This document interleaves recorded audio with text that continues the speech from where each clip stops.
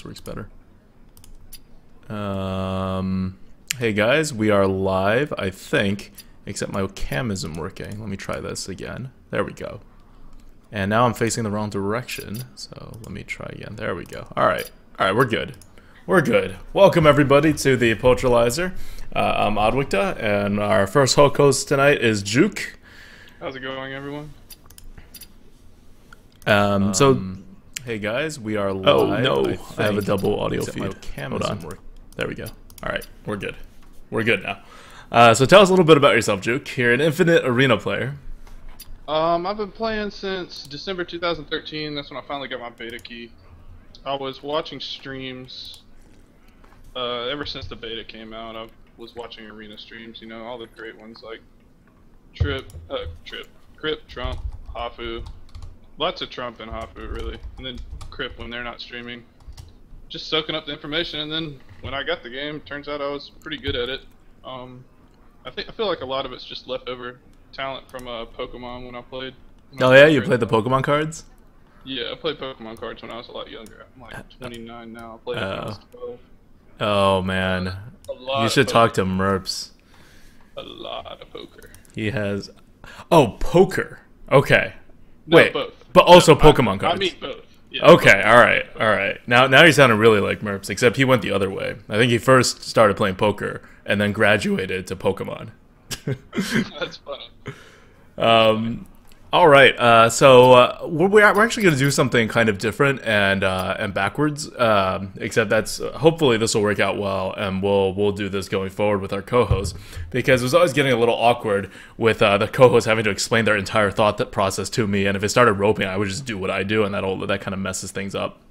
So we're going to be spectating our co-host from now on, and doing the draft through Google Hangouts, and I'll still man the arena mastery, and then we'll still have deck lists and all that. But now the co-host will actually just have the mouse for the entire time, and like I'll commentate and say what I would do, and then they'll ultimately do what it is, and then we'll have the same discussion. It'll just be it'll just go the other way. So I think that makes more sense because the whole co-host gets final decision anyway. So yeah, should be fun. All right. So Jook, why don't you share your screen now, and then we'll get the run going. You were talking earlier about Rogue. Yep, I think we're gonna go Rogue just because I clicked Arena and then it was Hunter, Rogue, Warrior, and you told me I couldn't play Hunter or Warrior. I'll take that back. We can play Hunter or Warrior if you want, but we could also do Rogue, whichever one you want. Huh? Yeah, there we go. Okay, I think that's fine. I share the right screen. I hope so. Yeah. If there's anything bad in the other one. Give me 1 second. I apparently have to move this down a couple times in the order. Merps, how's it going? Big fan, Merps. Just like everyone else. Alright. Down, order, move down. Oh, this will also be good because because now... Say Arena Mastery? Did you just say the wrong name? Oh, did I say Arena Master instead of Hearth Arena? Alright, we're good. We're good. Now we got you. Okay, so we're going with Rogue. Yeah. Alright, so why in terms of class rankings, where would you rank the Rogue? You're on North America, right? Yeah, I'm on NA. You're on NA, okay. I can play on any of them. We can switch servers. No. I prefer NA. I am curious though, because just in general, our co-hosts historically, the ones that play on the EU server have like not done as well, and I think it may be because there's like actually somewhat of a different meta, and people keep saying the opposite, right? Like people who play multiple servers, something EU's harder, something North America's harder. I think there's a consensus that Asia is just crazy. EU's the easiest. Is EU the easiest? Asia is not crazy. Asia, you see slightly less mistakes than NA, but also slightly like more aggressive play and a lot. I don't mean crazy as in crazy good. I mean the meta is just weird. Like you will see weird cards. Yeah, the way I'd put it together is like EU, you can bank on them being aggressive. NA, you can bank on them being value oriented, and Asia is definitely synergy oriented. From my experience. Interesting. Yeah, I have no experience in EU or Asia, so it's interesting how the other metas are. Okay, so where would you put Rogue in the NA meta in terms of like class power? I'd put it pretty high. I think I'd rank it fourth. I think for me it would go something like Mage Paladin. They're right at about even for me now, and then probably Priest right above Rogue, maybe even equal. Okay, that makes sense. I think that's around where I would rank Rogue as well. And we were talking earlier before about how Rogue can be really powerful, but it's somewhat inconsistent. It can also be just be disastrous. Yeah. You can get good traps. All right. Well, let's see what we get offered. Rogue can always be really fun. I love it when I draft a good Rogue deck because it's just insanely fun. All right, let's do it. Can I hide this thing? Does it go away? Okay. It's fine. You're easy good. Sunwalker for me here. Oh, definitely. By far highest value. Sorry, I'll leave it on there. I know you like to put it into your side. Yeah, give it like a second. It was Murloc and Abomination. All right, but you can start talking about it immediately. I'll just be typing, and then I'll give my viewpoint and Hertharina's viewpoint, and whether it's right or wrong. I would definitely go with Acidic Swamp here. I'm pretty yeah. Sure. Yeah, I'm pretty sure Skynet and then like most of the chat will agree with it. Yeah, definitely. Is there a way to turn off my personal messages? I'm gonna have a lot of people trying to chat bomb me on here. It's okay because your chat bombs won't actually show up. Oh, it's all blocked by our overlay, our convenient overlay on both sides of the screen that blocks all distractions. So yeah, we're going to this here. Yeah. I don't really like just straight up picking Direwolf unless I have like synergistic cards, you know, like Creeper or Haunted Creeper, like Imp Master, something like that. Mm-hmm. Assassin's Blade. I'd rather make sure I get an Assassinate than make sure I get an Assassin's Blade. I don't feel like Assassin's Blade's a necessity. But yeah. good hard removal is pretty important too. I'm completely with you. I love one hard removal, at least in every deck. Looks like Hearth Arena loves it too. Yeah. Hearth Arena's I mean, we're at the first couple picks, just based on our tier list. Every now and then Hearth Arena does something really weird on pick 3, but usually it's just going off the tier list. I think I'll go with Stormwind Knight here. Yeah. I'm not really a great fan of Conceal. No Merrigan Infantry is not bad on non-ping classes, however, that's not us at the moment. Mm-hmm. Agree. There's something to be said for heal mechanic on Rogue. However, this early, we don't even know if we're going to be like getting weapon synergies or anything, or even we're going to take a lot of damage just as the class. But yeah, but Priestess of Elune is so bad, right? And Fen Creeper it taunts. It kind of does the same thing. Yeah, if I want heal, I'd rather go with something like Earthen or a Healbot. Healbot, yeah, exactly.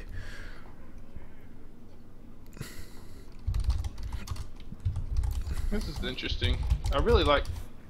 There's a lot of pirates. There's 2 pirates that are really good on Rogue. So a 2-mana 2/3 isn't the worst thing you can do for yourself. But Fan of Knives, it's AoE.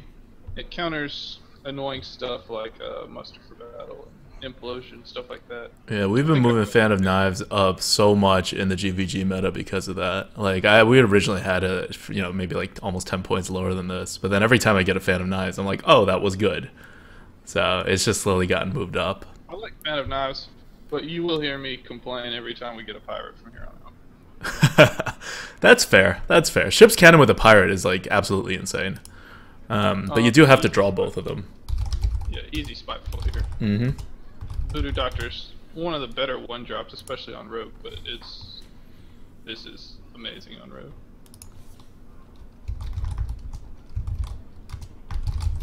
Shattered Sun. Yep. I like Sap. Hope we get offered another one, but I'm not going to take it over a premium card. Exactly. Especially if you were talking earlier before about how you're following Ratsma from the very beginning when he first started streaming. That is a guy who is really into Shattered Sun Cleric. I could be possibly to blame for a little bit of that. Yeah, were you pushing him towards Shattered Sun before that? I've never coached him, but I let my opinion be known most places I go, and I've always been really big on Shattered Sun. Nice. All right. There's not many cards that could blow the game wide open on coin 2 or turn 3. It's true. And Shattered Sun can do it. Mm-hmm. But this one's tough for me. I think I want the Tiger. I'm really not that high on Assassin's Blade right now. Mm-hmm. That's fair. Yeah, I'd go with the Tiger. That's fair.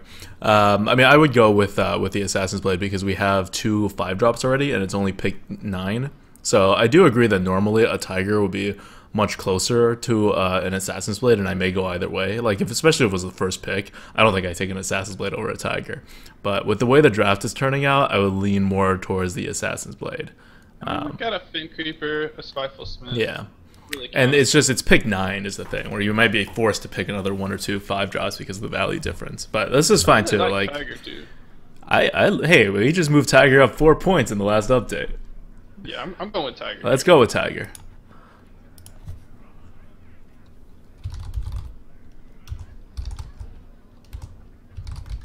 Look, there's Collins now.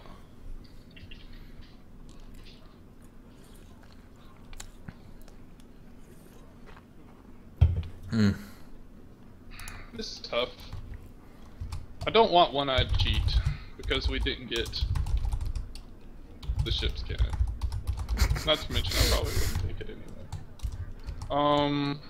Nullifier's not bad, but there's something to be said for easy reach on road. Like, you're gonna need a way to put the game away. We don't have any eviscerates yet. Any kind of blade flurry, no burst damage really. I think safer pick here would just be Nullifier. We don't have enough 4-drops to compensate our deck right now with risky recharge like Arcane Golem. I'd probably go with the Nullifier. With the Arcane Nullifier, yep. Sorry, I'm trying to get Nightbot to work. Man, this is the first time I'm trying to use Nightbot. Copy some other streamers. Okay. So I'm trying to do like 5 things right now while like updating. Do you know? I think I've seen you and Rasmus try controlling Nightbot. Can you just like do that as a mod? Yeah, moderators can control Nightbot. There's like certain settings. I'm not an expert with it, but there's like certain commands that you can set for like moderator privileges or like everyone privileges. All right. This draft just went to shit quickly. I've never seen Dalaran Mage look so good. This one's tough. I think I'd go with the Dalaran Mage just for the single synergy with Band of Knives right now. I don't see Stone Skin Gargoyle getting us any value, and I'm not taking another 5-drop, let alone the worst one. Yeah, I would normally take Nightblade here, but you know, Dalaran Mage is equally bad. Yeah, I mean, if we're gonna take a shit card, I want to take one that doesn't cost a lot of mana. Screw up my entire turn. Okay. I want to take one that I can just get rid of, and that'll haunt me the least. And I feel like that's Dalaran Mage here, unfortunately. Yep, that's fair. But so something like this is why I was questioning the Tiger earlier, and this is only pick 11. But this isn't even that. I mean, they're fairly close to begin with. But yeah, we passed up an Assassin's Blade. Yeah. Well, I don't think that'll haunt us too bad. Oh man. There's another booty bay that you can't really take, or you would prefer not to take. Yeah, I think I might even. I don't even think I'd consider the booty bay here. Yeah. I don't value the owl. I'd much rather have a Spellbreaker, but silence is pretty useful right about now. Yeah. The Nomergon infantry really doesn't do much for rogue. Yeah, I don't want to stack a 3-slot with Dalaran Mage. I don't want Dalaran Mage and Nomergon infantry in my spot. All the 1/4 for 3 manas. Just for utility. I don't consider it a 2-drop. I just hope that it does. I just hope it gets value. Even if it's something to combo with, I think I'd go with Owl here. What about you? Arena says Owl from the look of it.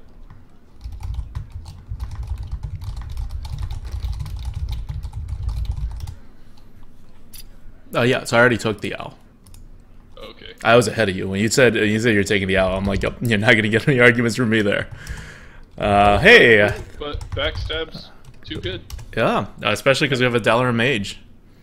Yeah, it's good point. Didn't even think about that because that card's never in my deck. More I'll backstabs. take another Awesome. We had in our tier list, we flipped things around of the premium rogue cards, and we used to have Eviscerate above the other two, and now we have Backstab above the other two, just because of the way the GVG meta had been moving. I'll take a loot hoarder here. Just as a cantrip. We don't have a lot of 2-drops. I don't want this as a 2-drop, but better to have one and not need it than need one and not have it. Exactly. This is turning into a mid-rangey kind of rogue. Normally I'd go after Gnomish and venture on rogue, but I can't pass What? it. You can't pass it off an Eviscerate. Come on, that's not even. You can go I mean, even. I wouldn't go with it over an Eviscerate. I'm saying I value this card really highly on rogue. Oh, on rogue? No, because there's a lot of usually like low costing things that you can afford to get another card. I just feel like that's a better form of late game. Is having a cantrip and more low cost minions rather than big stuff on rogue. But yeah, you don't pass up Eviscerate, not even for a good card like that. Frost Deli for me here. We already have a Fin Creeper, clogged up 5 spot. We already have a Dalaran Mage. You know, I'd love to have 2, but I think Frost Deli is the right choice. Yep. Ooh.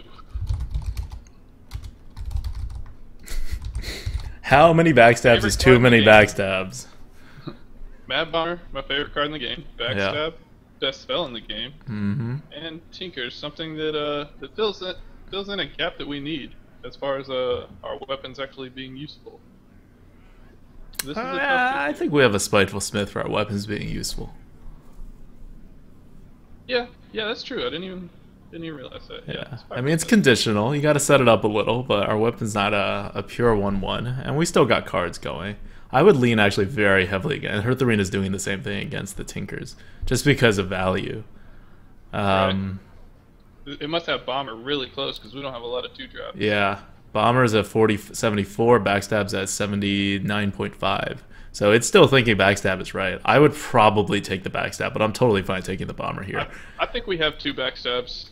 That's enough for me right now. We don't have enough card draw to for me to justify having a bunch of 0 mana cards. Even if they are amazing, I don't want to not have 2 drops. Okay. So I'm going to take the Bomber here. Completely fine with the Bomber. I guess we play Rogue a little differently because I'm never terribly sad as Rogue to not have enough 2-drops. It's just about the only class that I think you can just weapon up and you'll be fine more often than not. We don't have any Raiders. We don't have any Auto Barbers. Right, but it's not even about that. It's like you can do something later on with an Eviscerate or something and just kind of get the tempo back. Yeah, that's true. I'd still rather have a creature though. Yeah. I don't want to have to get the tempo back. I want the tempo. Right. Second Eviscerate? Yeah. We have 1 mech. That's Arcane Nullifier. I think I'd take the Injured Blade Master just as a 4/3. You know, a strong enough 3-drop to have reach and help us deal with a 4-drop. What do you think? I'm sorry. Were you considering anything else besides the Blade Master? Not really. Okay. I just just wanted to make sure. I'm looking at this. I'm like, either something crazy's going on with Hertharino or we're 40 points apart. All right. This is yep, definitely a War Golem. This deck is not so fast that a War Golem is unplayable. And the other 2 cards are so bad. Haunted Creeper synergizes really well with our hero power. Yep. Definitely a Haunted Creeper here. How many 2s do we have now? 1. Okay, we can still take some 2s. I think we're good on backstabs. Oh, over a Yeti? Definitely. We definitely want a Yeti over a backstab. Hertharina should have this at like 15 or 20 points difference. And it 15 points. Out, cards that help us combo our Eviscerates. Just useful. Yeah. Okay, it's back. Do we take it here now that we have pretty much no weapons, like half of a weapon, or are we looking? Yeah, and we have a lot of big stuff. We don't really need a force tank. Force tank's alright, but I don't think we need it at this point. Yeah. Our curve's looking well. Let's take a heavy utility. Yeah. Help us chase down some of these mages.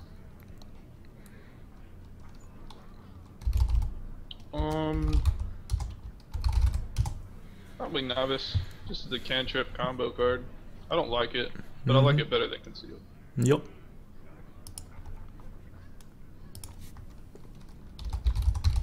Oh god. This deck has so many bad cards and so many great cards. Let's see, we got Sunwalker, Frost Ellie, Stormwind Knight, Shattered Sun, Novice, Mad Bomber. Ironbeak Owl, Mad Bomber. This is the best Shadow Step target. We're doing it. We're doing it. It's definitely Shadow Stepping. I love you. Mad Bomber once, it like misses. He's like, whew, okay, we're good. And then you Mad Bomber again. Love Silver Hand Knight. Yep. Second fan. Ooh, that's fine. Yep. I mean, you can't take the other two. That's fine. Right. We have a Dollar Mage. Now the Dollar Mage will definitely get some use. Between our 2 Backstabs, our 2 Eviscerates, and our 2 Phantom Knives. Snap Pick Harvest Golem here. It's sticky. We need another solid 3-drop. All we have is the Shattered and the Injured Blade Master. Yep. I wouldn't mind getting another solid 3 here. Well, you're going to get a 3. We're going to fall behind enough for Mind Control Tech to be useful, but I think a 3-mana 3/3 is still a little bit more useful than a Demolisher, even though it's not hard to protect Demolishers as a rogue. I do think the tricky combo here, Earth Arena saying Shadow Step the Mind Control Tech, which is actually true. If your opponent's like in danger of extending, and you drop a Mind Control Tech, and if they don't remove it, they'll just overextend because you've just used your Mind Control Tech. We don't.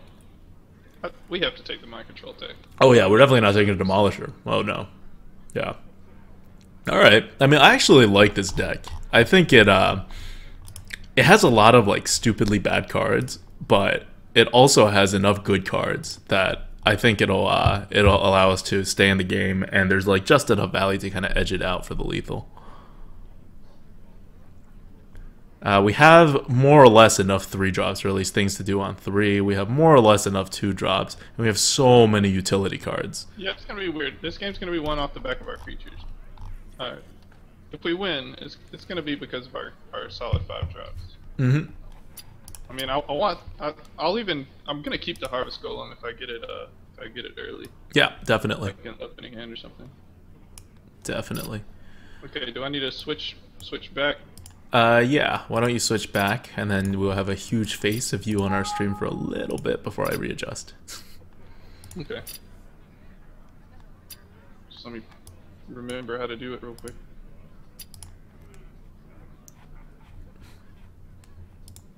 Stop. There we go. Huge face. Huge face! This is Jook! Alright. Now we'll make you a slightly smaller face.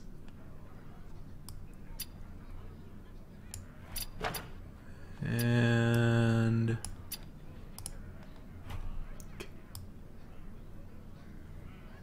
all right, that's good. That's good. Now we're good. Now we're all set up.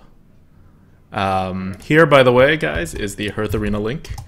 I just put it in the chat if you guys want to check out the deck and follow along. I will not be tracking the wins on this, so if you see on my screen before, I'm logging in as Oddwick2. This is my use of Hearth Arena for testing and that kind of stuff account. So I've officially split up my record now, where if I had said that the co-host makes the decisions in the beginning, and obviously if other people are playing, it doesn't go on my record. And I've actually gone back and deleted from my record all the runs in which it was explicit that I did not have decisions, like the final say, and that most of it was going to be the co-host decisions. Partly because it was really hurting my record, and partly because it doesn't make much sense to count it as my record when I wasn't even like a 50% participant. But with runs like confidence runs and whatnot, where I am the one making primarily almost all of the decisions, if not all of it, then I do keep that still in my record, even if it's co-op. So arena coops are there, that kind of stuff. Okay, so let me know when. Oh, you have to add me, or I have to add you. Oh yeah, that might be useful. Alright, give me just a second. Yeah, add me. It's Oddwick2 hashtag 1699.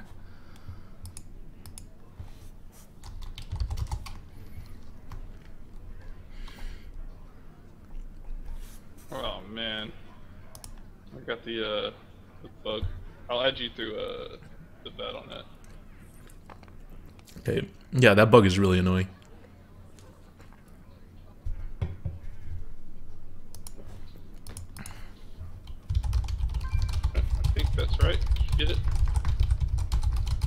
Yep. Cool. We're friends now. Even though I can't access my friends list. I think There we go. If you, Yep. like, take it, if you put it in like windowed mode, It like works. take it out of, no, you put it out of window mode, then you resize it and it forces it to reinitialize the friends list and it fixes it. Anyway, I'm gonna search for a match now. Cool.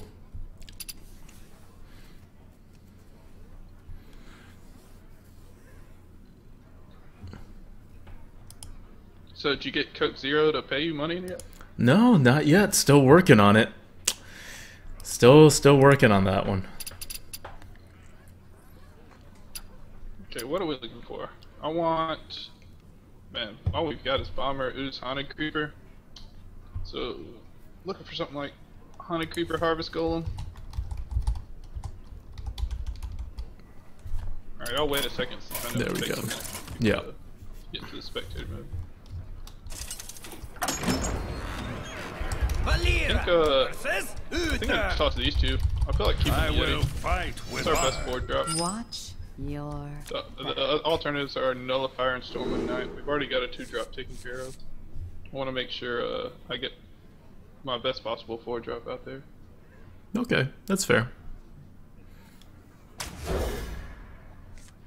And there's the goal. There we go.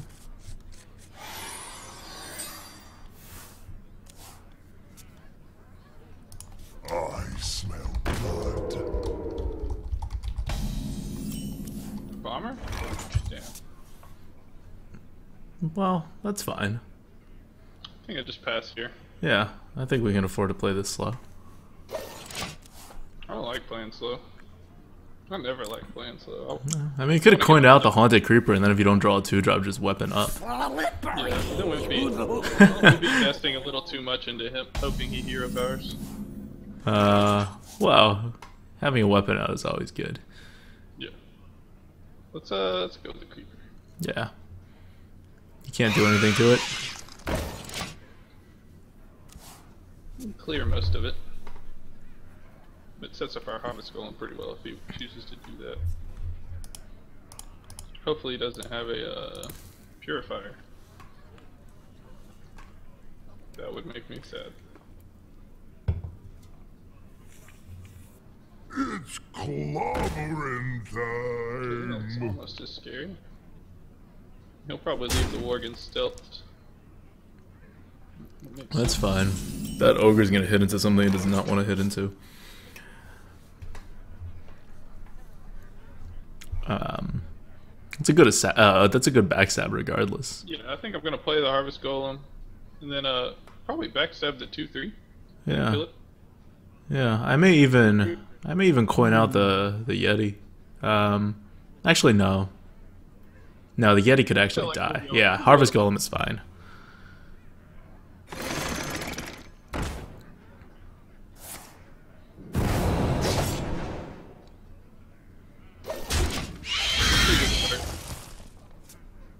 See what he has for a 4-drop. This is a scary matchup though. Paladin's really strong right now. You know, I'm never too scared of paladins. I don't know why. It's one of the classes I'm comfortable against. What scares me is rogue. Whenever I see a rogue, I do not feel comfortable. Especially a high winds. Yeah. Rogue, that is an intimidating thing to start. I think the Exactly. only thing that scares me more is like a warrior when I'm sitting around. Yeah, warriors and rogues very scary, and shamans. Just because I get so annoyed by shamans, and I face them all the time. I don't know where everyone else is getting their. Ooh, yeah, I see shamans like maybe like a third of my matchups. At a minimum. Well, you want to play the Eviscerate, but you can't. No, I can't. I mean, I guess I could like hero power, eviscerate, run the golem in or something, but I think I just want to get the. Yeah, I think the Yeti's best here. Yeah, Unfortunately. it's not great, but next turn you can Eviscerate whatever happens, so. Yeah, the Nullifier. I'd rather, if this is gonna hit one of my 4-drops, I'd rather it die. And then we just go face to the other two. Yep, that's what I do too. Yeah, I mean, if we drop the nullifier and then this just it gets a free hit in, I don't like that. And then it just dies to its weapon. He slowed down. I don't want to slow down. That's why I kept the Yeti. I wanted to make sure I have that. I was thinking I was going to be planning on turn 3 to the Harvest Golem. And now we get a turn 5 Sunwalker or something, which would be nice.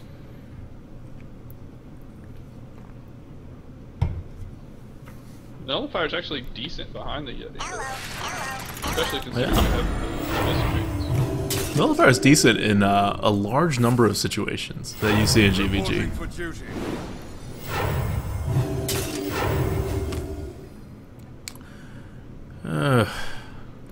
It's a lot of stuff. Our hand, man. I mean, we have to Nullifier and Eviscerate because we don't have another move.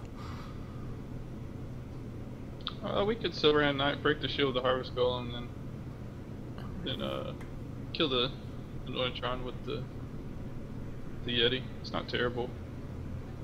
I wonder. Silverhand Knight, break the shield, kill the Anointron with the Yeti. That's at a 3. That's at a 1.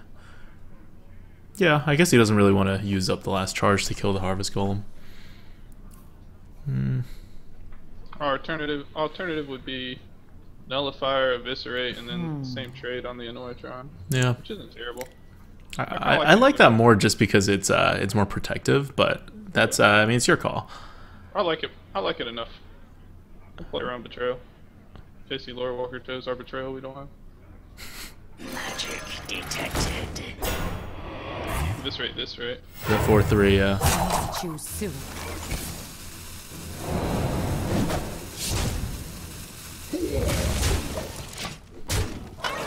Decent decision. There's a bunch of scary 6-drops from here, though. In which case, I'd rather have the Silverhand Knight out. But this allows us to remove the Ogre. I mean, he's gonna kill the Nullifier, and so no matter what, and he's gonna use up his I don't weapon. think he's gonna kill the Nullifier. I don't think he's gonna kill the Nullifier. I don't think he's gonna use that weapon on it. That Worgen stands still. He's gonna die with that Worgen still. I don't know. He can kill the Nullifier. Then he's up against his Sticks drop. +1/+1. Versus our Yeti. There we go. Yep. That's what's gonna happen. And then so his sword's not gonna be there, so then you can finally Sunwalker. Really strong.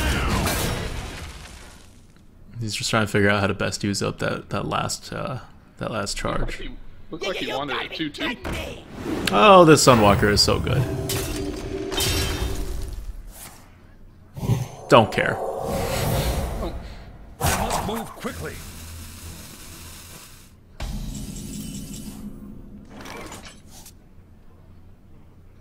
Truth is my shield. Okay. Yep. We're in good shape. Yep. Got a 5-drop, a hero power. He can't weapon. I like it. I mean, he can weapon, but Yeah, he needs muster for battle, or Light's Justice. I like how the ooze pops in right after the last charge of a 5 health weapon. You know. Nice. He's affirmatively doing that. He knows we could trade our 2 useless things into the 8/3, right? Bloated 5 mana, man. That's why you don't pick Ventrico. Unless you have to. Well, you pick it if you have non-minions to play. Yeah. Silverhand Knight, Harvest Golem here, face here. Sunwalker to face, Yeti to 1/1. Yeti to 1/1? Oh, you're not going to trade both your minions into the Ventrico? No, I'm eating 8 damage. You're eating 8 damage? Really? Yep, protecting my 1/2. Alright. I would definitely kill my board to save the face damage. Because we're up so much. Control of the mouse. Yeah. Yeah, we're up. Oh, 60. We have 16 health. We have no way to heal in this deck. I want to stomp minions with our Yeti. I don't want to give him a spare part before I have to. What do we need these for? I mean, it's true. We don't, we have a big enough board, but if he manages to flip it, we're dead pretty quickly. Yeah, that's true. But I just don't see the need for it. Like if we're even on cards, I think that's fine. But we're so up. We're so far up. If it didn't give me a spare part, I would sack it there. But as it stands, we have a creature behind the taunt. Yeah, but what spare part is actually going to be good for him, right? Like even freeze doesn't do that much for him. I don't know. I don't think that far into it. All I think is, do I want him to have one? No. No. I've got the beast in my That's where I left sights. it. 4, 5, 6, 7. Alright. Reporting for duty. Eviscerate for the game. On my watch.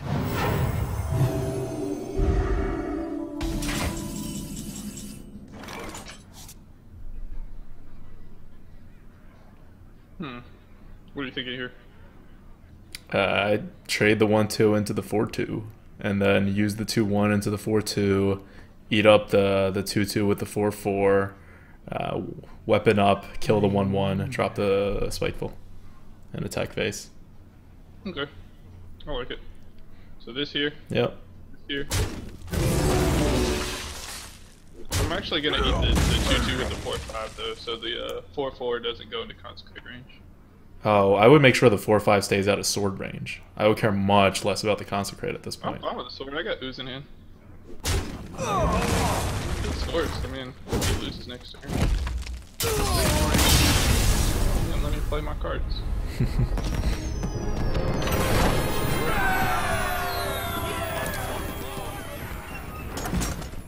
Yeah, I mean, we're in a dominant position. I just wanted to keep the Yeti out there. There's definitely merit to the 8 HP. But we were the aggressor. You know, if we were playing from behind, I'd definitely sacrifice the creature. But as it stands, you know, I felt like protecting the creature. I don't know.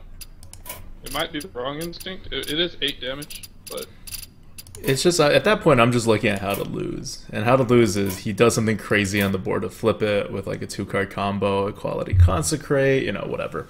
And then he gets on the board and he deals some damage. Because otherwise, even if he does like pull off a really big combo, we still have way more cards than he does. And the combo is going to take his entire turn, so we'd still win. so something like this. Bring victory. It's a premium 3-drop. It's better than No, so I can't see what you're actually marking off, so you have to actually describe it. Oh, okay. I want to keep the Blade Master in the backstab. Yeah, I good. wanna throw the other. Yep, that's exactly what I do. Oh, just in time. Our other 3-drops. This isn't terrible. We can actually make this into a 2/5 if we're slick. Shattered Sun doesn't really benefit us on the injured Blade Master. in We this want to matchup. coin out that Dollar Mage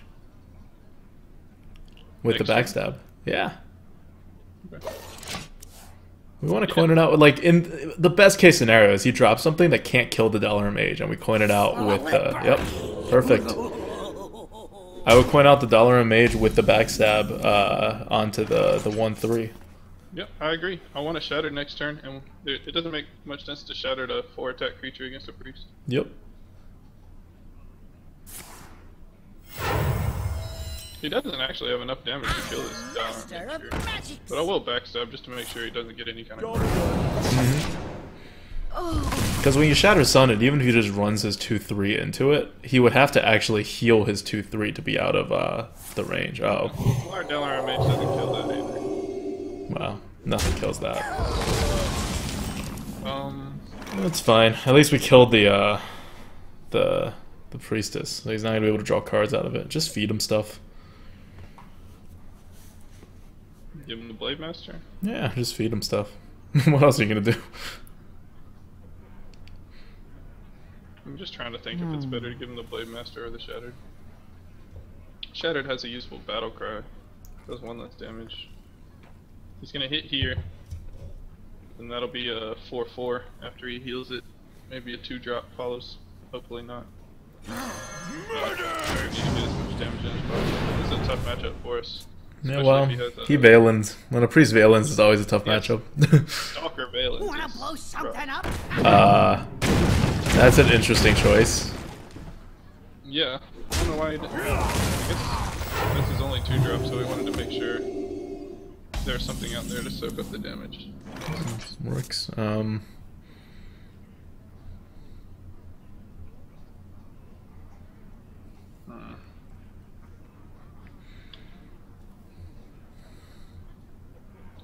I guess we shattered backstab. Yep. Hopefully we can kill that with Assassin's Blade next turn. So Yep. many options. We must cleanse the Sunwell.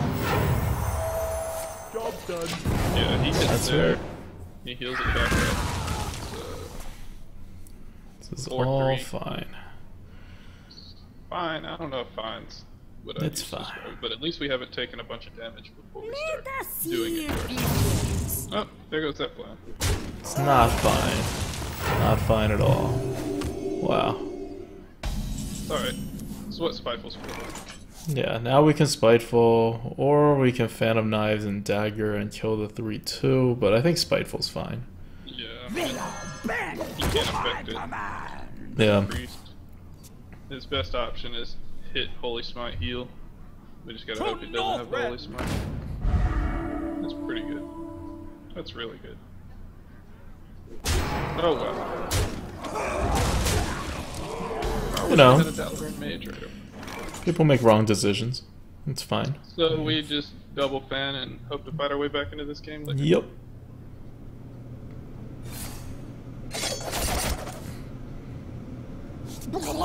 And again. Actually. I'm thinking about it. No, you fan It again. doesn't really benefit us to have a weapon. You fan again. Job done. Hey. That's a very sexy card versus Anduin. Alright. Well, we're back now with one card and he has the board. Alright. We're gonna freeze that and assassinate it. We could just Sunwalker it. It does some damage here. I doubt he has a way to pop a shield. Yeah, we Sunwalker here. Make him eat it. See if he gets greedy with a heal, and then we freeze it next turn. Deal with it a little bit later. So many options. Sunwalker is 8 damage, Silverhand Knight is 6 damage. Silverhand Knight plus Novice is 7 damage. I would Novice and Silverhand Knight actually. Okay, so he eats our 4/4, Mm-hmm. and he heals that. I wonder. Yep. So that's gonna be a 7/5. That's gonna be a 7/5. You have 3 damage on the board. You have an Assassin's Blade the next turn. Yeah, that makes sense. It plays on curve. Well, no, obviously if Yeah. we get the stuff. Too Hope soon. you like my invention. Oh. Wow. Why don't we? You're not gonna cycle the 1/1? Ready, No, sir. not with Frost Alien Sunwalker in hand. Okay. Too many good options here. I doubt he's gonna prioritize the 1/1. You gotta be kidding me! Okay, that's good. Mm-hmm.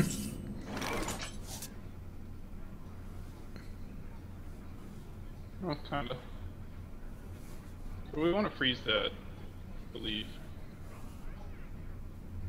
But we can't actually kill this. I wonder. It's awkward.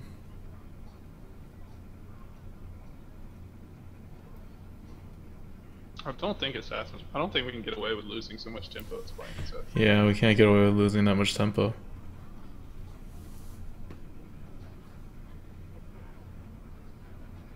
So many options. I guess we could try to draw, see if it gets better. Yeah. Yeah. Attack face. Attack face. Good point. Too soon. And then we'll likely just freeze this and weapon up. Doesn't get I any hope better. you like my invention.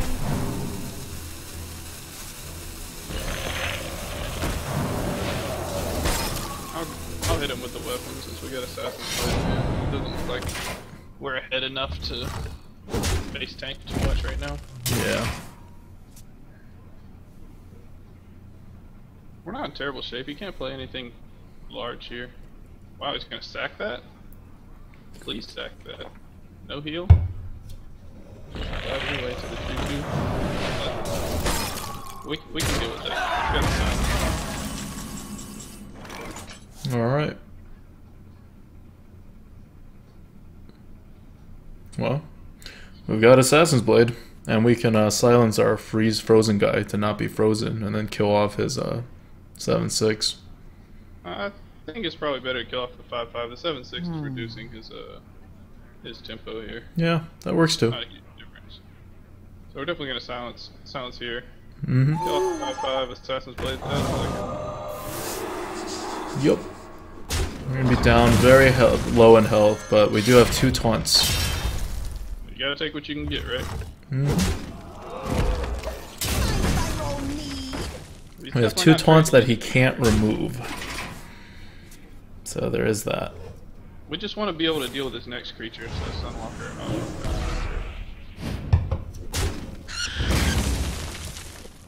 That's exactly what we needed to play as far as he's concerned.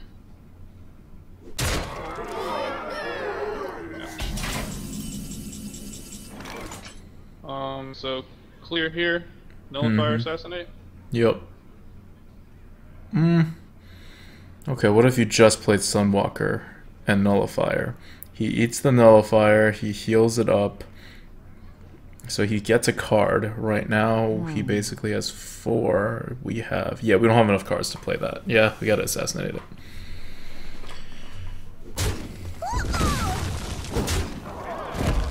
Just Sunwalker and don't give him the Nullifier. No, we still don't have an intelligent way to deal with that. Yeah. I mean, a Nullifier on the board, we're at 70 HP. I don't think we're gonna deal with this next play. Yeah. He'll have the option to kill this, and then we'll have Sunwalker to hide behind. But I mean, this is just a bad matchup for Rogue and the Shadow Man. I think we were on the verge of getting back in this game. And okay, so that doesn't kill our Nullifier. This is actually best case scenario. I think we just play out here and hope for the best. Yep. Kill this. Truth is my shield. I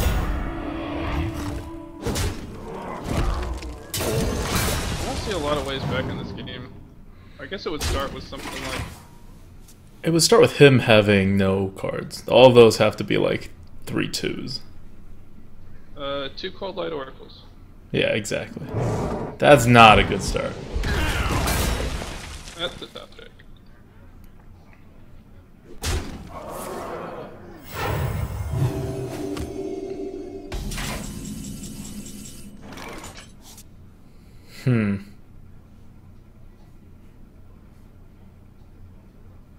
So we just eat this and go face with the ooze? Yeah. I mean, we don't have a whole lot of options here. Yeah, there's no options. So many options.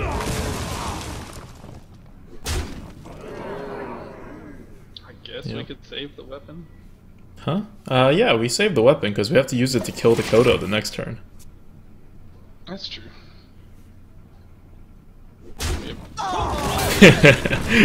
Right.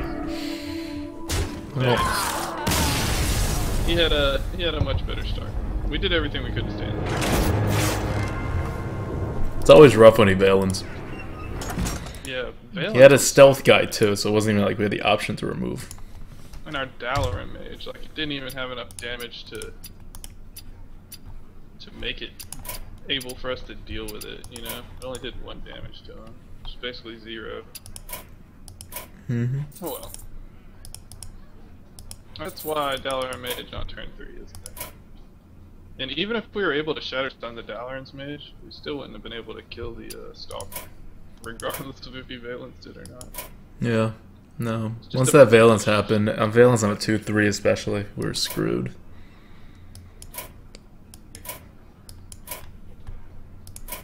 This draft is a little below average. It's What? I think Its total value is below average, but I mean, you had 2 backstabs, 2 eviscerates. Yeah. Man, I don't want a Dalaran Mage. I don't want a War Golem. No, but you got 2 backstabs and 2 eviscerates, and that'll. My rule with Rogue is that between the deadly poison, backstab, and eviscerates, if you have 3, you're good. You're good to go. Minister here? No, not when going first. Okay. We have enough 3s. We have 3, 4 if you count my 4 counting my control. Yeah, I would count mind control. Job's done.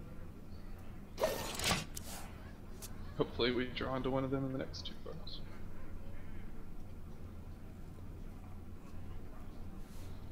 Are Hapu and Rat still co-oping? Are they co-oping tonight? Yeah, they were co-oping again when I left here. Oh man. Yeah, back to back. I guess they like the 12-0.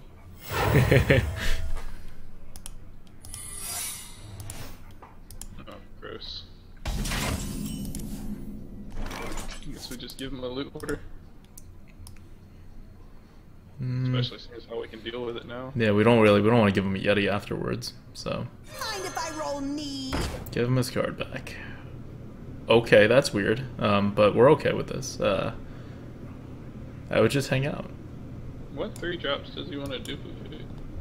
I guess it doesn't benefit us to know if it's ice block right now, other than we won't have to be scared of duplicate. I mean, ice barrier. What does the future? He does not want to duplicate that. Can tell you right now. See what we draw.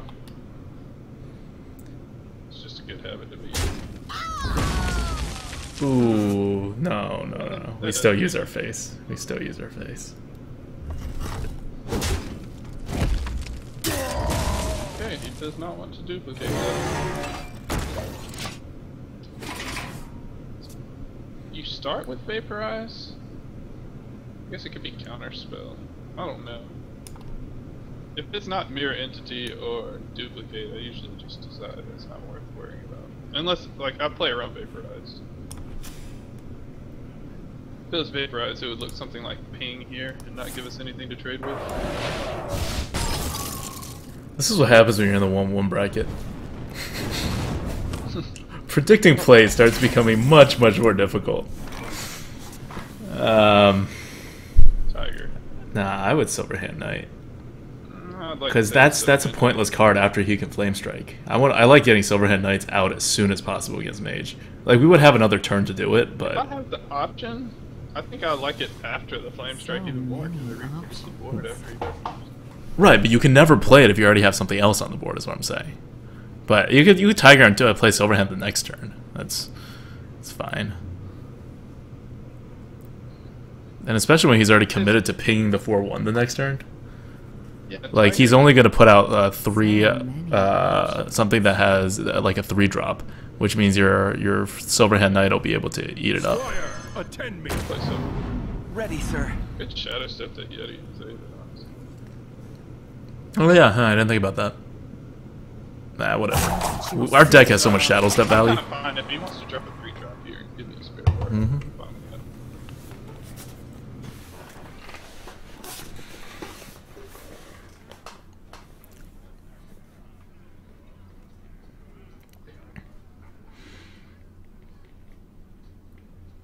Maybe he won't ping. No, he's got to ping. 1-1 bracket, man. He's getting so much value. I don't even feel like that priest deck was that good. He just had Valence. I mean, he got off to a good start. There's not much we could do about that. Yeah, we did everything we could do about it. We actually put up a good fight. Yeah. It didn't look like it on the HP bars, but we got the board back in the end. We just didn't Yep. have enough HP to survive us. That Shadow Madness was what broke our back. Yeah, man, that hurt my feelings. Someone's out on me. Like, if that were just like a Holy Nova, we'd be fine. I wonder. Yes, none of your 3-drops are good. He Yeah. wants to do this 2-2, so his Vaporize like the 4-4. He didn't do that first before he pinged? Oh, man. He killed the 2-2 instead of the 4-2? Oh. Vaporize all day. Well, let it get vaporized. I don't care about losing the 4-2. Or whatever. I mean, trade it in. Actually, I wouldn't care about it getting vaporized. But if it doesn't get vaporized, I might just Shadow Step it. Something worse might get Vaporized. I think we do this anyway. I'm okay with it. We have a backstab. I don't care what happens. Counterspell?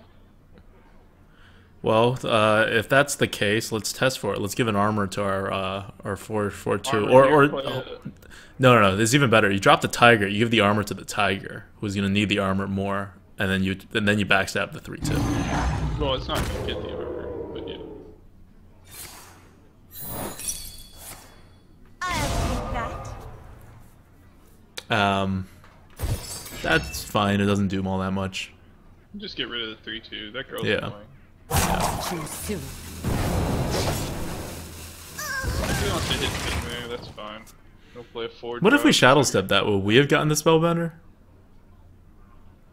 Or does he get the spellbender? I think we get a spellbender. No, we should have shadow step first, because I thought it was a good chance it was a spellbender. It was a counterspell or spellbender, right? I thought for sure it was counterspell. Yeah, well, you know, it's usually counterspell compared to spellbender, but I thought it was a fair shot, right? Like a small percent, but You're right. We should have shadow step, especially seeing as how our play was armor. Yeah, shadow step was better there, but we'll still get value out of it yet. Are you serious? You want 2 of these? It's so duplicate. there's no way it's duplicate. It's duplicate. He doesn't want 2 of them. That's why he sacrificed. It's not duplicate. Keep the tiger stealthed, or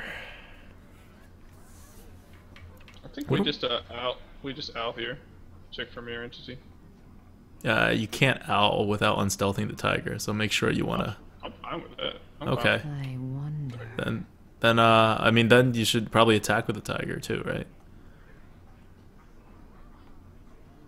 Like, you know, owl. So wait, if you want to keep the tiger stealth at the end of this, if it's not mirror entity or whatever, you should play the swamp ooze first, so you can owl the swamp ooze and then keep the tiger I don't stealth. want the tiger to get vaporized though. So then swamp ooze first, so then you can owl the swamp ooze, and the tiger will still have stealth if you're not going to attack with We it. can kill the owl with our weapon. Oh right, all right, fine.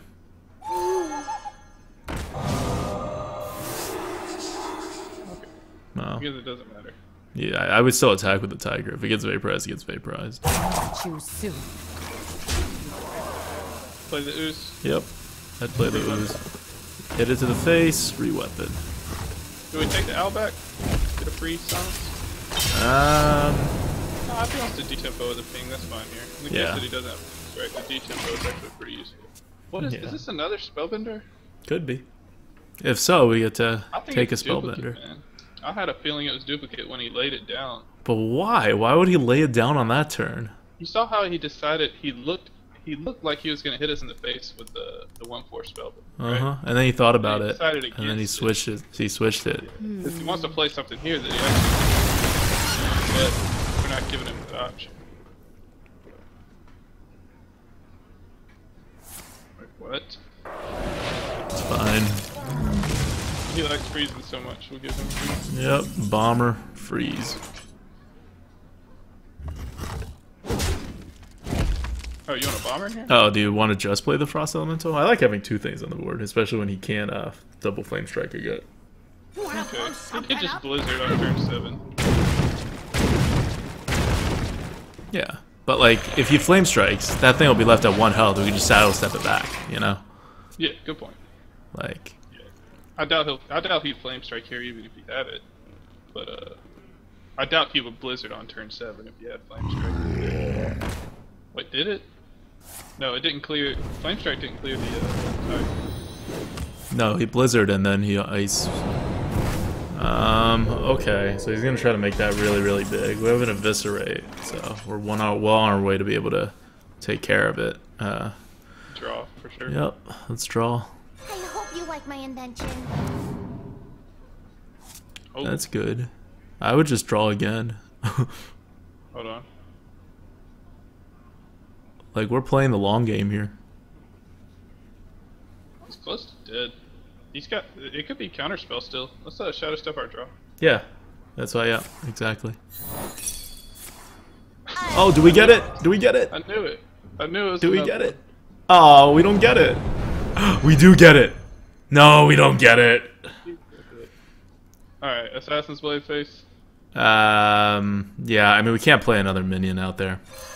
I mean, he's dead.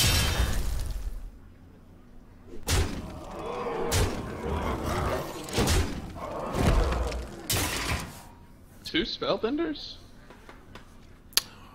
This is the 1-1 bracket, right? It's the 1-1 bracket. Okay, that doesn't save him.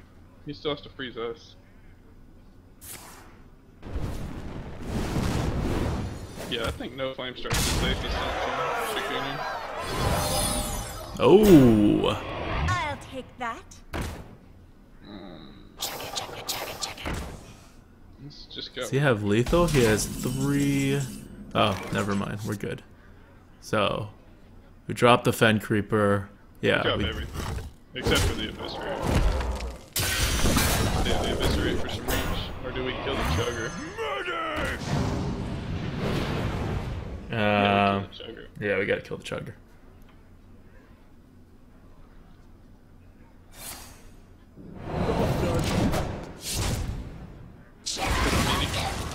The Chugger could prevent up to 5 damage here. Mm-hmm. That's fine.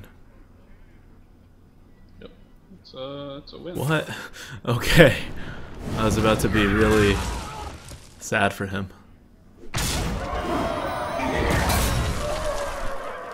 I mean, I guess he didn't really have to do the math there, but yeah, Well he's not played. gonna pull this out. Well Yeah, he's played. hoping we don't see it. Let's backstab that thing. Okay, we get to kill him with this. I was gonna kill the Gurubashi with our face, but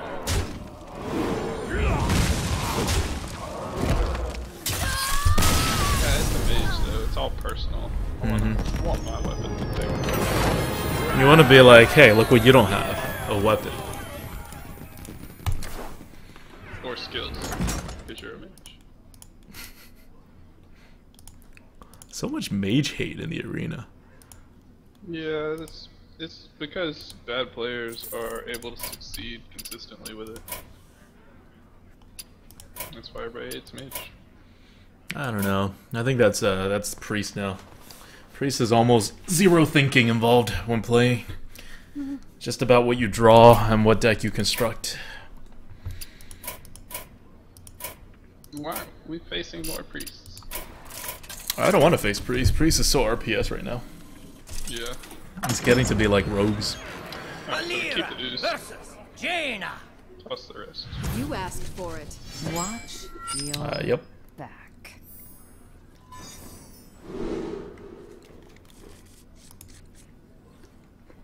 Yes. No, we need the backstab. Job's done.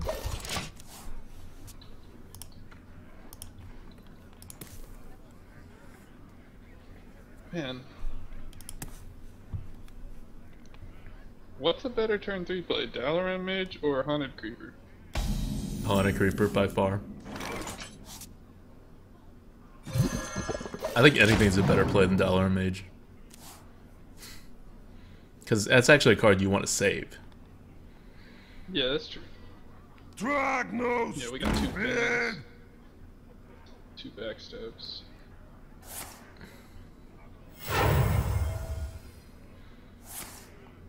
Oh my god, we're in the 2-1 bracket. We're in the 2-1 bracket. This guy's won more games than he's lost. Dalaran Mage trade? He has 3 mana the next turn. I guess Fan of Knives afterwards would I would not drop the Dalaran Mage. He just Arcane Missile our face. We got Yeah. Fan Knives. Many I would just don't- novice and trade. I would not Dalaran Mage. I want to save that. I want the HP more than anything. The HP. Do you want a novice? Yeah, I do not want a Dalaran Mage. We have 2 backstabs, 2 Fan of Knives, 2 eviscerates. Yeah, the trade's gonna happen. So skip this turn, we come back with the Yeti on turn 4. That's, Yeah. yeah, it's not like we're gonna fan next turn. I hope you like my invention. Job's done. Novice. If it wasn't in our hand, would we have Dalaran Mage? Or fan? See, Dalaran Mage survives a hit with Harvest Gold. Novice Engineer. Alright, so Yeti, Yep. we agree? Yep.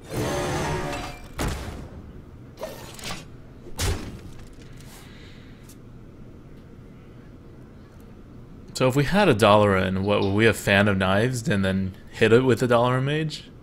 No, I would have just played the Yeti, and we'd have $1 in out right now, and then we'd Fan of Knives on turn 5, along with our Novice Engineer. That's fair. What to do? Instead, our 1/1 dies for free. I don't know.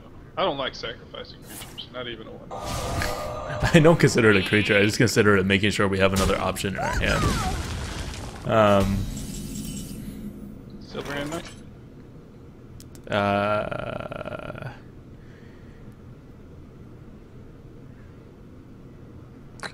I don't know. I might Yeah, play Tiger. Because unlike the last time, it's not like an empty board. He has a 2/2. He could potentially buff it. He could kill the 1/1, and then Yeah, we but would. If he wants to ping the 1/1 and kill the 2/2. Because our next turn is $1 a Mage plus Fan of Knives, right? Or it's Sunwalker.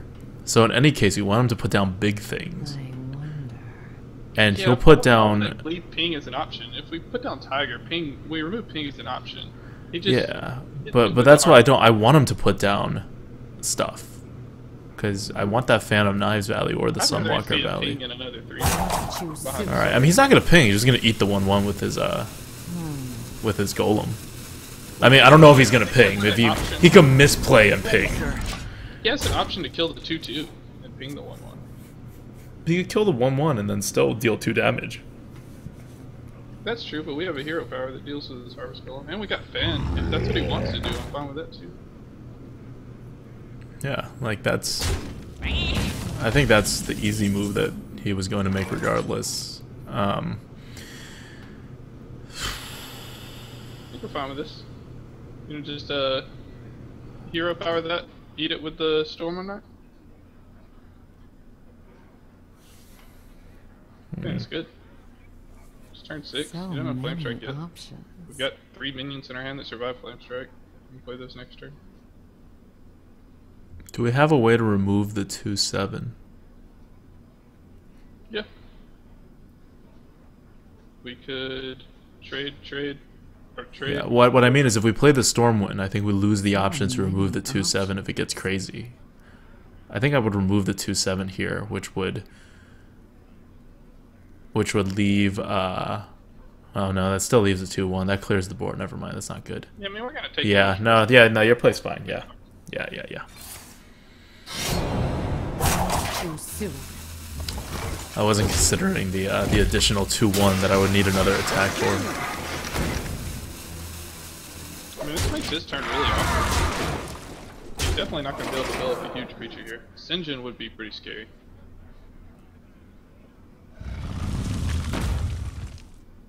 My shield for Argus! That's fine. This rate. Fine with I mean, this. that's not fine. He just Argus to an Ancient Watcher. It's god awful.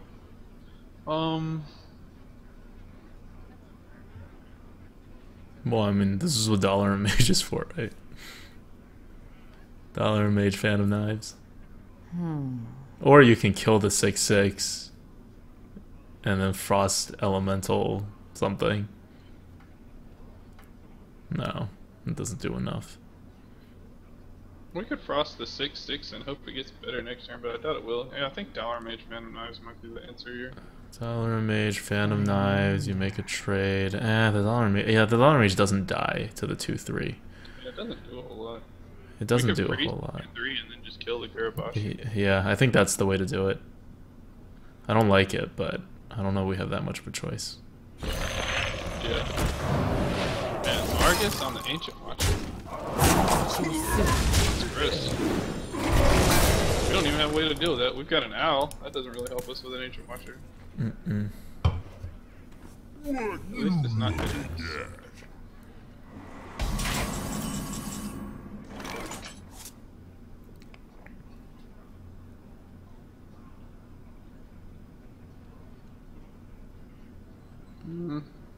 Dalaran, Fan, trade, kill the 2/1 remaining. Does $1 do I anything? wonder. Yeah, the Dalaran lets us kill the 2/1. and brings down the 6/7 to be even lower health. But I guess if we want to keep if we don't need to keep the 2/3, like if we don't care about it hanging around, then it doesn't matter. Yeah, we could do something like Tiger, then fan, kill this. Well, then why are we fanning? Then just use our face to kill it. No, we eat the 2/3 with the 5/5. How do we eat the 2/3 with the 5/5? Yeah, this would go here, and then we would kill this. Catch you soon. All right, do your move.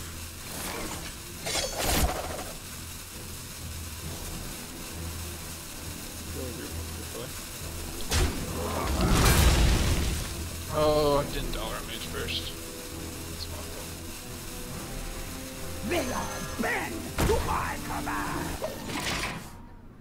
fault. Why is spiteful instead of a tiger? Wow.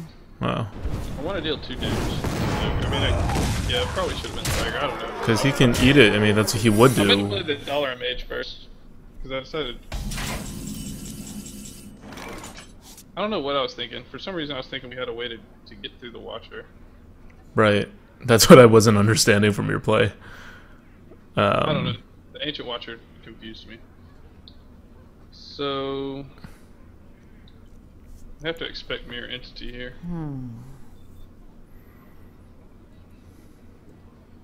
Something like Dollar Mage War Golem. You can't do that. We have 9 mana. Oh, that costs 10. Okay. I don't know. We're in a pretty bad spot. We need damage in our hand. Yeah. I guess Dollar Mage and Sunwalker then. If we're afraid of the mirror, let's test it. Let's just swing our weapon to the face first. Okay. Yeah, we're not hitting any Yeah. of the creatures. All right. Let's Dollar. We could do like Fin Creeper Nullifier. Yeah, but then if it's a mirror entity, we're just screwed. Good point. Sunwalker does most of the same things. That's fine. He's gonna ping it, eat it up. Oh, I don't want to duplicate either one of those. Yeah, I did. He's the not Ancient gonna. Watcher- He's gonna have to kill. We have enough taunts to like stay alive for a bit. We're just gonna keep losing cards. Or we're not, because he's gonna be able to fireball everything. Yeah, we didn't even have to kill the Watcher. Yeah, well he's clearing board. He would have fireballed our 5/5. Oh, I wish I had a Dollar Mage.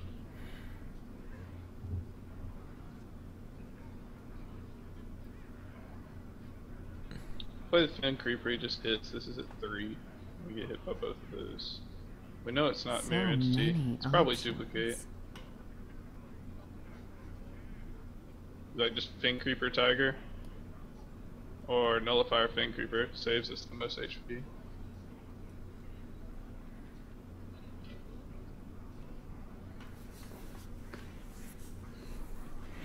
Yeah, I don't know. I'd probably Fen Creeper Tiger. Or even Nullifier Tiger. I don't know what the Fen Creeper's doing for us. Yeah, I guess Nullifier Tiger's okay. Yeah, it works the same. Magic detected.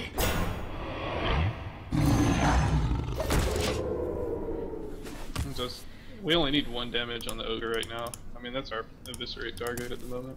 Yep. Then hopefully Fin Creeper can deal with the...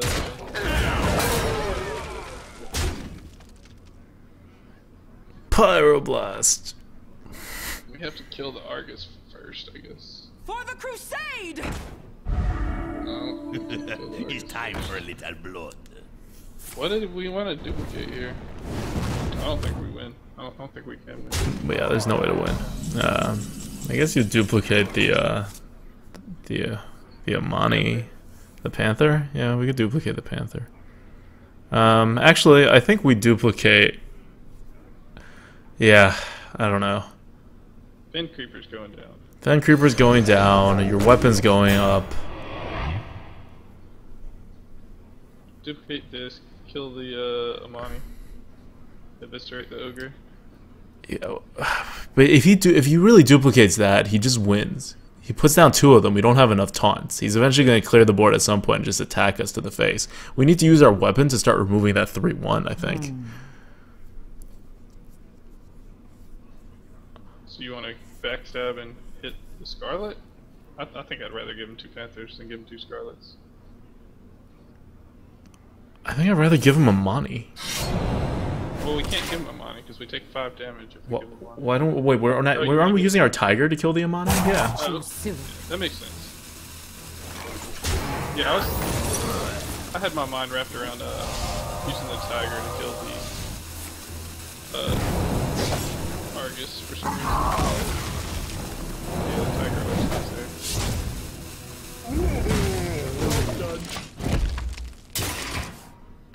I mean, it's still not gonna work because his Amani's at 5 health. He just put down a bunch of like not regular minions. I mean, but at least the Amani's not stealth, right? It's Yeah. effectively a 5-2, not stealth.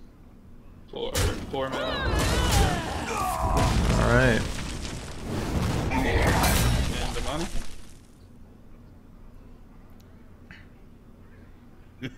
It's time for a little blood. So we're dead if we make the trade. We are not dead on the... We're dead on the board no matter what we do. Yeah, we're dead on the board no matter what we do. This is a game. We must cleanse the Sunwell.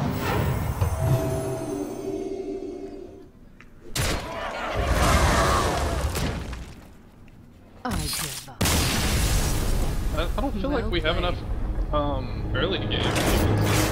Like our turn 3, we didn't get any of our turn 3s until the last draw in the game with the Shattered Sun. This really puts us behind. I mean, turn 3 is so important. That's why I think the deck's below average. Just because our early game, I'd rather have like, I want like. Well, I mean, backstab is early game. Solid 3 drops. Backstab is our early game here, in addition to the 2 drops. It doesn't develop our board. And that's really important. I mean, backstab keeps them from developing their board, which is nice. It stalls until we get our bigger creatures out. But if we can just get smaller creatures out early, we can control from there, and it'll make it so much easier. Okay, we got a good start this time. Valera versus Ooze, Bomber, Yeti, Spotful. I think I'll just toss the Spotful, keep it as the Watch Bomber. your back.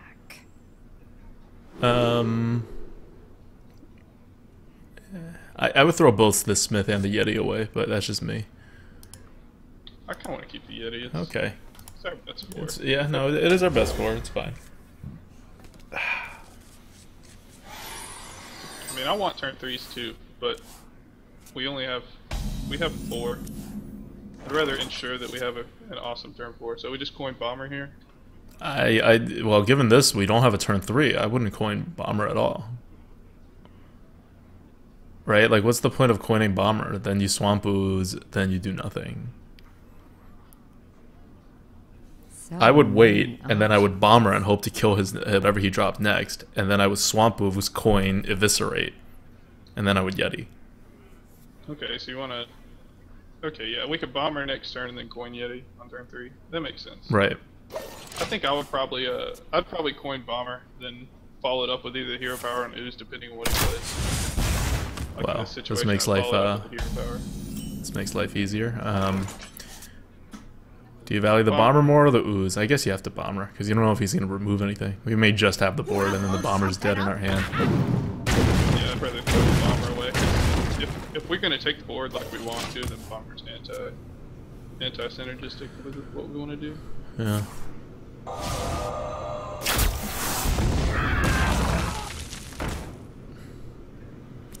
Well, that's awkward. No, we could just Yeti. Yeah, coin out the Yeti. If he has Yeah. a command, it sucks. But, Are you sure you don't want to backstab it? no, I don't want to backstab it. I want to Alright. Hero Power next turn, kill that, drop the Ooze, destroy his Eagle Horn Bow. That's it. If he has kill command, it sucks, right? I just didn't want to take that chance. Yeah, if we backstab, it takes that away. He still didn't develop the board though. No, but he got rid of one of our like top cards that's supposed to help us get on the board. But yeah, this is definitely the play here. We're still fine, but we gotta get aggressive very quickly. He'll be able to hunt us down if he like hits us twice more. Oh wow, I've never seen that card. What? Tundra Rhino gets played like in about a third of hunters, but we're fine. We can just Fen Creeper. Yeah, Fen Creeper. Okay, I do too. Well, because we don't have another play, right? Like I want to eviscerate, but what am I gonna do, right? No, don't hit him to the face. There's no point. I was contemplating hitting the Rhino in the event that he didn't want to run it into the Creeper. Oh no, because our next move is to eviscerate that thing. We're not gonna hit it twice while using mana Yes. against a rogue. No, we're eviscerating that thing. Yeah. Backstab, injure Blade Master, eviscerate. I agree.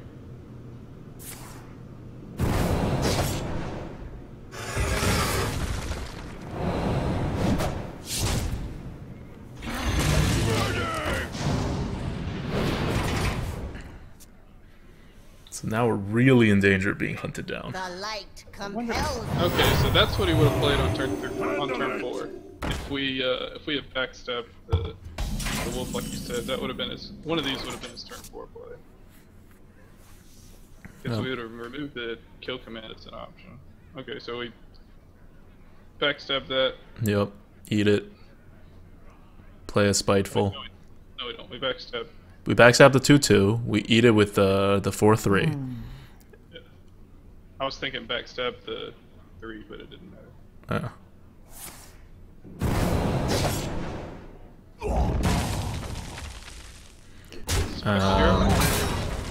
Yeah, spiteful attack face, dagger up again. The good part about that move from him is that he didn't hero power. We definitely have like way more cards and value and stuff like that on him, so we just need to get some face damage in quickly. Yeah, we should have backstabbed. I felt like I didn't feel like kill command was even a strong possibility. Okay, so our 4/1 survives. That's good. So we just trade, clear the owl and then Sunwalker. Yep. Sunwalker far left. Sunwalker in the middle. Far. What? Oh, in the middle. Oh yeah, that works too. Yeah. Wait, Yeah, you're right. far left in the one as well. Yeah, you're right. Right. He has us on a clock, but that Sunwalker he can't get rid of, and we have an assassinate if he has anything big. Got 12 damage on the board. Yeah, he could do things. Alright, this is good. We make our 2 trades, keep our Sunwalker at full, and then drop the Harvest Golem. What? Oh, I want to keep the Sunwalker at full, completely. You wanna keep?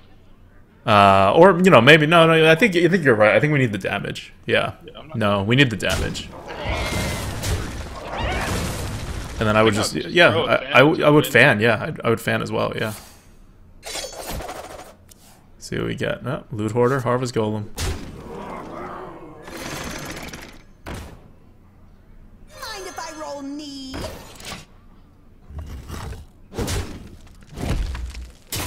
Okay, so we need Eviscerate for lethal, Storm and Night. Storm and Night lethal? Yeah. No, Storm and... He's a yeah, hunter. Storm He has no good way to kill the Sunwalker.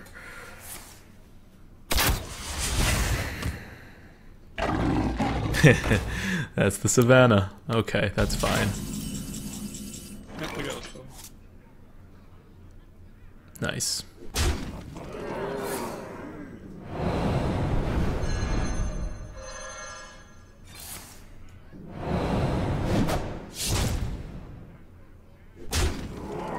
Hey. 1-3. Yeah, I mean...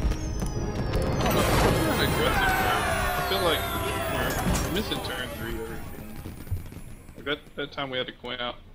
I fucked that one up though. I'm not even gonna let you share the blame on that one. We should have backstabbed the wolf, but we did make use out of the backstab later on. Yeah, I mean the backstab was fine. I think the key though was to not coin out initially, because we didn't have follow-up plays, and that let us curve out very smoothly when we did the coin yeti and then coin 2 drop with another 2 with you know, our dagger, I guess. But Yeah. like those are the kind of setup plays I really like doing for the rogue. You kind of hold back a little in the beginning, and then you really get on the board on turns like 4 or 5, and then you try to use your removals to not let go. You asked for it. Watch. Keep everything but the war golem, or do we toss the loot hoarder? I would keep everything but the war golem, because the loot hoarder is great. What's he gonna do? Ping it? Oh man, this hand. You like coin loot hoarder? I coined the ooze. Coin the ooze? Mm-hmm. Okay. Yeah, that makes sense. See if we can get Job set done. him up for ping on turn 3. Yep. Yep. Depends on what class I am. If I have a if I have a hero power ping, I would always coin out the 3/2 over the loot hoarder. If I don't, I may play the loot hoarder. I'll show them all. Yep, that's fine. Now you play the loot hoarder, attack face. Is loot hoarder better than novice here? Well, the loot hoarder. Well, no, you're not. You're gonna attack face, right? You're not gonna kill that thing. Yeah, I guess. I mean, it's gonna trade there anyway. Yeah, might as well. Well, you get 3 damage. I wonder. Yeah, we have to play the loot hoarder then. Yeah. So we have it eventually contest the mad scientist if he wants to develop a 3-drop. Yeah, I mean, All right. doesn't have a secret. All right.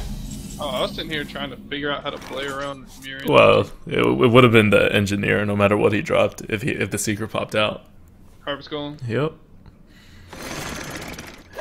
And we have a surprisingly strong next turn with Novice Eviscerate.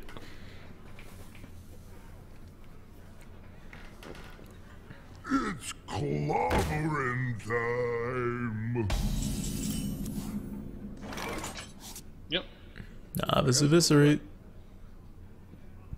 I hope you like my invention.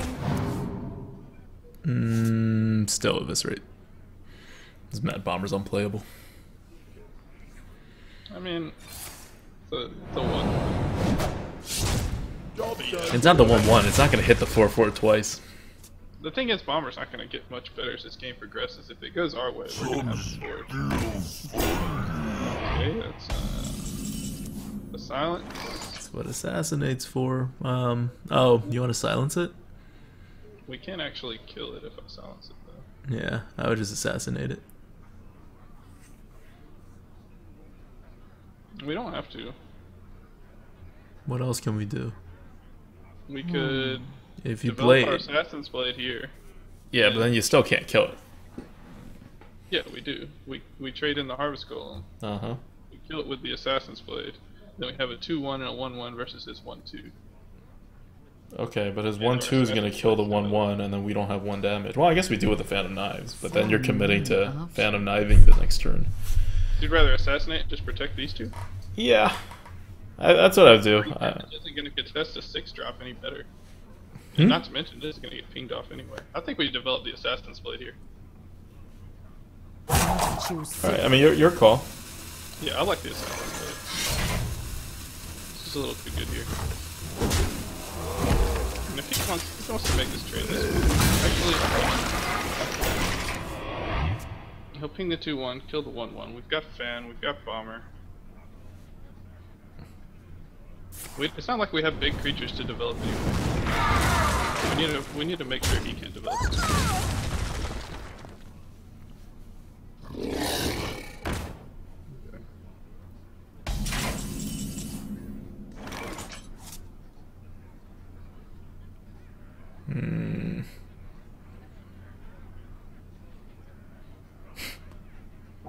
You want to assassinate that? No, no, I want to assassinate.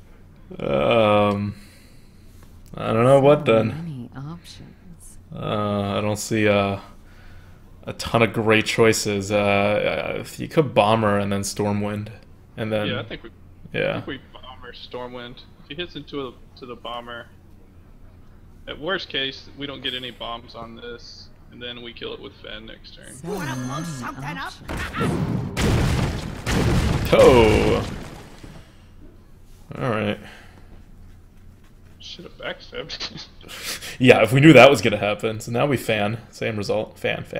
Man? Well, you can I kill it think if we you fan. Stormwind. You can't kill the 2/4 if you Stormwind. Oh, good point. Yeah, let's go ahead and kill it. I like that. I was thinking develop, but then he kills the Bomber. Yeah. Our problem is right now we actually don't have a ping anymore because of the Assassin's Blade. So. We don't have any creatures. We need damage. We need damage to kill his stuff. So it's important that. I guess we could have. Hey, that's fine. That's fine. Keep doing things like that. You gotta assassinate if he plays Yeah. anything scary. Like that. Well, I guess we can freeze it first.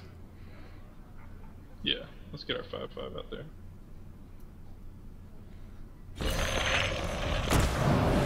Save our weapon. We're the controller right now. Really the aggressor. And we don't have any more weapons. Yep. And we can silence it.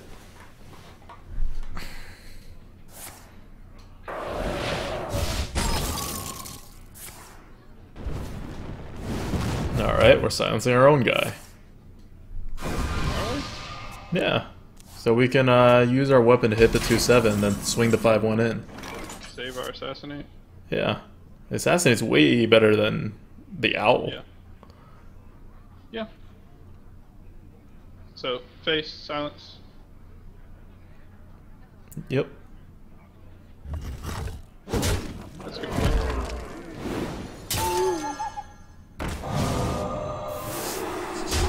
Develop the Well, the Yeti. Not a very strong board for turn 8, but at least we dealt with his curve. Well, we don't have enough minions to make a strong play for turn 8. We were never going to have a stronger board than this. Did someone say bomb? Yeah, well, that's fine. Alright. Okay. Hurts a lot, but still fine. Because we can eviscerate it. 4 to the face, 1 to our owl, 1 to him. Yep. This is fine. We're going to get a super efficient eviscerate.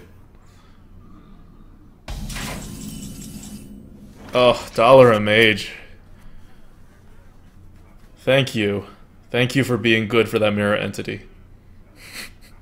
I am master of magics.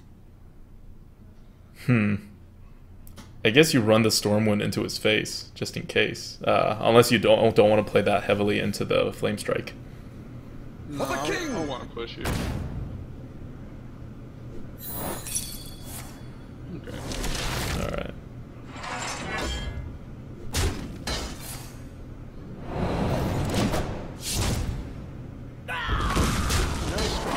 You can Flame Strike, but we'll still have a 2/1.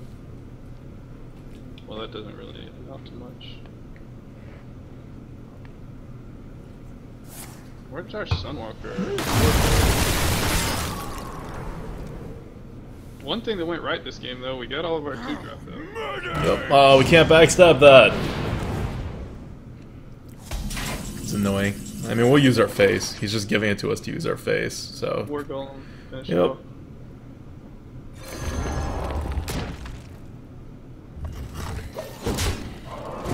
Does he have a Flame Strike to back up that Blizzard, or is he just trying to not get pummeled to death? Like, I don't... Yeah, I don't know what that Blizzard accomplished for him. Yeah. He would have been much better off just playing a creature. Yeah, well, there's the Flame Strike. Yeah, that's why Blizzard. That's why he casted the Blizzard. He actually had... It was like a double ping. To make sure he could Flame Strike next turn. It's That was fine. pretty good. What spear part was he thinking about? Reversing switch? He was thinking there. Spiteful, attack face. You want to cloak the 7-3 for the hell of it? Or Yep. Yeah. Yeah, I want to. For sure want to. Yeah.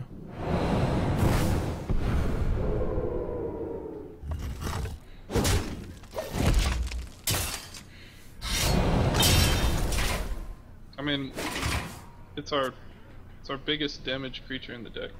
I want him to stay. 7-4, that's 11, 12. Good move. Unless that's a fire elemental, he's not going to do much to it.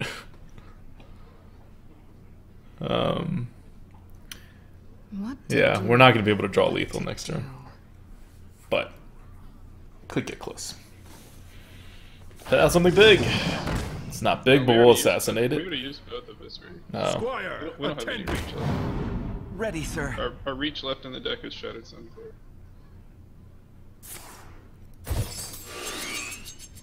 So let's assassinate that thing.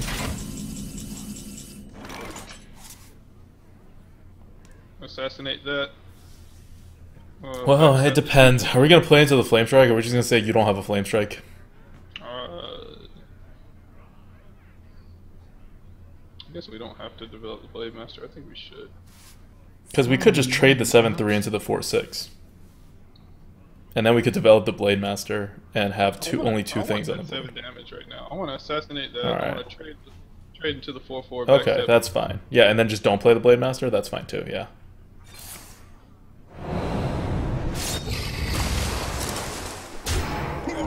Oh no! Don't backstab! Don't backstab! Use our face. Oh yeah. Double Fireball. Do we care? I don't care about a double fireball. Okay. And we have enough to actually like finish him off. If We had it. yeah, if what he's thinking is double fireball, he needs to kill that Smith, or he needs to kill one of them. I mean, if he has Flame Strike, he's got to use it here. Yeah. Nope, he In doesn't. this situation, Tazdingo! he doesn't have Flame Strike. All right. So do we play around the Pyroblast? Because we could backstab and use our face. No, I want my face. No, I'm Well. definitely gonna backstab use my face. Okay. He just like he hasn't been holding any cards in his hand. I don't think, for what it's worth, I don't think it's a Pyroblast. I think he played very oddly if that was a Pyroblast. Yeah, I don't think he has Flame Strike either. I think that's good Yeah. enough of But I do want to Shadow Step that back and play it. Yeah, because we have lethal either way. Yep. So I'd prefer to just play around stuff. And this Shadow Step is not getting any more value. It's like all the other games, we didn't have any start. In this game, all of our enforcers decided to stay in the deck. Mm-hmm. Alright, do you have a Pyroblast or some weird Fireball Frostbolt combo? That's a no, and that's a no. I hope that's a no. Well, yeah, okay. If it's a Fireball, he's still challenging us. Your magic shall not cease. Okay. So, we went positive. That's good.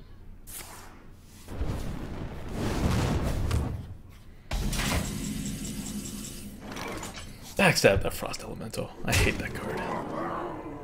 Yeah. I was thinking about backstabbing or spiteful and hitting him that way. That works too. I really hate Frost Elemental. It's a card that should just not exist. Like a better Fin Creeper for one less time. Okay. 4-2. We're in the 2 loss bracket, just like we wanted. It's our plan all along. Why face better opponents when you can guarantee yourself to face worse ones by losing 2 games? This is really clunky for Rogue though. Like it's not what my Rogue decks usually look like, but it's what the draft gave us. It's not like I didn't cater my decisions or anything in the stream. I just didn't get the. I'd prefer to have like a fish at 2 drops. Like I don't want a Loot Hoarder or a Novice. We didn't get them. Yeah. I think there's way too much big stuff in this deck Valera versus for a rogue, Uther. and we just didn't get a chance to pick around. I will fight with honor. Watch Yeah, your I feel like the draft went well. I can't think of any real mistakes we made. The owl's actually been pretty useful. That was the most questionable decision I can recall. Job's done. Mm-hmm. Oh, we got a lot of 2 mana cards. Alright, see you later, Kikiu, man. Thanks for the good luck. And thanks for making this all possible, man. He's actually the one that referred me. Oh yeah, nice. Oh man, I want to silence that thing so bad, but I think we have to Mad Bomber. Yeah. Wanna blow You got this, something up? Yes! He just needs a little pep talk. Death Cat for Cutie Pie says, do you ever feel guilty about cheating so blatantly and publicly on MERPs? Not at all. We have an open arena relationship. My god, where do you find these white dudes? It says Death Cat for Cutie. Silence backstab? I was about to say, I think that's our best option. I like it. It protects our board. Mm-hmm. Mostly because there's not much else we can do. I wonder. Yeah, I mean, I don't want to trade and then play Novice or Ooze. Muster for battle sucks. Aside from Muster for battle, the Owl's really good versus the turn 3 on battle, because they can't really do too much about it.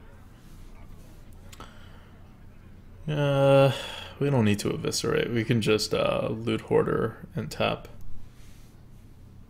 Do we loot Hoarder or Novice? I guess we loot Hoarder since the Novice has a little bit more synergy with Shadow Step. Actually, I might Novice because our hand sucks. That's true. Yeah. But I mean... And we have enough damage on the board already. Yeah. I hope you like my invention. Yeah, I mean, I'm just assuming all this is getting consecrated. Oh. I'm not assuming that. I don't know. I have pretty bad luck, so I prepare for the worst. Because wouldn't he have just coined out the consecration? Like if he actually had it, he has the coin, right? No, he used the coin. He used the coin on the first. Oh, that's right. Well, still, he didn't have it. We get Fan of Knives. Fan of Knives. Use our face on the 2/2. Use our owl into the other one, and then drop our loot hoarder. Could backstab to save an owl, but I don't really care about the owl. I care about the owl. Really? You want to extend to 4 wide while caring about the owl? Yep. Alright. I mean, we do know he doesn't have a consecrate, so it's whether he has an MC tech. I mean, if he has MC tech, he's taking a piece of shit regardless, right? Loot hoarder's not bad. And more importantly, we don't have a great way to deal with MC tech plus, like, a tap. This is our hand. That's all. I just feel like we want to protect what we have. Oh. Where's our sheep? I mean, where's our owl? Okay, so we need that shadow step.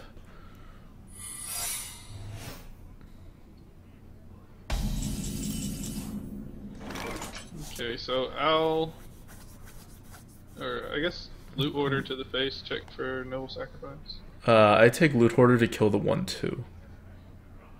Because I want it dead so I have a card. It's dying Yeah, I guess anyway. it doesn't matter. I'm just assuming it's noble sacrifice, but yeah. Yeah, we're on the same. Yeah.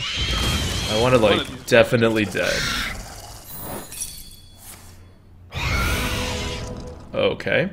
Kill it with the 1/1. So you get the... So Are we hero power here?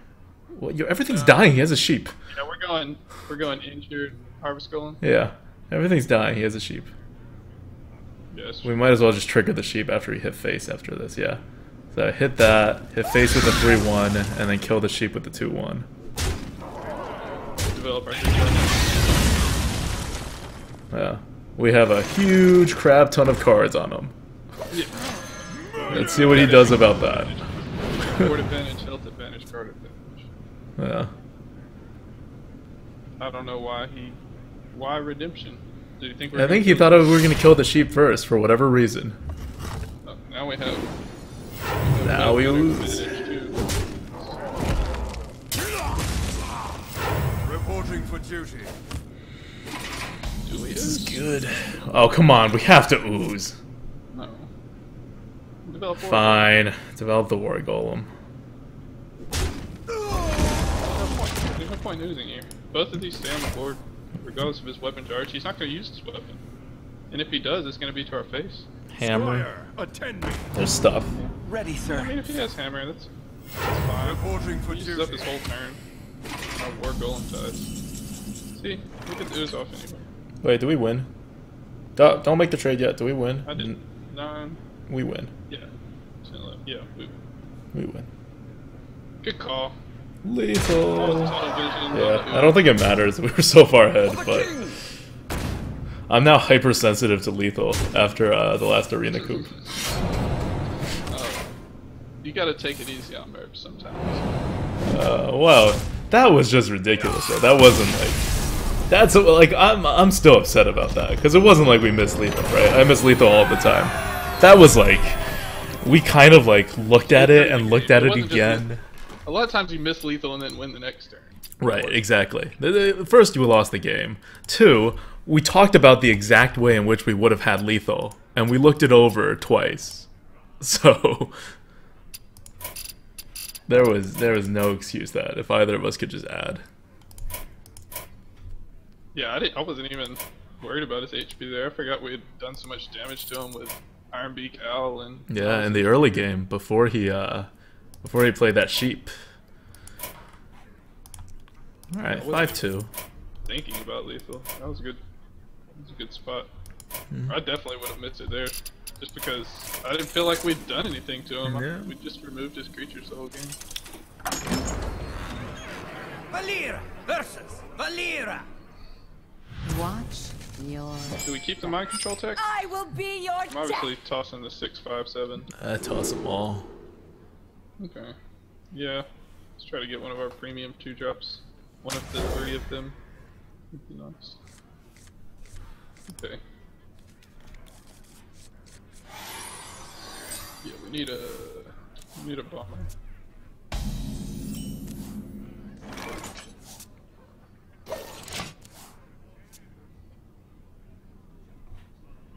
The pleasure is mine.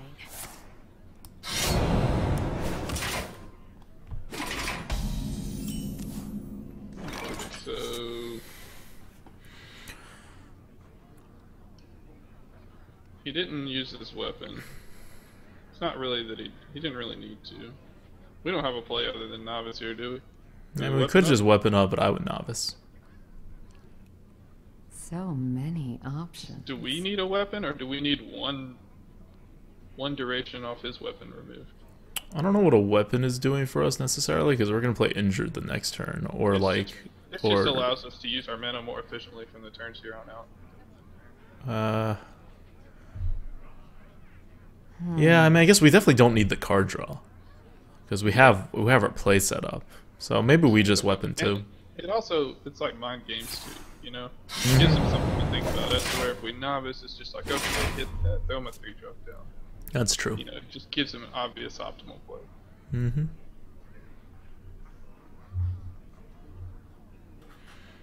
The other play was like novice, shadow step, novice, and to just scare him with all the cards in our hand. The light compels you. Good thing that's out there now and not for our Yeti. Mm-hmm. Okay, so he's gotta have some way to deal with creatures. Well, he has he didn't hit us to the face. So I'm assuming he has It's either yeah. backstab or deadly. yeah. Auto barber doesn't kill our Yeti. So I mean, many come on, options. we're putting the Yeti out, right? I don't think Yeah, there's Yeti much of a back discussion clear. there. Yeti backstab clear? Yeah. Okay. I mean, I don't know. There's some sneaky plays he had with like Arcane Nullifier. He doesn't attack. We still have a backstab to deal with his card. And he can't use any. He can't use backstab on the nullifier. He can't kill it. That's true. Haha, we can swamp ooze that. No. Ooze eviscerate. Kill Oh whatever. god, are we really oozing? Yeah, for sure. What do you want to do? I don't want to ooze that. I want to novice engineer and eviscerate. So many It's so options. optimal. Okay. And I want to shadow step the novice engineer and play it out again. I want to ooze that. I guess I won't. I feel like the 3-2 is just more important here than. But he's just worrying gonna about deadly poison or something. I want to save the ooze, especially when we could draw two cards. He has to use Okay, two of that is a 3-2 that much better than 2-1-1s? Yes, but not that much. 2-1-1s? You novice and then you shadow step the novice and you do it again. Well, that's only 1-1-1 still. Oh, that's right. Sorry. I want the ooze, man. I want the tempo. All right. I'm just saying we can kill a weapon at some point. It's a rogue. He's gonna have a weapon. Yeah, well, if he wants a weapon, he's gonna spend mana on it, which means he's not developing killers. Kill it. And we have a shadow step anyway. If he doesn't kill the ooze, we can make him pay. But if he weapons up, he's gonna kill the ooze. It's the first thing that's getting killed. That's true. Well, if he has backstab, Assassin's Blade, the Yeti will go down instead. That's true. If he has a combo like that. I'm pretty sure. I'm pretty sure the ooze is dying if he weapons. This tempo's more important. We've got the card So advantage many regardless options. of if we play the Novice Engineer. We still have that there. And We if he's don't. We looking- don't have the card advantage though. Oh, you mean like to play later? Well, we've got 2 cards on the board. Yeah, but that's not card advantage. It's tempo. We have the same cards. Cards on the board are worth more than hand. More than Not in terms of card advantage. yeah, In terms I of guess- tempo, more shredders. Oh, this is really good. This is really good. Okay, so backstab, clear that with base. Mm-hmm. Yeah. Yep. And do we go with Blade Master? Or do we go Well, with we see what drops Okay. because we're doing that regardless. Yeah, that's happening. This is such a good move. I can't imagine a better one unless we get like an owl from the Another novice. Blackstone? Okay, so we kill that with the Yeti. Yeah. Kill that with the Yeti. Well, let's not do that yet. Because I think we're novicing here, right? Are we? I We're guess, running out of we don't have any- options. yeah, we Yeah. don't have any weapon buffs. Yeah. I hope you like my Novice here. invention. Oh. That's not playable. I would Shadow Step and just get another card. I don't think the Shadow Step is all that bad. Or, Choose yeah, okay, your call. Let's save the Shadow Step. We're pretty far ahead. We're in good shape.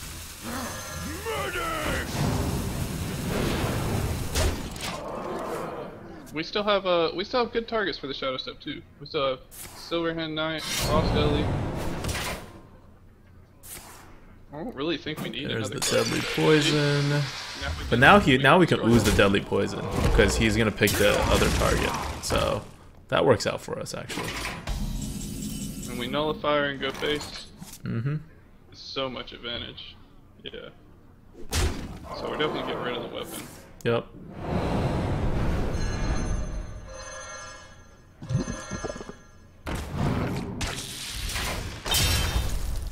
Nullifier, weapon up, go face. I'd go face with the weapon too. Oh yeah, for sure. Look at our hand. We have Yeah. 7 mana, 5 mana worth of stuff in our hand. We're not far off. What do we need? Eviscerate? Does Stormwind Knight do it? One shot, one. Okay. Oh, that makes more sense. I was about to say that's a weird move. Code it twice now.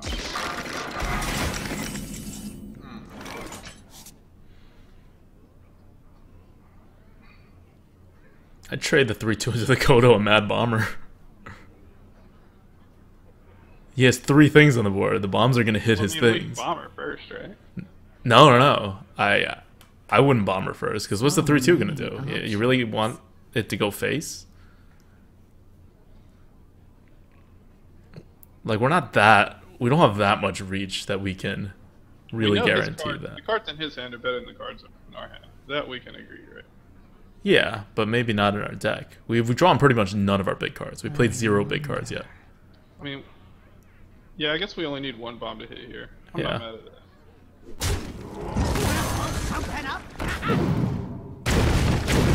There we go. So now you use your face on the 3/1, you play the dollar and you Rusty Hornet. Choose. Yep.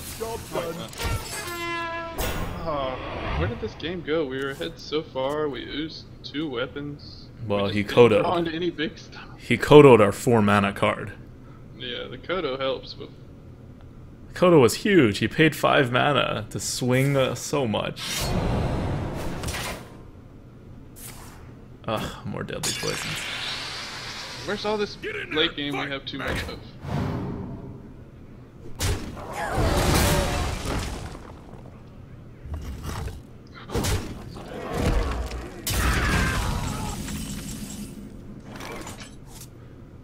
Well, that's not it.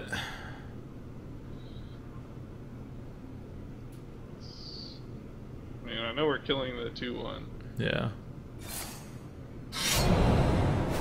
Guess we just throw this out and hope it's better. Do we have spare parts? No, I mean, I think we're behind enough at this point that we're gonna need the silence to get some kind of swing here. I think we'd save it. Not to mention we can't combo our eviscerate if we happen to draw into it.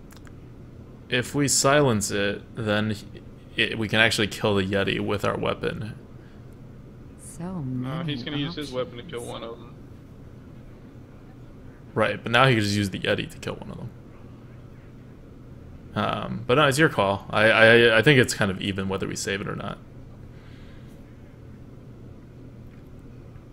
I'm not like hell-bent on playing this owl. I don't want to play the owl here. I mean, we're gonna get another card from the loot order anyway, but I don't think the 2/1 helps us here. I mean, that's basically all we're playing for. Is Okay, this is good. It's good if that's his whole turn. Yep. Still dead. Ho, ho, ho. Ho, ho, ho. Yeah, beat it. That's not bad, huh? That's the swing. Not dead yet. That's the swing. Shit. It's MCT. Engaging TC-130 mental dislocator. Well, now I guess we don't need the owl, but we should still Fan of Knives. Yeah, that's really good. I mean, I would have been happy with the Yeti. Hey, there's one of our big things. Kill the 2/1. And I would put the owl out just for tempo now. We don't need it anymore. You know, either silence the 4/4 or silence our MCT. Well, I mean, the 4/4 is not going to die regardless. But yeah, but then we have a 2/1 on the board, because what he's going to want to do is use his face to kill the... He may not even be able to use his face to kill the 3/1. I just want stuff on the board. Yeah, in this case, the 2/1's really relevant because it's at 9, and we have 8 damage Yeah. on the board. So the Yeti goes into the 3/3. Yeah. That gives us a... How many It could go into the 2/1. I don't know what. I guess... Why would he... I guess he could send it into the 2/1 to force Oh, it. maybe he could pull it back. Does he have a Shadow Step too? He has a time rewinder from, I guess, earlier.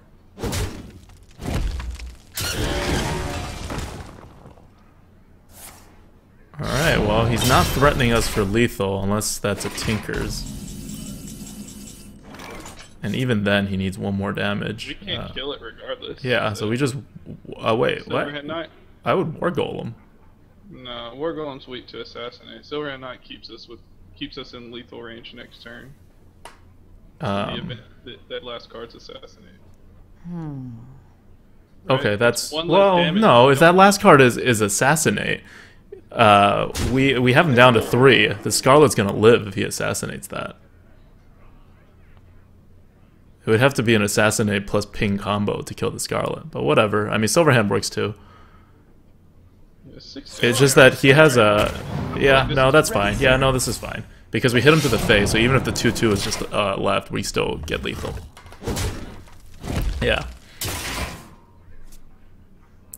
I mean, this is kind of an all-in play on him not having a weird 2-card combo. Because the War Golem would be too slow after this if he stabilizes. Yeah, I mean, War Golem's a trade. Come close and listen. He's at 3 HP. War Golem's better in the event that he has, like, Lord of the Arena or something. Yeah. Whoa. I guess. Okay. There we go. That was a close one. Thank you, Mind Control Tech.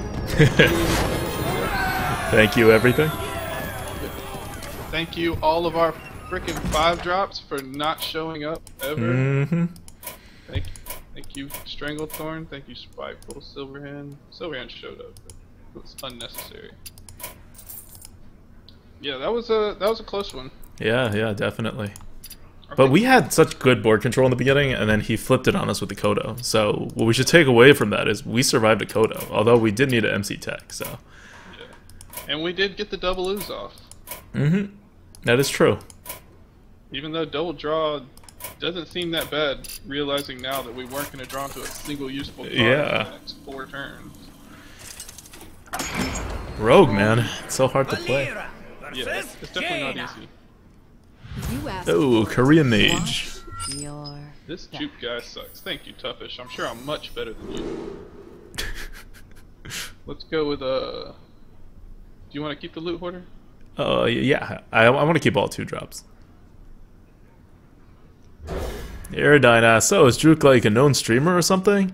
I don't think so, but he's a known like Twitch guy. He is part of the Arena Twitch community. Definitely an Infinite Arena player.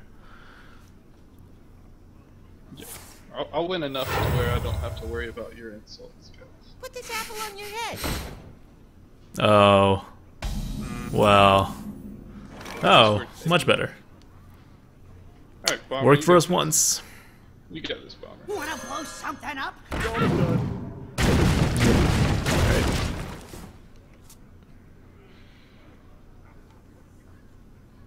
What you want? Of course it's a trade.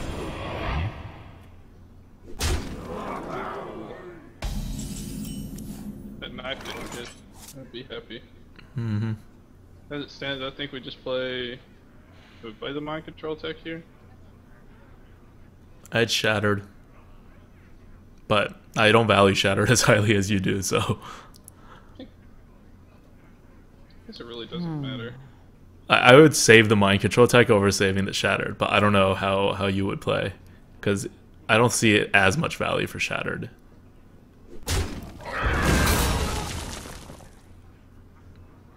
Okay. Yeah, I mean, Shattered's kind of... It would have been good there if the knife didn't hit. Yeah, exactly. Unfortunately, the knife hit. We must cleanse the Hopefully it doesn't Sunwell. have an arcane missiles. That's really the only warrant for needing the +1 HP on the 3-drop. Carlos Leandro says, Jook masqueraded as an Asian for 6 months in Rodsmith's channel. That's fine, he's like Merps then. Merps masqueraded as a Jew, apparently, for 6 months in our channel. Yeah, apparently Jook means porridge in Korean. Oh, really? Ratsuma thought I was just porridge, but really it's just like a different spelling of like dodge. Of what? Like a dodge, you know, like a Juke. Job's done. Like a Juke. Oh, okay. Like a fake move or something. Pandaria. Taunting? What is this? He's going phase. Our weapons are going to be useless. Let's Fen Creeper, yeah. All of our 1 weapons? Yep. It's fine. That 1 weapon, which we would prefer to go to his face anyway, is now going to go to his face. Join or die. Or both. Wow, this knife joke there. He needs to trade those 2. He knows that, right?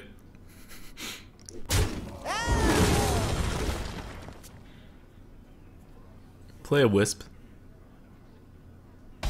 Damn. Oh man, I guess we're taking 4 more damage here. I want to defend the creatures we have. Um, I think it just Assassin's Blade. Finish this off. Trade. Or I mean, finish this off. So and Assassin's Blade many before too. options. yeah, that works. Trade. Ah, no, I wouldn't. You wanna kill off one of our creatures? We're at 16 health with 0 ways to heal up. We gotta be risky at this point, man. We're so far behind. I don't think we're that far behind. Actually, maybe we are. He has 5 cards. We trade. We eat that. No, we're even. We're absolutely even if we make the trades. So you want Assassin's Blade this, and then trade off our Fin Creeper? I would shut off the Yeti, but that's just me. Yeah. So many. But you can do it the other way too. It's a mage. I think we're gonna die. Yeah. Yeah, I mean we're likely gonna die regardless. I think a risk is probably better.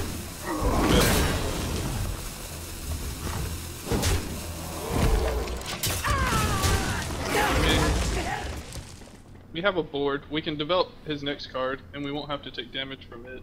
Hopefully, it has more than 4 attack, right? I mean, we're gonna have to use this weapon to clear something.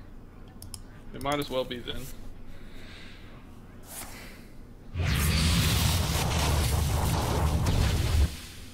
I mean, if he has fireballs, he's gonna win regardless of how we play that play. At least this way we have a board. It forces him to react to it. I don't know. I mean, we have the same, right? Like, we have the same amount of card advantage as he does. We can novice for the... well, I would throw the 3-2 into the face first.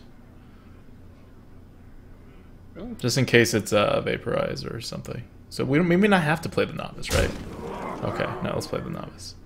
I hope you like my invention. Okay. Huh. They all bend to my command. I should have put that on the right. Yeah, I hit him to the face with our weapon too, yeah. Oh yeah, we're done taking stuff. So you can clear the board. Oh, he doesn't have a flame strike. This is very good.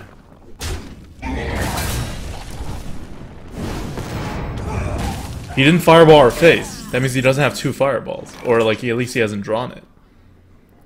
This is all very, very, very good. I think we played Loot Hoarder, Dalaran Mage. And we play everything. He doesn't have a flame strike. We play everything. Why would we hold anything back? He does not have a flame strike. Engaging TC-130 What is until his, dislocate. secret? Mind if I roll need? Ice block, ice whatever, spell bender, counter spell. It's one of those. Man, none of these secrets have been right. All the mage games we've played, it's either been something. Oh my god, he didn't fireball to the face with this card in his hand? Jeez. Yeah, if you have Fireball, Ping. Oh, nice try. I mean, we don't even have to backstab, we just Phantom Knives. What? We Oh, can yeah. Phantom Knives to just clear, we can save the backstab. Yep. I'm not used to Dalaran Mage, man. It still doesn't register. Oh shit. Okay, That's totally okay. he doesn't have flame strikes. Reversing switch, the 1/4. And then, so that all goes to the face, so we just win the next turn with our hero power. Okay, that makes sense.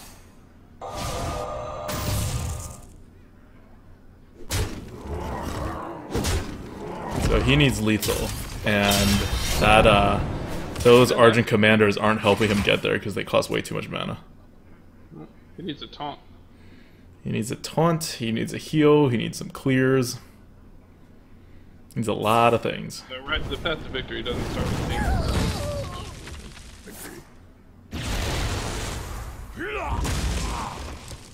Sledge Belcher? Nope, we assassinate. We have everything.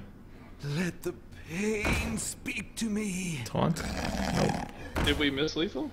No, we didn't miss lethal. I don't think we missed lethal. Did we miss lethal? Do we have a way to deal 1 more damage the last turn? Not with the cards I'm looking at. Yeah.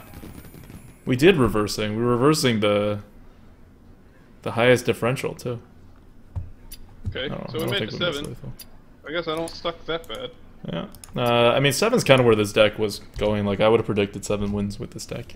Maybe 8. I think looking at it, I would have predicted a little bit lower, just because I prefer, like I said, a more aggressive card with quality 2 drops. But I'm But happy. the backstabs and the eviscerates, man, they just swing the game. They don't make up for bad creatures. Nothing makes up for bad creatures in my experience. Nah. But I do, yeah, I like having backstabs and eviscerates. Don't get me wrong. Hey, I'm just happy we didn't go out at 2-2. Yeah. I mean, at 7 wins, you're definitely. This is definitely already above the average for Poultryizer. Watch your. I think I just keep the Haunted Creeper here. Yeah, I'd throw the other ones away. Some people keep eviscerates. I don't like to.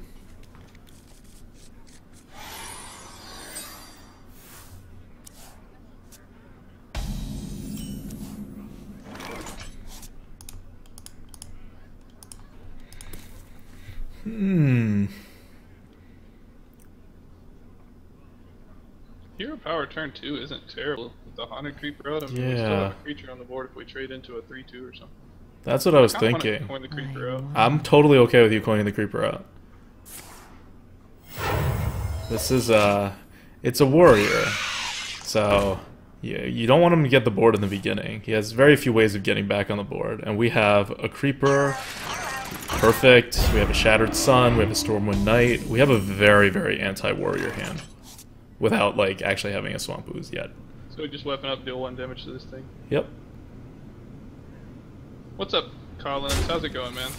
Thanks for stopping by and saying appreciate the love, man.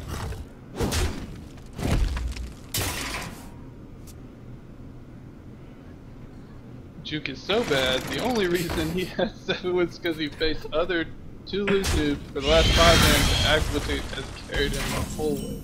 Okay, bro. Okay, bro. We can clear here. Oh, or we can clear with the Shattered Sun, or we can clear with an Iron Begal. I guess we clear with the Shattered.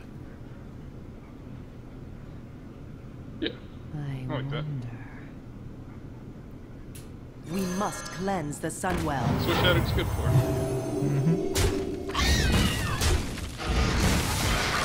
And it reinforces the coining out the creeper. Yep.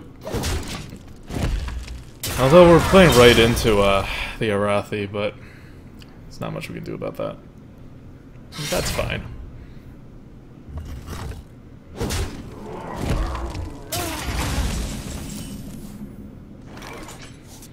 Guess we just beat him the mind control tech. Yeah. Do you want him to feed on the mind control tech or the Stormwind Knight? I don't want to feed the Stormwind Knight. It's a fast card. We don't. It's removal. It's a creature. All right. Just because of the next turn, we don't have a play besides mind control tech eviscerate. We got the owl. Yeah, we could be forced to silence whatever you put out and then eviscerate. That's why I kind of want the mind control tech to be some playable card. Or we can empty owl and then dagger up and see if he hits our face. I mean, I guess. And if he doesn't, then we have the owl along with the eviscerate or the Stormwind Knight or the mind control tech. And the eviscerate to like really hold the board. I wanted to beat him with mind control tech, but I guess either one works. Silence. There's not too many like class cards that's great against a warrior. I guess. Yeah. Oh, there's nothing of the warrior besides frothing that you may want to silence. Yeah, we'd probably already be looking at a frothing if you had one. Yeah. Not a harvest gold. Okay. Oh, it didn't take the bait. That's cool. We can Assassin's Blade and make the trade. Yeah, I think we developed the Assassin's Blade here. Yeah. Rip Wicked Knife.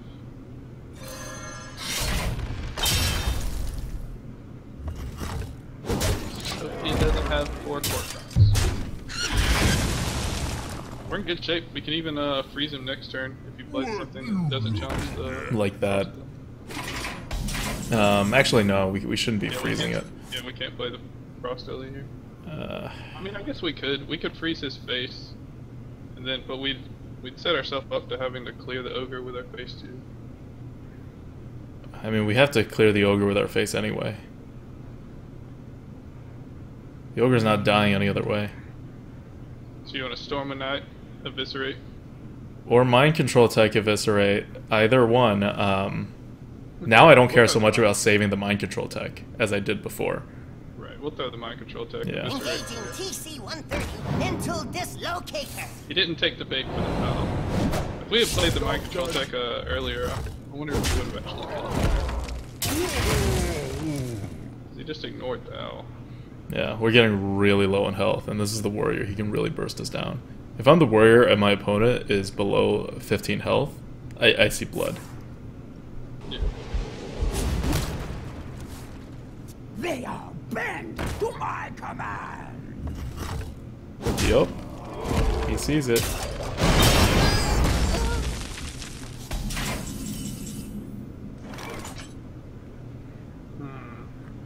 We're dead if we don't kill that. Yeah, just Stormwind Knight. That's our only play. So Stormwind and Eviscerate? Yeah, Stormwind and Eviscerate. We could Stormwind Knight into that. Yeah, exactly. Leave a 1/2 on the yeah, board. keep our So HP. yeah, keep our HP up. Because at some point we'll be forced to hit into something else. Yeah.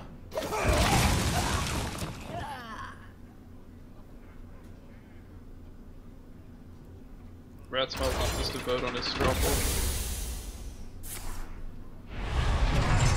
Either love Ratsmell or not love Ratsmell. That's an easy one. Oh, apparently not. 211 to 2. We love you, Ratsmell. Okay, so we freeze that to avoid dying. Yeah. Yeah, we can't afford to actually use our face. It's just gonna get more damage. We could actually use our face and just freeze his face. But then at any point in which he gets a weapon out again, we're basically at that point wanting to draw our taunts. Oh, actually, we can freeze it again. We can repeatedly freeze his face for a couple turns, I guess. We can just clear this now before it gets even more damaged. Yeah. Or we could clear now and then we're at 6. I mean, I definitely want to clear this. Alright, let's clear it. I'm okay with clearing. Is Golem or freeze his face? I think freeze face is probably smart. I would golem. Okay. I'm not mad at Golem. I mean, he has Arcanite Reaper. He's gonna hit us in the face, Yeah. then we can kill us next. Mostly because if we freeze his face, our next step, right? Does he have another charge? Yeah. Like, we couldn't keep stalling the freeze. So, presumably this is the same effect. We freeze his face, kill the 3/2. We can't play Mad Bomber anymore, it's a dead card. We can't use our weapons anymore, so we just freeze his face, kill the 3/2 with the 7/7, attack his face with our weapon, and dagger up. Yep.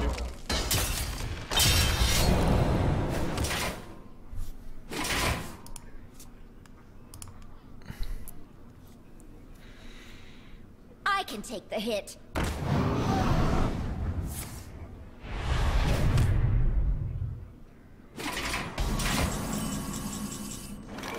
Doesn't help. We have to kill the 5/5 with the 7/4, and then we have to attack face with the 5/5, shadow step it back, play it again, and then play the Spiteful Smith.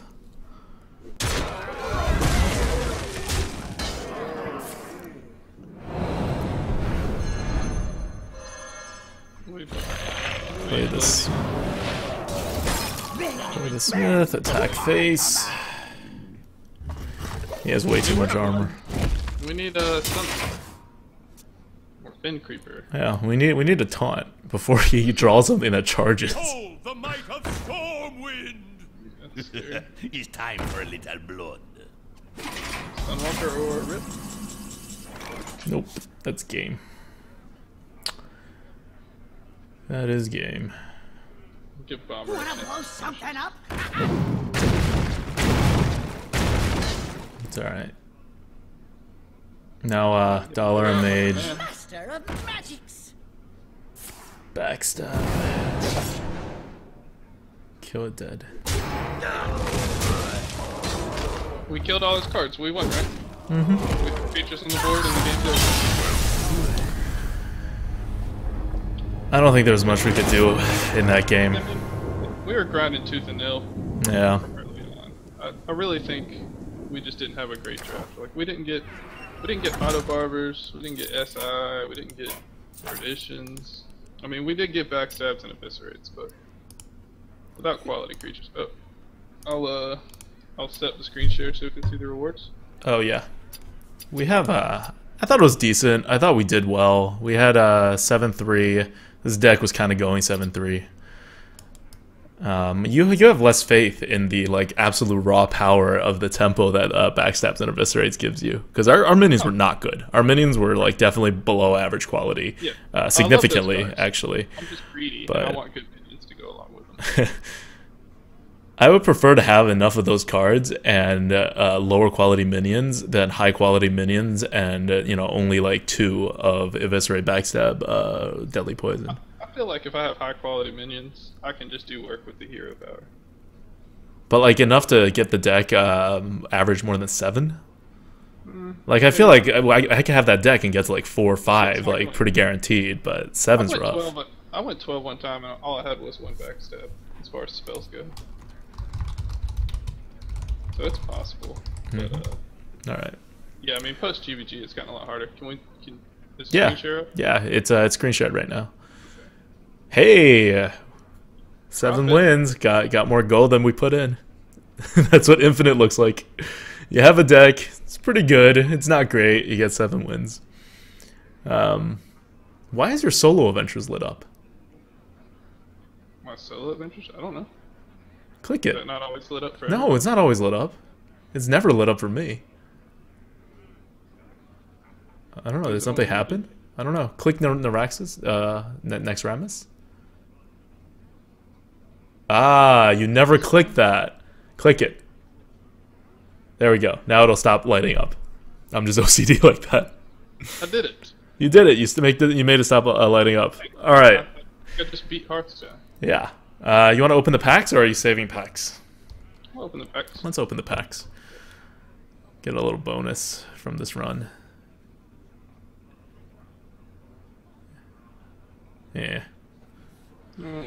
Oh well. All right. I'm gonna invite Moxy Fruvis in here for the second run, and while this is, whoa, it's happening.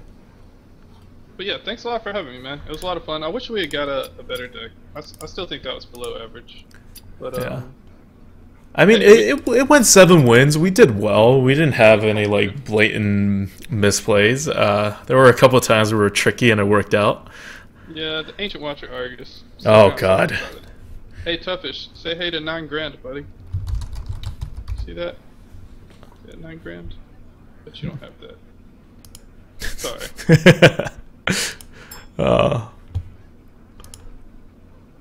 Why are people? Do people do this on Rad's stream? I've never had anyone call out the co-host as much as you. I don't know. Some people just don't like it. I'm fine with it though. Definitely. I like myself enough. I perform, you know. Yeah, no, that was totally good. If you guys watch more of the stream, you'll see, especially the first run with a co-host, it oftentimes goes. This is definitely above average for a co-hosting session, because you get more comfortable with the other players later, right? Like you start knowing when, like right now. Yeah, like we just met today, and we went 7. Exactly. Because otherwise, you sometimes see someone and then you have a little bit of different styles, and you're like, oh, I guess their play over there is okay, but it actually subtly undermines your entire strategy because you guys had different big picture things. It's not necessarily beneficial to be playing with someone for the first time either. You know? Yeah. So you're just on separate wavelengths. It takes a minute to get it. Exactly. I'm very happy with a 7-3 result with the deck. All right. Well, thanks a lot for coming here, Jook. Hope to see you around, and we'll probably do another Poultryizer again sometime in the future. Thanks, man. Sounds good. Yeah, it was fun. Appreciate you having me on. Thanks everybody in the chat for being uplifting, except for the couple people that weren't. I'm gonna let them get me down. All right. All right, take it easy, man. Thanks again.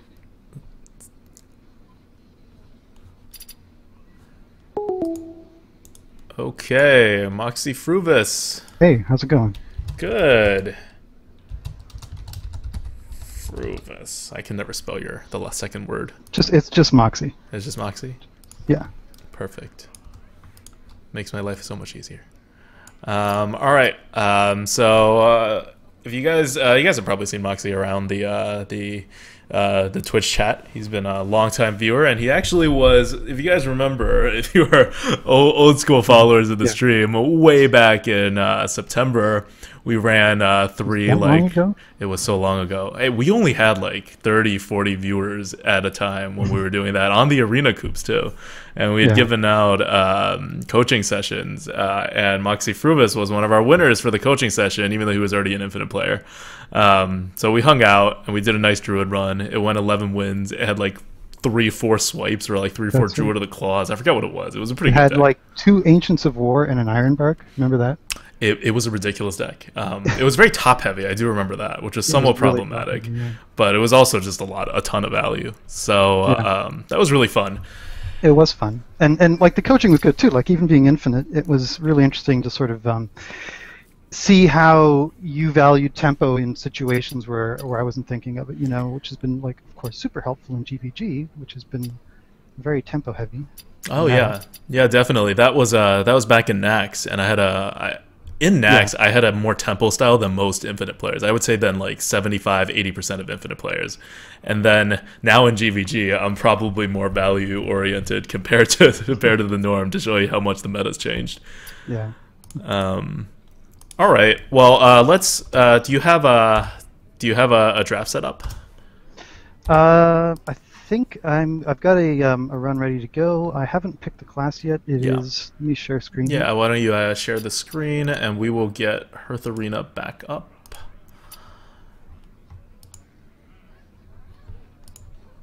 For this. So it's Warrior, Shaman, Druid. I could go with any of these. Have you played Shaman, a lot of Shaman at GVG? Because I mean, you've probably heard me say this on the stream. I really tried. And has it just not worked? Almost my worst class. It's officially my worst class now. My Warlock is better than my Shaman now. Yeah, Warlock's been great. Warrior's actually really good, but it's my least played class. Okay. Well, it's up to you. We can do Druid, or we can do Warrior. All right, Druid would be fine. I did Druid last night, and it didn't do that well. I feel like he deserves better. Yeah. That's good. Let's start the Druid up. Why don't you tell people a little bit more about yourself, how you normally play? I'm actually gonna take like 2 seconds and go get a Coke Zero. Sure. Yeah. Well, I play. I believe strongly that you adapt to what your deck is good at. That you try to pick the best cards. You don't necessarily want to try to draft into a particular style, control, or aggro. That if you pick the best cards and you learn to play all styles, that's the best. I do think that in GVG, the meta's obviously shifted to a lighter aggro style. You're aiming close to that, but you still got to let the cards kind of speak to you, So try to look at where the deck is going, and then try to fill in the gaps, but try to accent the parts of it that are going well. GVG's been rough for me. I actually started out really bad, and it's picked up. It's done really well after like the first month, but it was a while adapting. So I think I'm getting there, but still having trouble like with some classes. Like I said, Shamans. I'm not sure what's going on with Shaman anymore. Yeah, I have no idea what's going on with Shaman. I keep trying, right? I keep asking every co-host, "Are you good with Shaman? If so, let us know." Because the arena it's not like arena wide. It's bad. Like it's still about the same actually overall stats. And I think that maybe I've overdone the tempo, and Shaman just can't play early tempo. No. Of all classes, I think its hero power is the worst in the beginning of the game, best late game, and maybe I need to go back to a little bit more of a like a mid-range style. Yeah, for Shaman? I've gotten to the point where I'm just playing Shaman, kind of like Control, and kind of like how it used to be pre Exactly, GVG. yeah. And then I remember why I went away from that with Shaman, because I tried it a couple times with it and it didn't work that well. But it still worked better than trying to go tempo. So I don't know what's happening with that class. Maybe we've just been unlucky too. Maybe in like the I don't know how many runs we've done with between co-hosts and just me by myself. And Merps also. It's been bad. And we have to do a Shaman run in the Arena Coupe sometime in like probably the next 3 weeks. So Well, hoping to figure it out before then, or hoping the meta hugely changes, or that's not going to be a good run. Okay, I'm just figuring out how to set my screen up here because I want to have Hertharina up myself. Iridon asks, does the fact true that you cover up? Is it in fact true that you cover up the camera because you always stream pantsless? Iridine, I don't just stream pantsless. That's not how the relationship works. I'm just always pantsless, and sometimes I happen to stream. So the streaming doesn't change who I am, like as a person or my dress code. But I think Twitch has certain policies, so I have to abide by them by covering up my screen. This should be an interesting pick.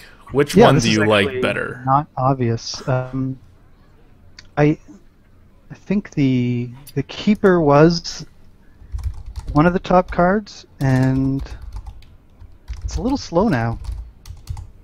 I think I'd actually go with the Sledge Belcher, but they're both really good. Like I'd be happy with either one. Yep. I don't. I mean, Hertharina says Sledge Belcher. We have Sledge Belcher 2 points higher. I probably would. Yeah, I'd probably take a Keeper, but that's just me personally. If you ask me which one's more powerful, I have to say Sledge Belcher. But yeah, I mean, on the other hand, it's our 5 slot. Exactly. I'm a little conservative like that, but we get either one's fine. It's obviously like one of the most pure toss-ups you can get. Yeah. All right. Okay, I'll take that.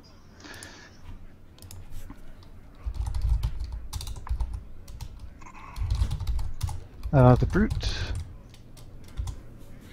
The Brute, easy pick. Yup.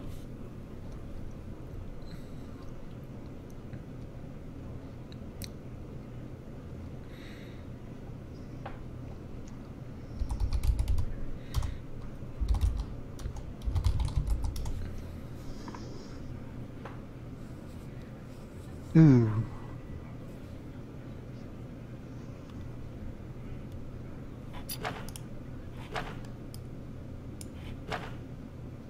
How have you liked the Grove Tender so far?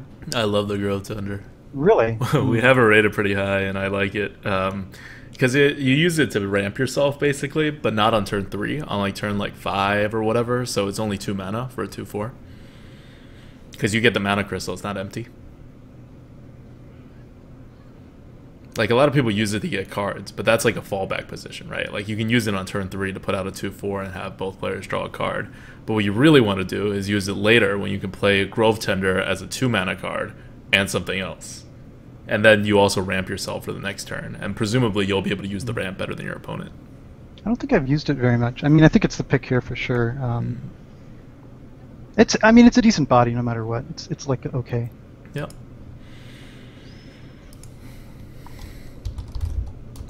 Alright, first Ironbark. Very good.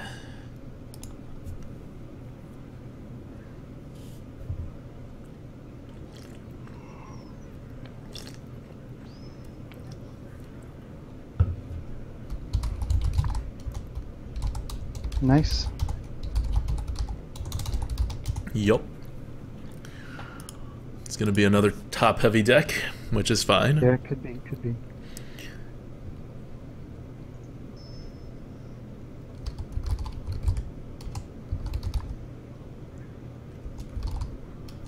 Now, here's the question, because Spectral Knight is better than an Ironbark. I think everyone is kind of in agreement with that, but we have 2 5-drops already, and it's pick 6.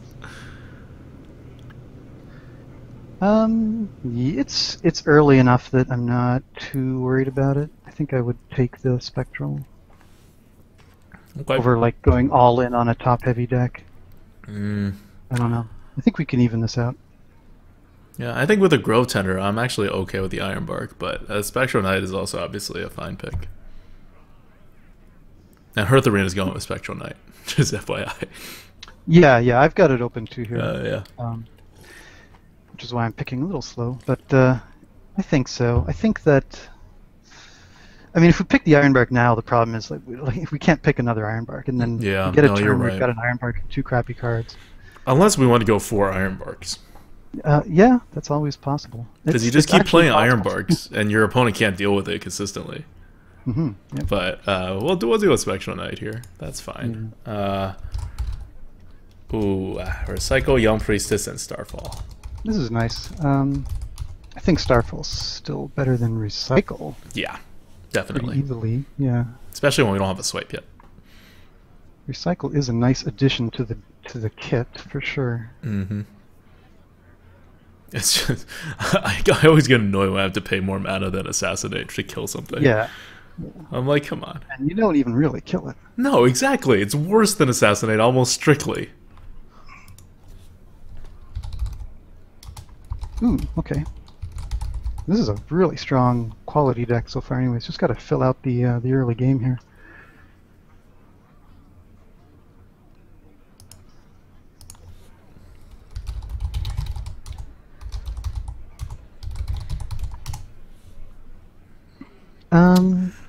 Okay. Obvious pick. Yeah, it's pretty nice.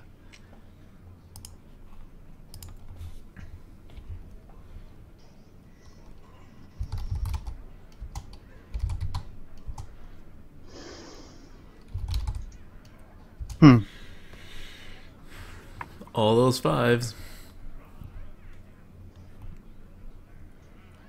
Yeah. I was really hating on Kazan up until like this weekend, and I had a 12 win that had featured 3 stolen secrets, and it was she was almost the MVP.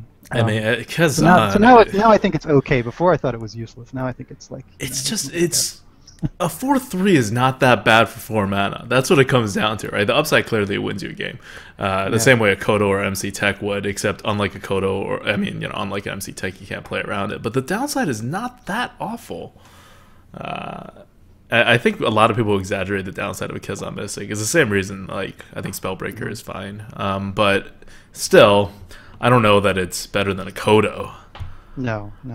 And we do have a lot of 5s, but it's not like a Kodo is a 5 drop. Yeah. So I think this has happened. This was like the Druid round too. I remember that we were like had no 2s at all. Oh god. Which was fine in Nax. I don't know how good it is now. More Druid of the Claws. Oh, I remember we were charging out Druid of the Claws like half the time just because we needed some board control. This has to be a Druid of the Claw. The other guy's even worse for a control deck. But yeah, we have what 1, 2, 3, 4, 5, 6. We have 6 5 mana cards now. They're all very good 5 mana cards, but okay. Now we can go low. Which ping do we like? I mean, one is like 5 times better than the other in my opinion, but yeah. I don't know about 5 times, but Elven Archer, right? Mm-hmm. Yeah. I hate on the Iron Forge Rifleman so much. I think Elven Archer definitely got a lot better in GVG. Yeah, just pinging got a lot better. Yep. Are we desperate enough for a Wild Growth yet? This is what I love about Arena Mastery. It's boosting the Wild Growth by 30 points right now. Mm-hmm. But it's still not overtaking Wrath. The Wrath is too good. Yeah. Yeah, so versatile.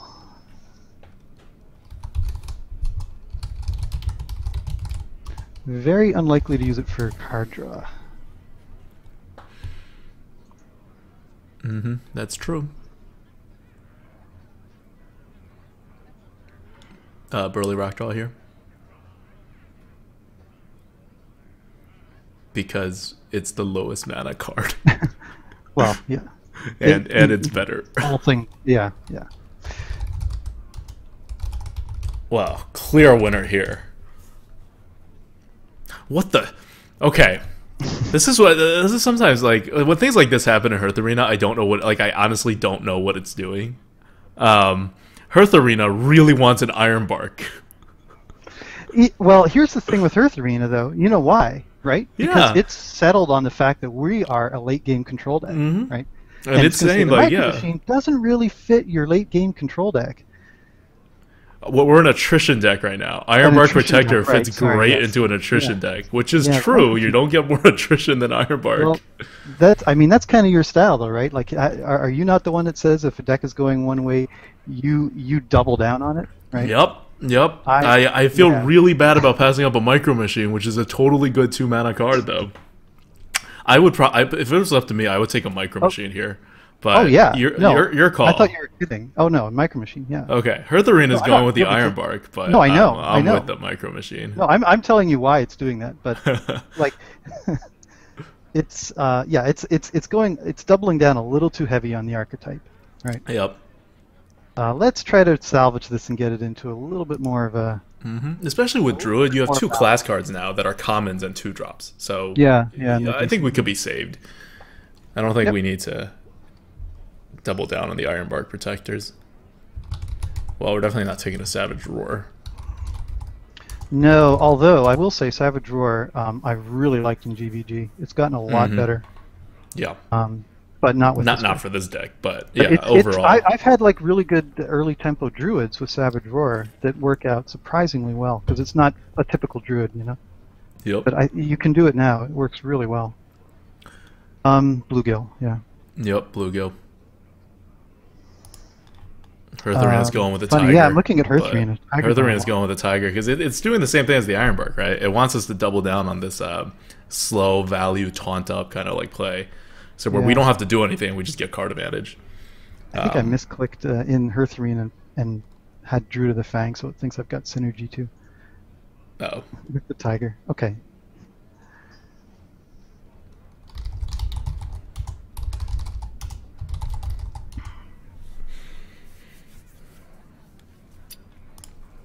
I think the Brewmaster's fine here. I think so. Voodoo is okay. Be my second pick, I think. Even Healing Touch with the Iron Bark is.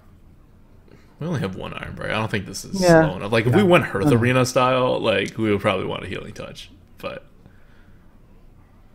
yeah. Or going more mid-rangey. Oh, synergy with the Elven Archer. Hearth Arena helpfully points out. Huh. With the Ancient Brewmaster. Yep. You can double ping. Something to keep in mind. I've had so many heal bots played against me the last few days. Yeah. Like a ridiculous number. Oh god, what are we going to pick here? This is not a heal bot deck either. We're in a tough situation. Well, we're not picking Flying Machine. So Savage Roar could it's a removal. We're going to use Savage Roar for like 1 minion, right? Right, exactly. Heal bots just die slower. Well, we could taunt up and stuff. We could salvage. I would go with a heal bot here because it's a lake. It's another lake card that's big, but it you know gets us out of range.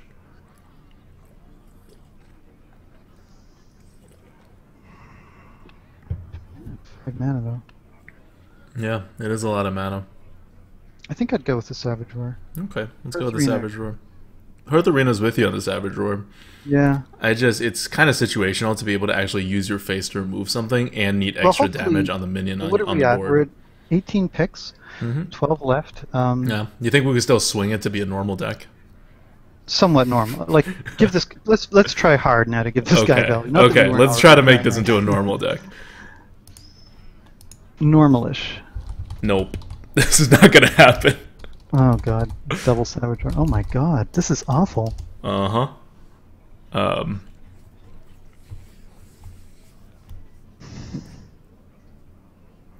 mean, you're not doing double Savage Roar. No. Druid of the Fang. What do we have? The Kodo. Yeah. The 2 Druids. Yeah. I mean, or Mogushan could potentially. That's what I was thinking. Be like a blocking kind of system. Yeah.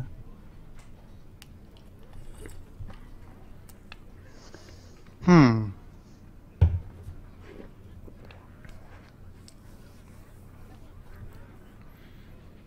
Okay, so let's see. This is our 19th pick. We have 2 2-drops. We have 2 3-drops. So most of the rest of these are going to be 2 or 3 drops if we have anything to say to it. And we don't even have enough 4 drops yet either. And we don't have a choice here to do any of that. So we have to think about this card in the context of if we fill out the rest of the deck. Agreed. I would go I true think to the it's the Fang. Mogushan. Okay, we can go with the Mogushan. It never does anything for me. No. I get so annoyed by that card. Well, you know, with all the reversing switches around, sometimes. Every now and then. Every now and then. You know. We don't even have a Yeti. It happens a lot, you know that. All right. No, we don't have one, but I'm just gonna hold my breath and pick that. So Iggy Dota says, Adoctar, remember he said he accidentally picked something? Is that favorite Druid or the Fang here? No, this is my own. I'm typing these in, not him. He's doing his own to track his stats, but I'm not showing that because he can't show me 2 windows. So what you see from Hearth Arena right here is my Hearth Arena, well, my second Hearth Arena account for like Poultryizers. Yeah. Okay, BGH, Blood Knight, Echoing Ooze. I'm surprised Hearth Arena is picking the BGH. I would have picked Blood Knight. I think Hearth Arena isn't picking either of the 2. I would pick the Blood Knight by far. Yeah. Yeah, I mean, I would go with the Blood Knight too. I'm trying to think of what possible difference, because the Blood Knight's rated higher than the BGH, so there must be something at work that's making it, killing the Blood Knight. It's Ancient Brewmaster synergy. It's helpfully pointing out again. We need to. I mean, it's all in the system right now. It's just not being made live for some reason. There's a huge Hearth Arena patch, and it's coming. I mean, it should have came out early last week, and it's still not out yet. We worked on it more over the weekend, like a ton. So no, I mean, it's already an awesome tool. It's you know, refinement and tweaks. Yeah, this is just algorithm stuff. And after this patch comes on, it's going to be just a ton. Like we're talking like probably once every like 2 days. What did you just pick something? Sorry. Yeah, I took the ooze there. What was the other? I'll just put 2 other random cards. And Bluegill was the other. Okay, yeah, but yeah, after that it'll be like the quality of life upgrades. Like I don't know, the website's gonna look better, or things are gonna be more flashy. Oh yeah, so I was wondering things are about gonna be more usable. Stats. Yep, stats are gonna happen. Maybe not site-wide stats very quickly, but you'll have more ways to deal with your own stats, right? It'll start showing more things.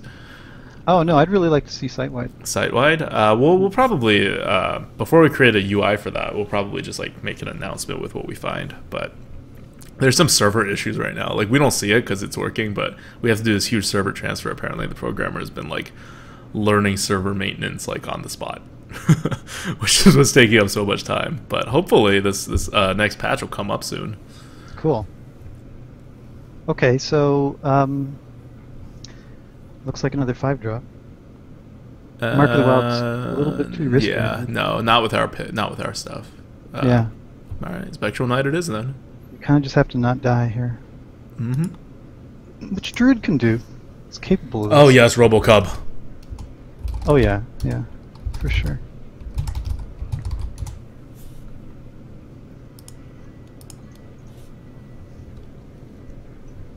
Alright, we're slowly filling out our curve. Just need a little bit of luck.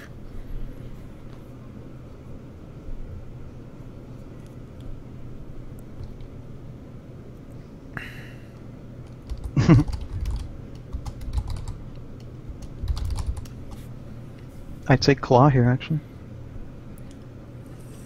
I don't think the Shattered is going to be that valuable. You know what? We only have 1 Ironbark, right? I was thinking we had 2. Mm-hmm. Yeah. Guess, I don't know, is this too much? I would go with the Ironbark.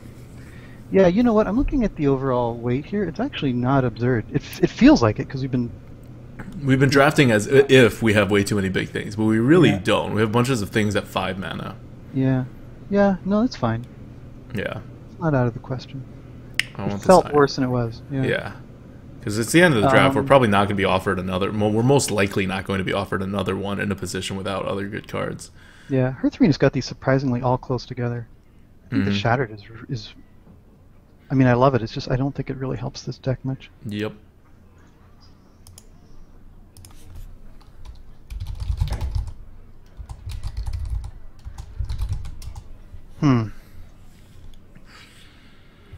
Argent Squire Blood Knight, best combo ever. Slash, I don't know what the hell we're market naturing. Yeah. I'm good with Argent Squire. Yep. It's a small thing.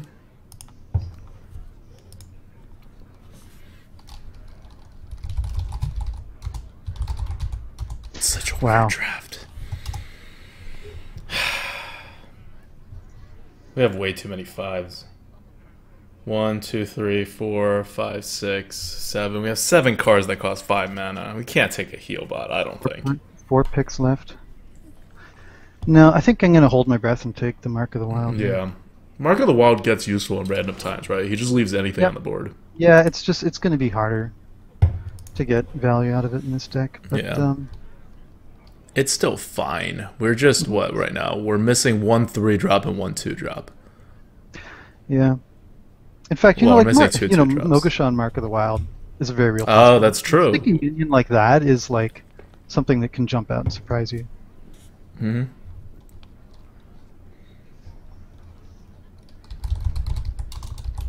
Okay. I think this is pretty clear. I think now it's Wild Growth. I think it's definitely Wild Growth. I wouldn't even look at any other card. It's a 2-drop. Yeah.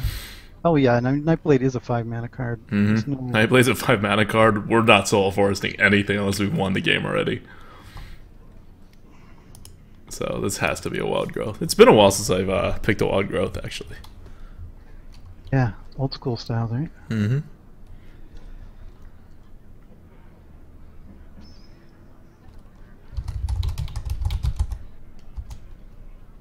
That middle card is a 3/2. Please tell me it's like a Raptor. Oh yes, it's a Bloodfen Raptor.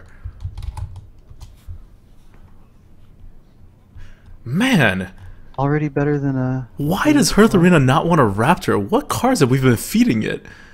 1, 2, 3, 4... I can understand why. I mean... I don't know. This is 28. How many 2s does it have like some sort of... quota? Yeah, it wants like 5 2s for a Druid, I think, or something around 5 2s. You have like super specific Bloodfen Raptor's getting what, like 6 points? Kind of like... It's not getting 6 points for me. I have it at 50. What do you have it at? Oh no, I'm getting... Sorry, it's because of the stupid Druid of the Fang. Yeah, it's getting a slight bonus for me, but it's basically saying, yeah, you have enough 2s, right? But we don't. It's not giving it any extra value.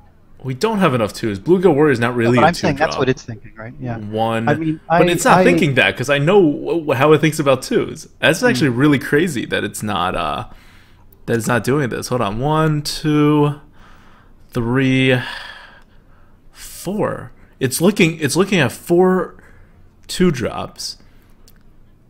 And it's not worried about the 5th one, despite only having 2 cards left. I think it must think that we have a really high chance of getting another 2-drop going forward. To not be bumping this up, like, even if it doesn't bump it up past Druid of the Claw, right? Like, I can see it not bumping it up past Druid of the Claw, but it should not be at 50. Anyway, what would you pick here? Are you going to be greedy and pick Druid of the Claw thinking we'll get another 2-drop, or are you going to be safe and take the 2-drop? Because you want 5 2-drops. Especially when we don't have 3-drops either. No, I mean, we do have 2 1-drops. No. Don't forget. That's true. I guess Argent Squire and Hero Power on turn 2 could count as a 2-drop. No, I'll take the Raptor. We said when we picked the Savage Roar we kind of had to, right? Mm-hmm. Yeah, I would definitely go with the Raptor.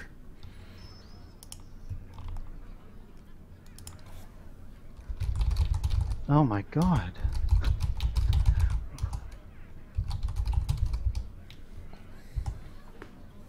This is hilarious. We didn't pick a Druid of the Fang, did we? Oh god. I think I think it's Druid of the Fang.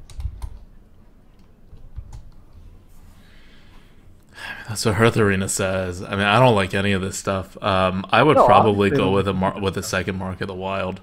Yeah. But we could do Druid of the Fang. You're thinking that we got the the curves. I'm like, thinking the under Druid of the control. Fang's a dead card now. We can't have two of them. That's the only reason why I wouldn't go with the Druid of the Fang. There's a very real possibility we're just throwing this out as a body, you know, as a 4/4. Oh wait, no, hold on. You didn't take the Druid of the Fang before. No, I don't. Okay, think we I have. wanted to take it. You didn't take it. Okay, now I'm fine with the There was Druid of one the that Fang. was Then. close. Yeah. Remember? Yeah. Yeah. Okay, so now I'm fine with the Druid of the Fang. Yeah. Yeah, now I'm Cool. fine with the All Druid of the Fang.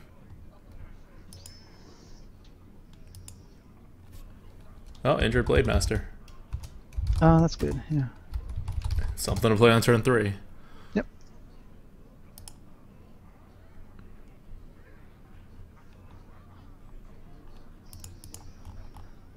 Mid-range Okay. Druid. We drafted this thing so low that they switched from attrition to freaking mid-ranged. Oh, that's good. Maybe. That's good. And we didn't really compromise too much on value picks, and we got into a reasonable spot. I don't know. I think we compromised a lot on value picks. Really? Like what? Other than the Raptor. There was the Raptor. There was... Let me see what else we did. Okay, maybe we didn't actually. Now that I'm looking back. It's not too bad. So we've got 2 playable 2s, 5 playable... sorry, 2 playable 1s, 5 playable 2s, 3 playable 3s. Yeah, oh, we took a bluegill over a tiger. But that's not...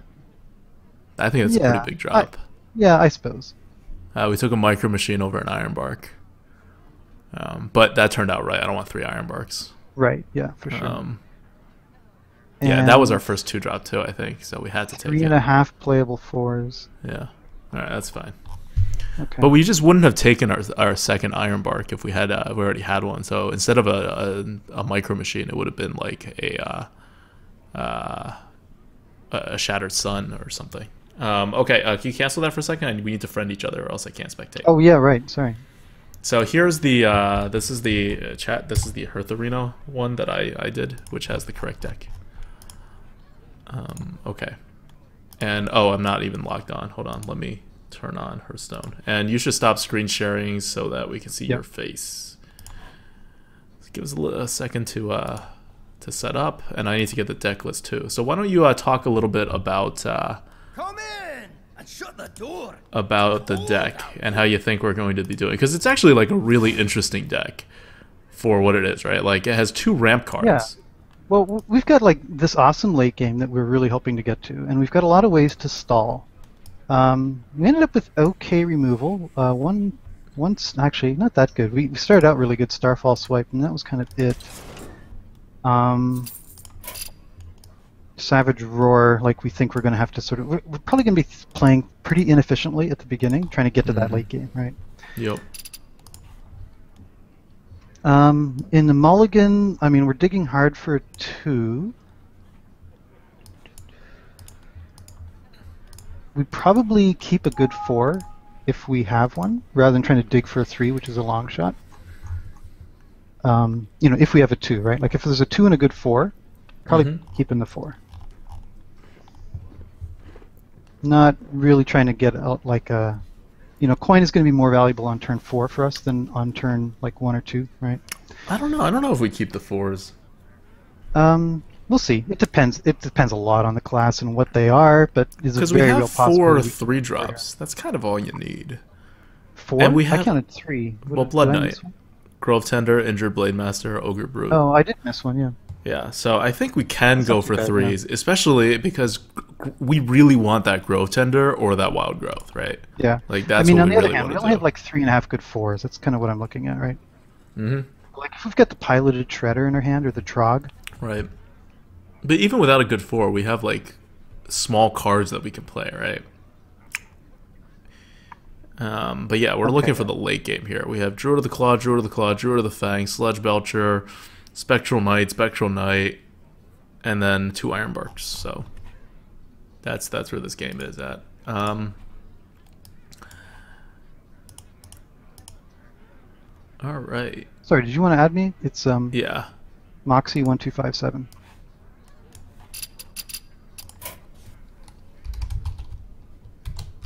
on NA. Sent it. Okay. All right, I see you. Let's get this show on the road.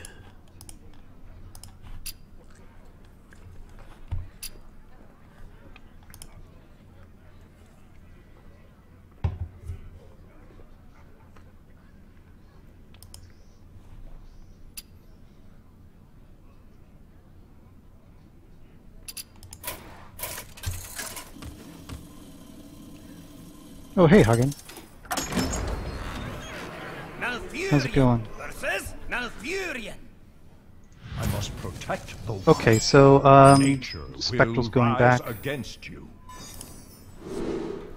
You in game? Yep, I'm in the game. Spectral is not going back. Are you kidding me? Grove Tender, man. You can Grove Tender and then Spectral and then we're ramped. Although Grove you do give Tender him the and thing then first. No, Spectral no, no. I'm turn kidding. I'm kidding. I'm kidding. Throw Spectral back. I. Grove you know, Tender's not like that. Because you said that about the Grove Tender. and I No, never no, no. that Grove way, so Tender. I'm- You I'm can't use actually- Grove I'm Tender to trying play figure out how to, yeah. Yeah, no. It's you play it on turn 4 with a 2-drop, and then the next turn you'll have 6 mana to play a 6-drop, or you play it even after that. But you keep it as a 3, but you were most likely going to just make him draw cards. If we have to use it as a 3-drop. Like, it's not, it's actually like a below par 3-drop. It just gets really good after that. So we don't want to play it as a 3-drop.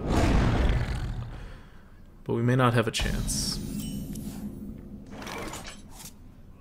Okay. Oh, man. I'm giving this guy attack, right? I would give it defense. Because he can claw that, and you can't claw it if it has defense. And he can't Shatter Sun anyway, because he coined that out. Yeah, no, I was thinking that it was turn 3. But What happened to Corilla? Why are we who is censoring? Nightbot says, Corella, you can't beat the real thing, baby. Stop spamming words. What is Corilla doing? Oh, I think he put too many emoticons in one line. Just draw a card here? Yeah. Yeah, draw a card. Ah, the great outdoors. Because we don't have another move. Yeah. So it's kind of sad about it. Which is fine. We can swipe afterwards.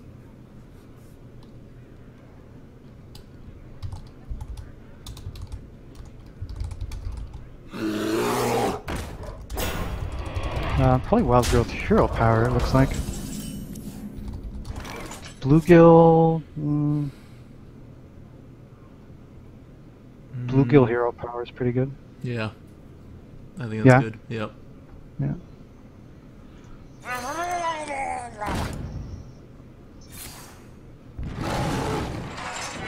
Doesn't matter which way I do it. Job's done.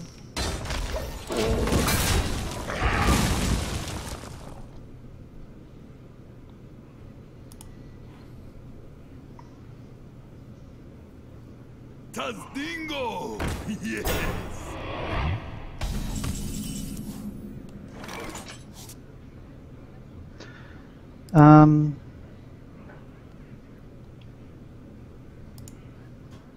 Spectral's going down, for sure. And... just wondering if I throw this in or not.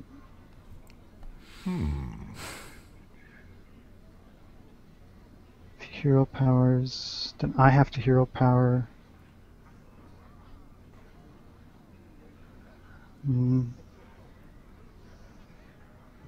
Yeah. It seems like it's better to throw it in here, right? I wonder.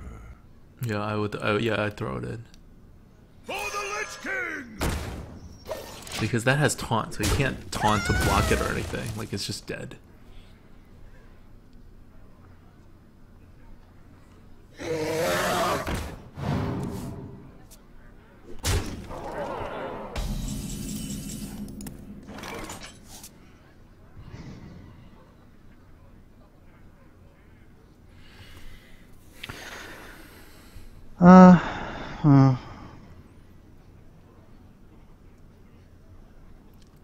I mean, it's inefficient, but Starfall, right? What to do? yeah, Starfall or Swipe. Swipe's more valuable, I think. Yeah, you think Swipe is more valuable? Then yeah, then Starfall. But if you swipe, you can Wild Growth. Yeah. And then the next turn, you have 8 mana, which we can't really do anything Does that with. help us? No, it doesn't. Yeah, let's ignore it. We'll use Wild Growth to get a card at the end. What to do? Guess Yeah, we're just really Starfall hoping to that. draw one of the Druids of the Claw here eventually. So Wild Growth would help in terms of ramping up to 10. No, I think It's too iffy. That's We a just long don't have shot. That's a cards long that shot. we Yeah. we just don't have what we want to play. Because if we yeah. Time waits for no one.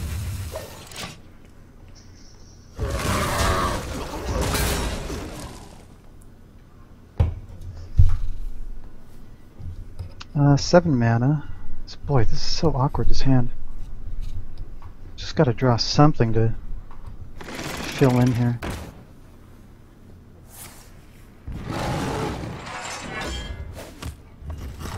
Looks like we might even brew this back and just clear this. Yep. Oh, that fills in. That fills in, right? Play the 4/5 and the 1/1. Yep. Hero power. Pull this back. Yeah.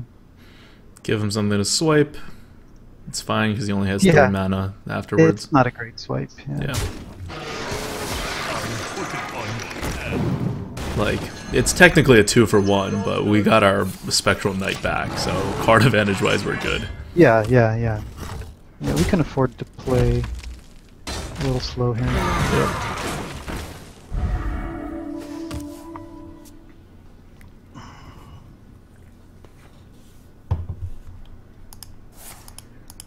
Haha, it's your favorite card.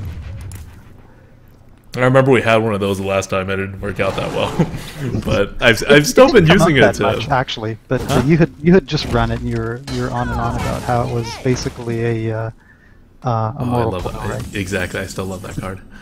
Oh, But- God. You are too late. One God card damn it. too late. That's fine.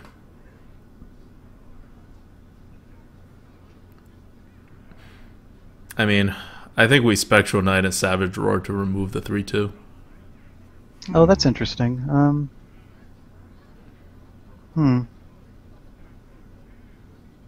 As opposed to what?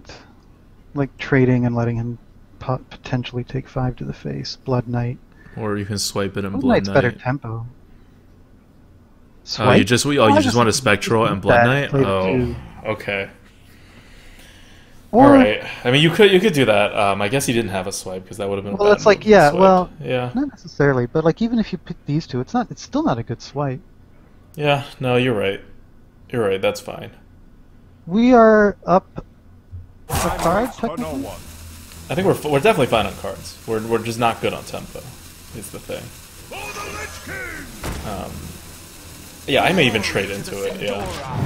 Oh yeah. Oh, you were gonna trade into it definitely. Okay, that's fine. Yeah. Yeah, that's fine. If you trade Yeah, into it, then I'll that's let him. fine. I'll let him hero power this, the 5/1. Okay. Oh wow, he's just giving us that. Okay. Oh yeah, so now Savage Roar looks nice. Ping it with our face, and run this in. Or is there another way to do this? You can swipe him to the face. Swipe to the face, hero Savage Roar. I think we're okay taking A lot of damage. damage on him. I Yeah, think we're no. okay taking damage to our face. But what else do we play though, right? Like it's the Well, we can Mark of the Wild something. yeah, Mark of the Wild, the 3/3, Yeah. and then No, I don't want a Wild Growth now. Yeah, there's nothing else to play really. What to do? Can't even put the Druid of the Fang down. I think it's probably okay though. So Mark of the Wild first, Savage Roar, hero power. We could also just Mark of the Wild Time waits for no one. And throw it in? Yeah, no, you're right. You're right. Just do the most Savage That Roar. doesn't make sense, Yeah, no, no. Savage Roar works much better.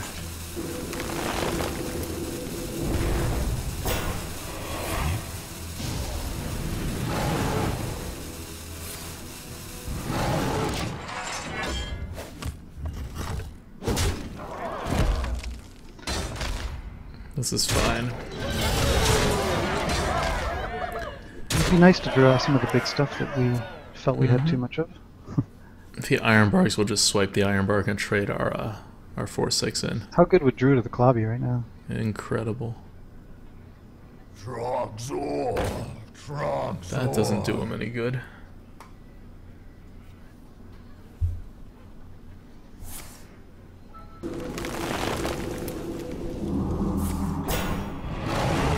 Still doesn't really do him that much good.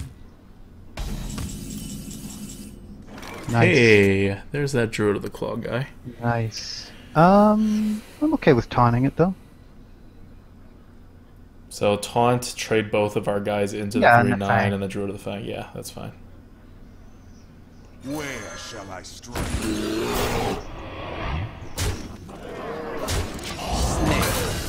That's game. These snakes. MC Tech. There is that. There's That's also not an that. MC Tech. Don't care about that. That just burns up a swipe. 16 or 3 off? 2 off, because it'd be 1 to the face. Oh, plus the hero power, we're 1 off. Oh no. Forgot the, Well, let's Wild Growth, see what's up. Yeah, let's pick a card here.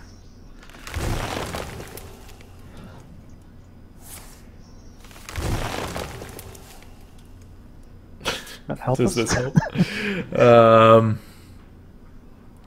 We could save the Well, we swipe. can swipe him to the face. That's at 7.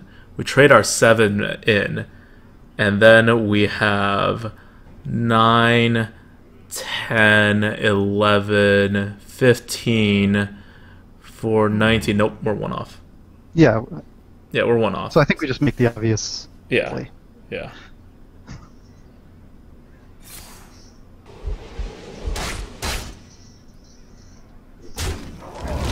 No point putting anything else out. Time waits for no one. Well played. I can see. Cool. So I think we're going to do well against druids in general. That's not our concern. Oh, the one Druid that outvalues us with like a bunch of like, I don't know what it would take to outvalue us. I really, because it's not just that our deck has a ton of card advantage. We can get tempo on the board with that Druid of the Fang in the very, very late game. For sure, yeah. That was So- that was a good top deck though. But I mean, it's not Yeah. like we weren't waiting for that. Like, not super. Oh yeah, yeah, we would have been fine even without it. Yeah. But that just ended the game quicker.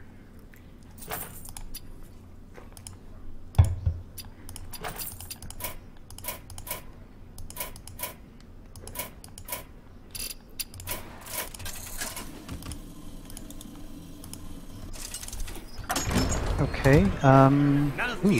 This is interesting. Jaina. Starfall's going back. You asked for it. I must protect the wild. Gotta keep the wild growth. You would keep Wild Growth, eh? I would That's what point I'm out the trying to wild figure out. growth in order to play the Ogre Brood. Play next. Brood on turn 2, yeah. Yeah. The question is, do I keep a Squire? I guess I'd throw the Squire away too. No. Oh, You really? want to keep it? I want to draw big cards after the Ogre Brood. I don't want to draw these small cards. You know what always happens to me when I coil Wild Growth is I end up not being able to use that extra mana. But Ogre, And you don't have the cards to get the options. I feel like, yeah, no, Ogre, but after that, like I like having the Squire just to like fill in the curve, you know? Especially with this what are deck. the odds we get a 3-drop? Yeah, I throw the Squire away. Well, You no, can do whatever I'm you not want. worried about getting a 3-drop. I'm Okay. worried about, like, you know, being able to use that tempo that we gain. Right, but the next one after Ogre is going to be 4 mana. So in order to play Argent Squire, we have to get another 3-drop. Well, or a 4-drop, right? But somewhere No, down. but the with a line. 4-drop, we wouldn't need the Squire. Is the thing. I mean, the greedy play here would be to just Squire, and then now there's no value in that, right? Yeah. Okay, cool. If all else fails, we can Squire and Elven Archer and use our face for turn 4, right? We'll see. Like, that's at least a that's play. right now. That's a couple turns down. Let's see what we draw. We'll draw something that changes our plan, I think.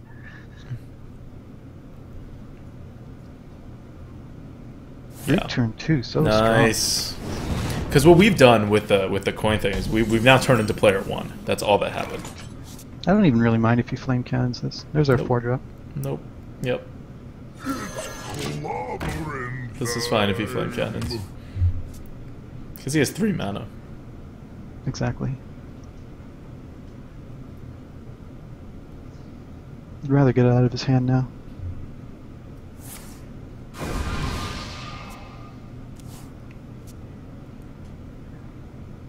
He seems to think this is going to be a long game. He's probably right, and that's a horrible 4-drop. It is now, yeah. I think we do it anyway. Play both of them? No, I mean, I think we Oh, Ancient Brewmaster. you pull it back? Hmm. It's better tempo on the board. He's shown he can't kill it. He's shown he has nothing to remove 4 damage, or at least, you know, maybe he has a fireball, but then it wouldn't matter. I'll take the Ancient Brewmaster for a fireball. Because dropping an Argent Squire, you still can't guarantee the hit or the board.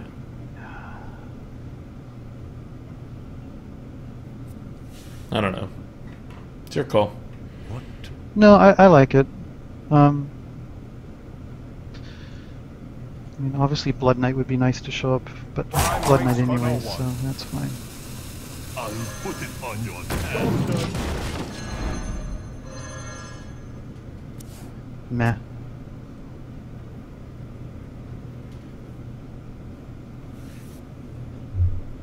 Seems silly to like have gotten the tempo lead and then give the tempo up. Yeah. Which legendary? That's interesting. He played Arcane Intellect instead of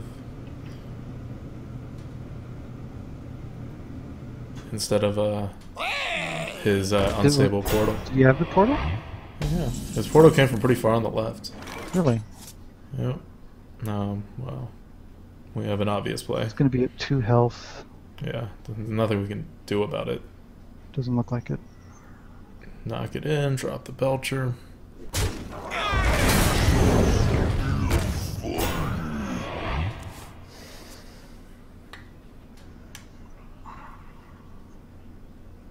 We have the Raptor, and was there some other beast besides the Druids of the Claw? No, just the Raptor, the Kodo, and the 2. The Kodo, that was the one, yeah. The Druid of the Claw is like a dead card until turn 10. Generally, yeah. Just treat it as that. Treat it as our third Ironbark.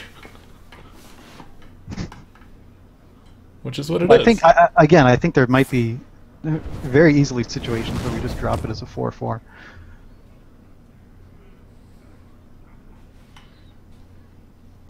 I mean, not in this case, because he's actually out-carding us. We have to play a little smarter.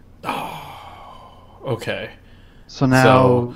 we can Grove Tender, turn Argent 7? Squire, and Ogre Brute. But that lets him Flame Strike this very next turn. But that's fine, because it would only kill 2 of our cards, one of which was, yeah. I'm okay with him Flame Striking. Because it ramps him too, so he's going to get 7 the next turn, we're going to get 8 the turn after that. Yeah, I'm good with that. I'm wondering how badly we even need the Brute, you know? Well, I wouldn't ramp if I'm not going to play the Brute. What to do? Yeah. That's fine. Ah, the great outdoors. It's clobbering time. Play the Squire. Time waits for no one. Because he's going to have so many things to ping after he Flame Strikes. And by so many, I mean 2 things. I'm confused by the UI. The mana crystals are showing weird. So he has to Flame Strike. He has 18 health though, so... Oh, he Blizzard. Well, he's gonna Blizzard anyway. I guess he gets like a little more value out of it now. But now you can Ironbark.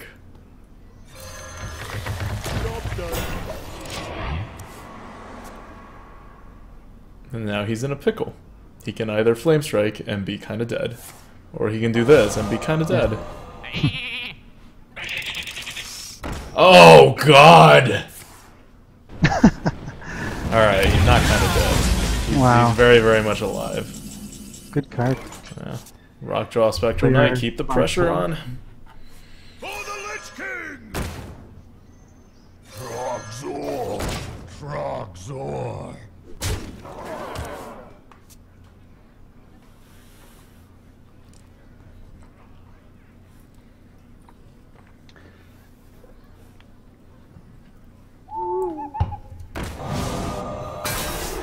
Cool.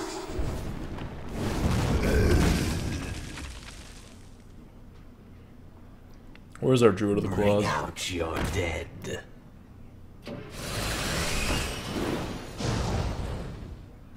Wow.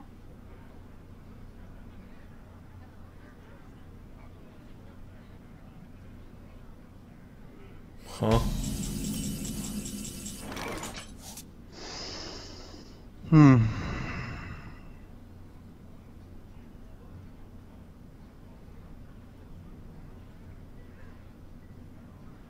Hmm. So 7, 8, 9. Yeah. So then we need to draw.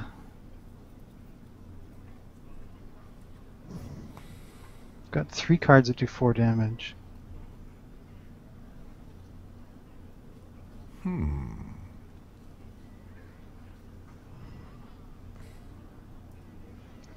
I guess we can't play the Druid of the Fang. We play the Ooze, we Elven Archer the 2/2, the 2. we Hero Power the 2/2.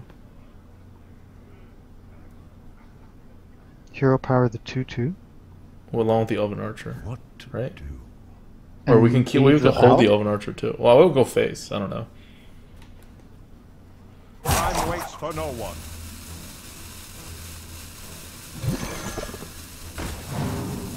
Are you worried about the Undertaker? Yeah. Really? Wow. It's just better than killing the owl. What's the owl gonna do? I'm just gonna.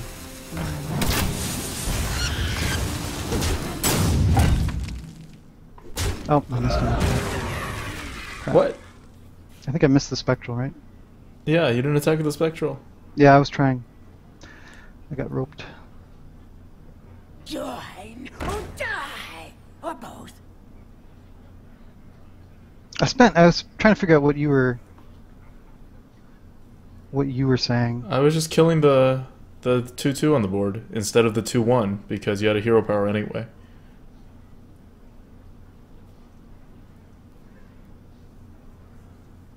I wonder. Like, now we're in a very bad spot because the whole point is that you have to. I was gonna just attack everything to the face because we need the damage. We're not gonna win on cards. Look at how many cards he has.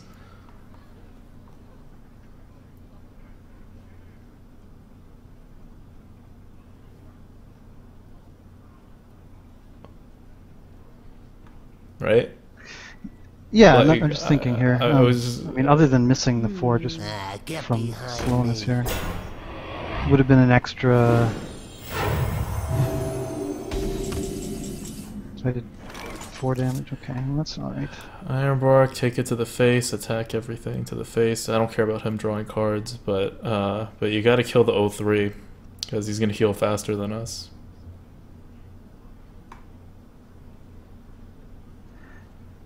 Yeah, and I mean, the knight into the booty yeah, bag. Right? yeah.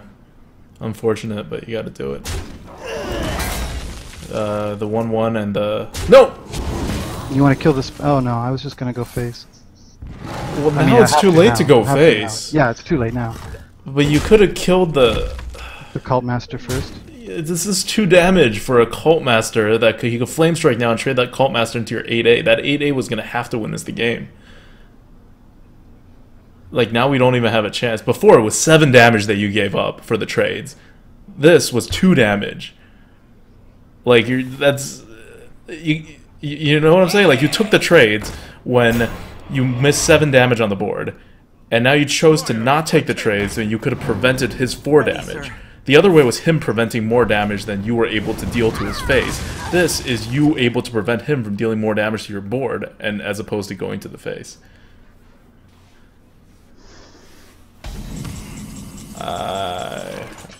I mean, you know, 4/1 goes into 1/3. Mm-hmm. Infinite cards.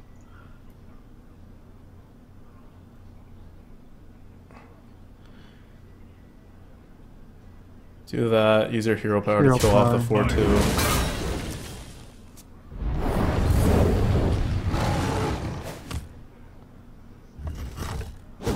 I would kill the 4/3 and then go face. Yep. Yep.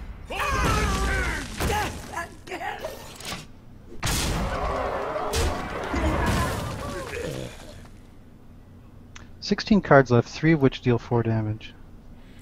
We have one swipe. Yeah, he drew his answer. So if he had killed the Cult Master there, he didn't have an answer for that. Yeah, that's true, yeah.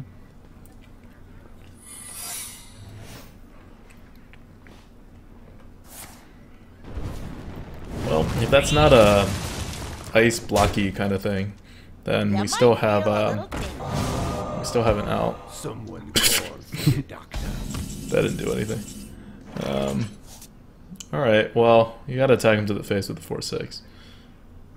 And it doesn't even matter what it is.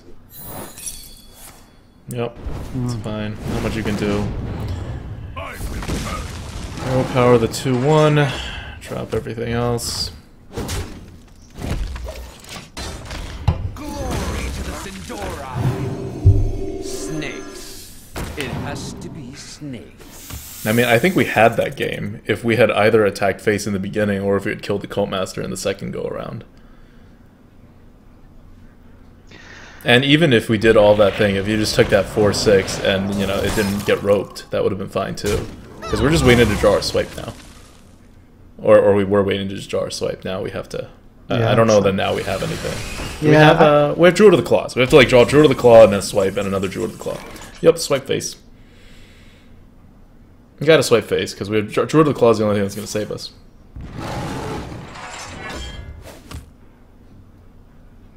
Well, what does swiping face now do, though? Wait, we're drawing our Druid of the Claw. The only way we can possibly win this game is if we draw our Druid of the Claw. Right. Well, if we don't... Oh, But you if you mean... swipe Okay, now- so... Yeah, so we don't have to swipe now. We can hold the swipe as well. But, that does... Because you can't Druid of the Claw swipe and Hero Power, so it does miss out on 1 damage if he heals or something. But you could just hold it. That works too. Yeah, I can see holding it. 14 cards.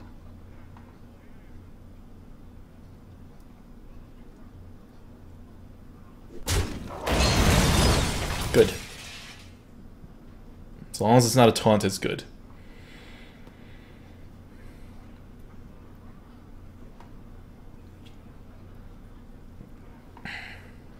But yeah, regardless how we played that, that would have been game if that 4-6 had hit the face instead of getting roped. Yes, yeah, for sure. That really... Still fine. Draw a card. Wrath for 1 to draw, and this is where if, for example, we get a Druid of the Claw, we can't Yeah, play it out. yes, yes. So Wrath the 3, yeah. Yeah. Okay, that's fine. Swipe his face. What? Swipe his face. It kills the 3-1 if you swipe his face. Isn't that what we're... Oh, you're gonna kill it with your hero power? I mean, that's fine too. That just takes more face damage. I'm trying to prevent lethal here. That's fine. I mean... I guess. It takes two more damage, yeah. It's like, what's the swipe gonna do? I thought we were saving the swipe so we can get some value out of it, right? Like, that was how we would have gotten some value out of it.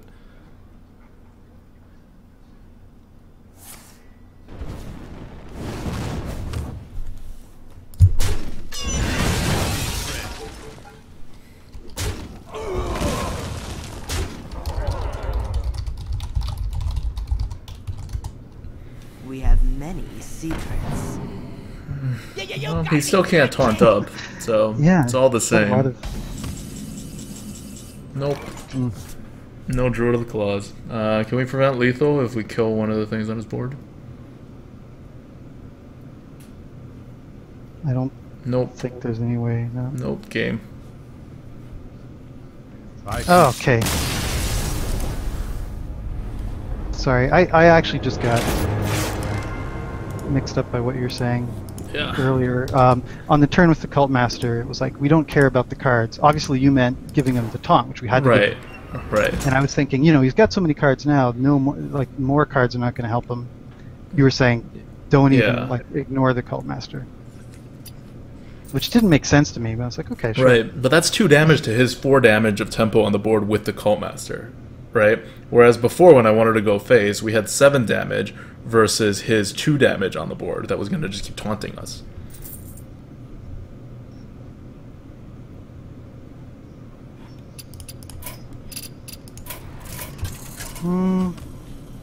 Okay, so I think just the Grove Tender. Malfurion versus Or maybe everything. the light shall bring victory. I must protect the wild. I'd probably keep the Grove Tender. I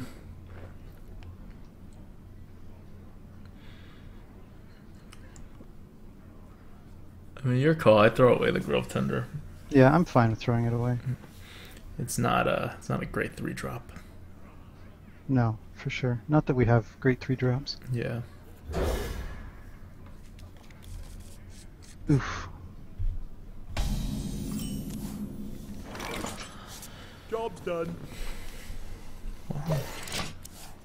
On the other hand, a 3-drop would technically let us play a 5 the turn after. Mm-hmm. It's a consideration, given the number of 5s here, in general.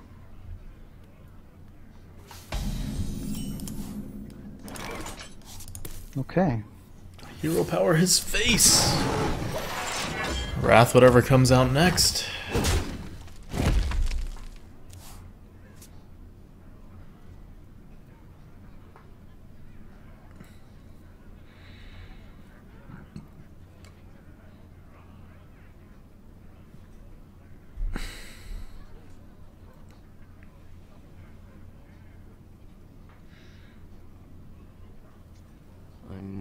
Alright, that was a weird notification that Corilla just subscribed. I thought Corilla was already a sub.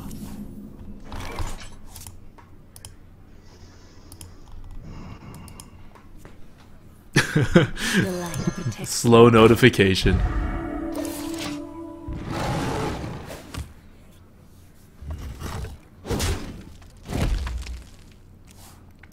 So he's slower than us. Yeah.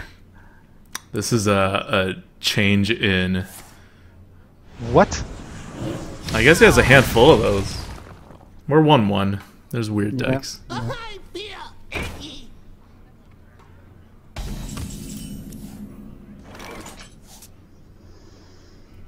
I would just drop the Ancient Brewmaster. Yeah, I think so. And hope he doesn't have a Dark Iron.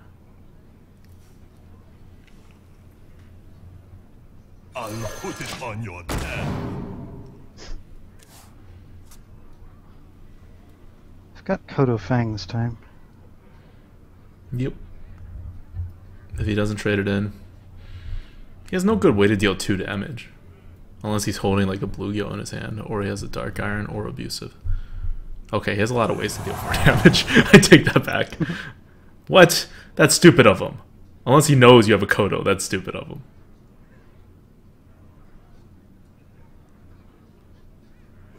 He knows you have a Kodo!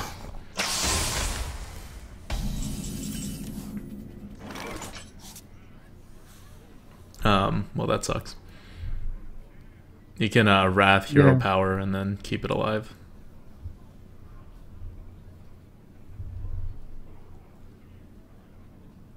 I guess. I guess that's better. And or you can Starfall. It's fine too. 1 or 2 health is not going to make any difference. So Yeah, it's just whether you value. Want to keep more, yeah. The card draw, or actually, I'd probably rather keep the Wrath. Now that I think about it, What to do? because Starfall's 5 mana.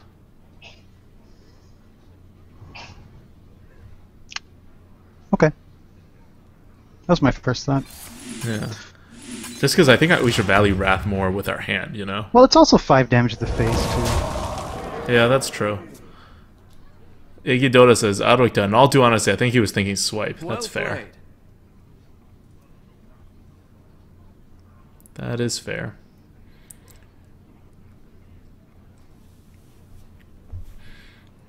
And Jook says, Adwicta, can we make the deck list smaller so we can burn the snipers?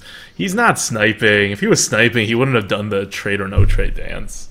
He's I don't want people to persecute all of our opponents. Get back, you scurvy dogs. Alright, so he knows we don't have a swipe, is his read. But yeah, we can Kodo here and ruin all of his plans by trading in. And then Fang next turn, and potentially Wrath. Yep. Wrath to clean up whatever the Kodo can't kill. Please no pain. We figured he might have more. He's looking at his top deck. TJ Shipman says, why not Kodo there so you can draw to the Fang the next turn? I do not like leaving light spawns on the board. That gets out of hand very quickly. And yeah, the Kodo doesn't even die. It's wonderful. Snakes. It has to be snakes. I hate that card, but I love the line. You know what sucks here? What? We've got 2 Iron Barks, Uh-huh. which is great. Yeah, and we go first, so we can actually play both of them them. in before turn 10. Sure we are. We might be able to. Hopefully he's Just play him back to back. Yeah. Because our turn 9 happens, and then his turn 9 happens, you know? Yes. Yeah. So, those are our next 2 plays. It's Ironbark, Ironbark.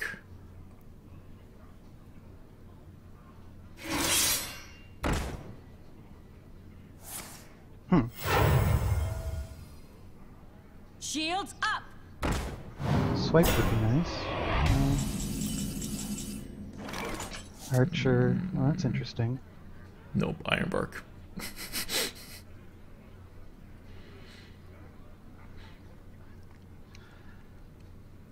I'm a fan of don't think, just Ironbark. Yeah, you kind of have to, or else it's a dead card. I mean, draw first. Yeah. It may not be a dead card because if he mind controls, we can Ironbark as a response to his, Sure. right? So if we want to save the snake, we could use the snake to do that. Use the 3/2 to hit the 4/4, Elven Archer, Sludge Belcher to taunt, and then use our face to clear the 1/1, which also works. But then you're basically saying our Ironbarks are going to get mind controlled, and it's going to be pointless. But that's also fine. We're so far ahead in cards. I'm actually comfortable doing that. Like 7/7 into 2/3, 3/2 into 4/4, Elven Archer 4/4, Hero Power 1/1, drop a Sludge. I think that's like the strongest play, but Really? it does make the Ironbarks. It does basically neutralize out your 2 Ironbarks with his mind control. Time waits for no one. But yeah, you could do the Ironbark move too if you want. I think so. Okay. Yeah, because what you don't want right now, and what could happen, is that he just deaths the Ironbark. I'm not afraid of mind control right now, but if he deaths the Ironbark, he trades into your 7/3, and then he can play a 5 mana drop. So you Ironbark again, and then he drops a bunch of things. It'd be And then really he'll weird eventually- for him to have it. Yeah, it's a long okay, shot. yeah. But yeah, of course, yeah. But yeah, no. If he had a death, he definitely would have killed the 7/7, but he could also have top decked it or something. Yes, Regardless, yeah. this is great.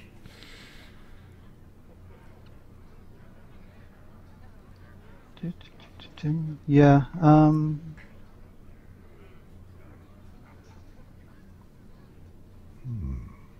wonder.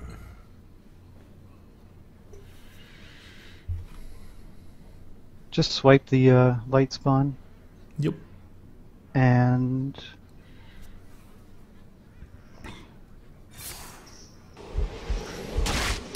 Yep. Put down a spec. brute hero power, I guess. Oh, yeah, that works. Yeah, no, you're right. You want to get that damage in. Yeah, you're totally right. We're in such a commanding position. There's no need to give up damage. Okay, so that's not a mind control that he was holding. Yep. One shot, one. I mean, we had lethal.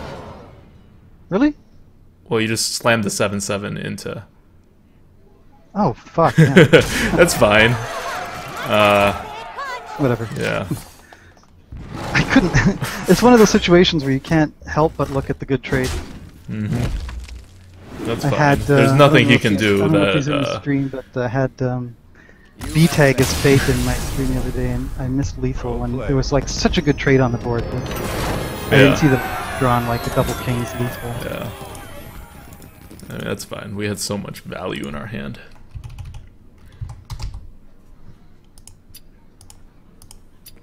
Dark Bomb. Yeah, Dark Bomb would have sucked, but that would have meant, well, I guess he could top deck a Dark Bomb, drop his other big thing, and then we Ironbark, and then he mind controls the Ironbark, and then we lose. So yeah, it would have had to been 3 really specific cards.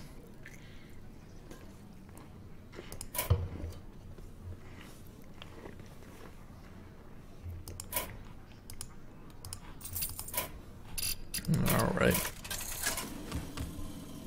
Pouring a pre-game beverage. That's a good roll. It's very accurate. I must Okay, protect both so I'm throwing all these back. Yeah. Nature will rise against you. Not too bad.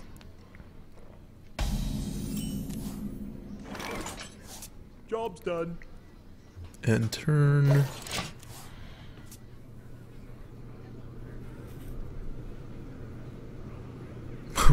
This sucks. We have wild growth, but we also have a curve. Yeah. Wanna blow something up?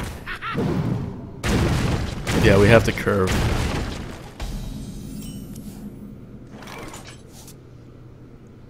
Yeah, 2-3.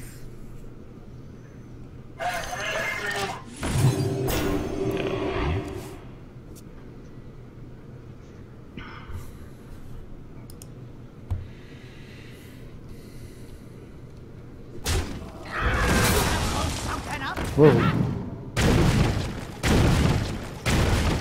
His bombers like us more than they like him. Clobbering time. Powering up. Portals online. Get in there and fight, maggot.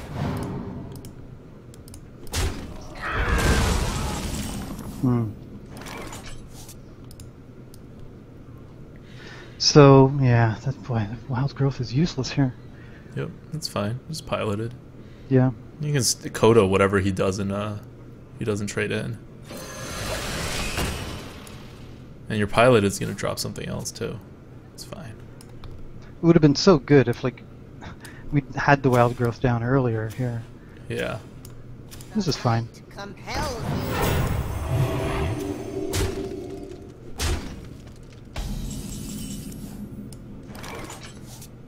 Okay, so let's see what this is first. Mm-hmm. That sucks. Oh, was you even Kodo? Yeah, as opposed to hero power in the injured. Yeah. Yeah, it looks okay. Okay, so Kodo has a 50% chance of killing the right Yeah. one.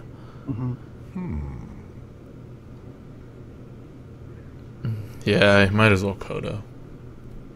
I think so. Just for that 50% chance.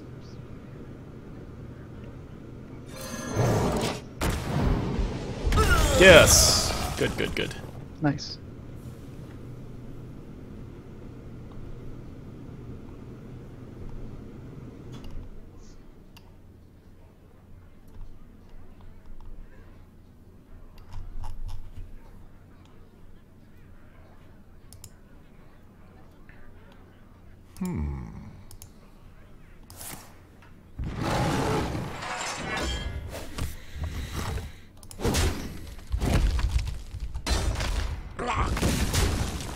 Probably just playing the 2/3s. Yeah, I think so.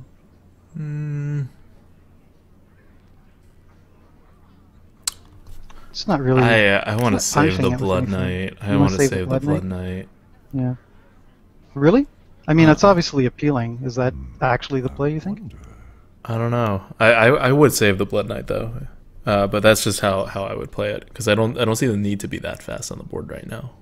Injured in a Kodo 7 attack, he's going into turn 6. Like it's not threatening. What to do? I don't feel the need to be that greedy. Okay. I mean that's fine. You can play the Blood Knight as well. Like I guess three the thing health is turn very 7 very we're kinda good. stuck right now. There's that. Time waits for no one. No, alright, I'll save it. Like, it's his 6 mana turn. There's nothing he can drop that's really horrible for us.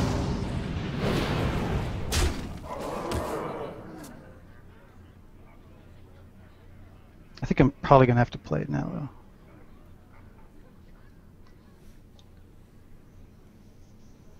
Are you ready for this?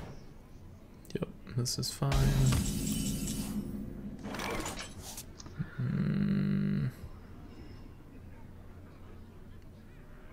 Yeah.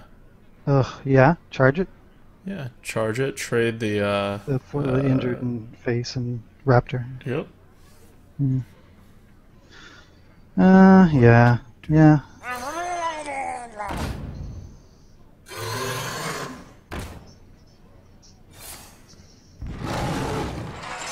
Job done. We're up half a card.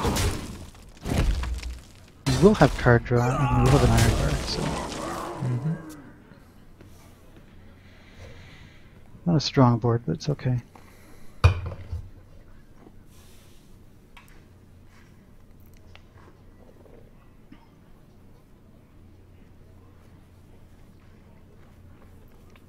Chat wanted us to wild growth the turn before that so we could iron bark this turn. Not necessary. We'd rather have the card. Yeah, at this point, for sure.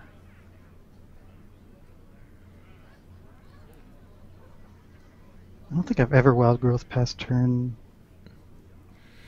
3.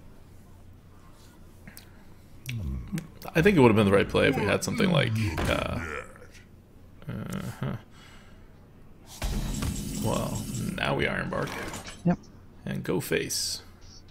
Yep.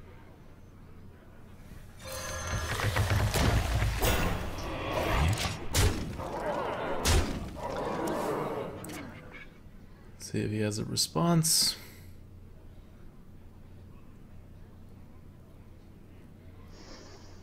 We had an iron bark. Do you have an iron bark? Okay. He's building one. That works. Swipe is lethal.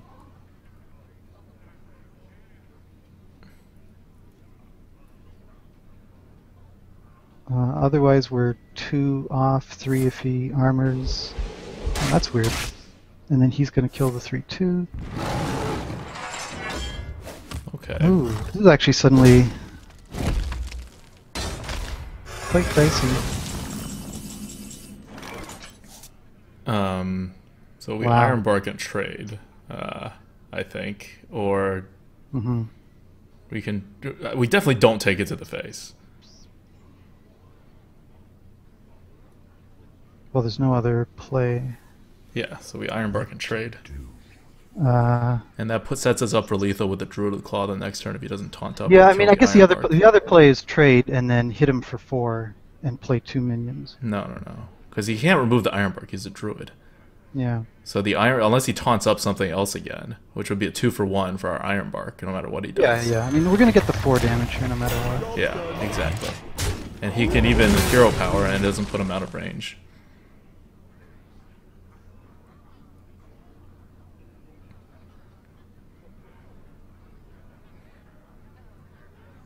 Yeah. Doesn't matter. There's no answer he can My draw. shield for Argon. Well, Something. Nope. oh, Nope. So if we drew to the claw, we savage roar, we do that, do we have lethal? Yeah, we have lethal. yeah, we have lethal. Yeah. Look at this savage roar coming in handy.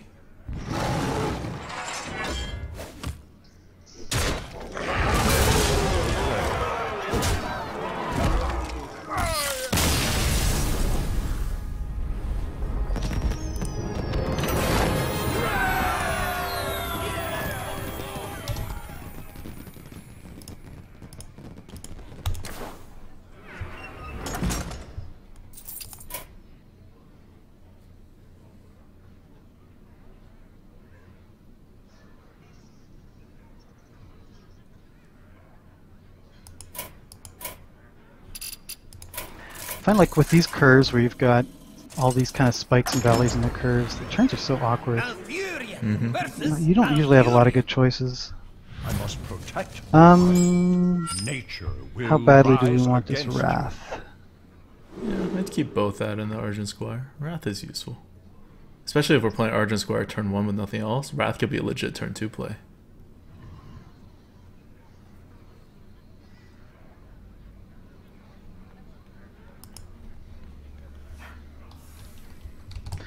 Yep. I agree.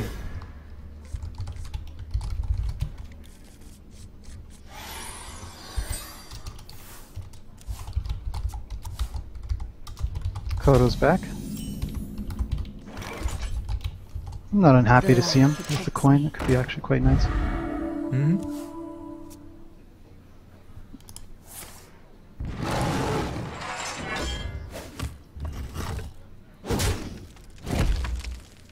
Are we at 3-1 or 4-1? We're at 3-1. 3, yeah.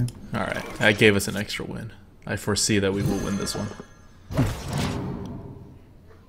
As with Druid, the games go along. Yeah.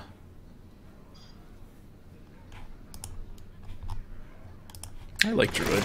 It's nice and calming to play. And now so's Priest. Priest used to be like super hard to play, and now it's super easy. Well, we only have one move, which is to Wrath that thing. Yeah. So we Wrath it. Yep. And then we don't coin it, we just use the 1/1 to trade in. Yeah. Oh yeah, yeah, yeah.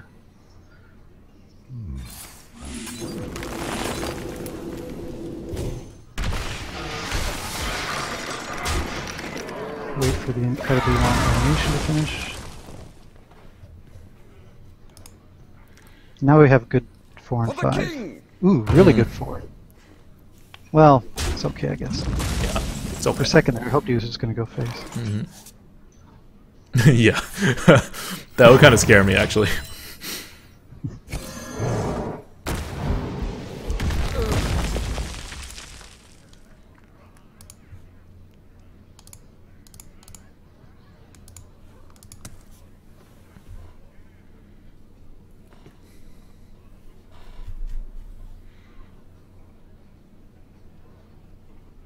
Yeah, it's like this kind of thing, right? Where there's really nothing to talk about or think about. Like, Yep. That's what's nice about it's kind of curving out decadence. perfectly. Yeah, it's the nice calming Druid. Yeah. It's good though because we have a ton of value in the end. So it's nice and calming because we're secure in the fact that if this goes on, we will eventually win.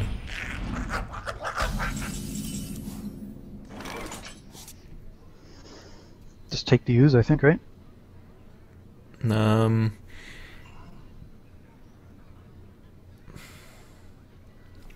think I would hit the 1/4.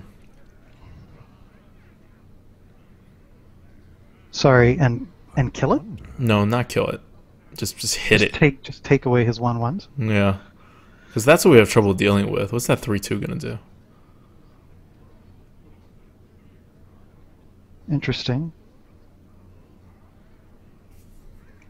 Because our next turn, we're going to, like, probably Ancient Brewmaster and tap, as far as we know. So I want the Spectral Knight to hit something, like, substantial.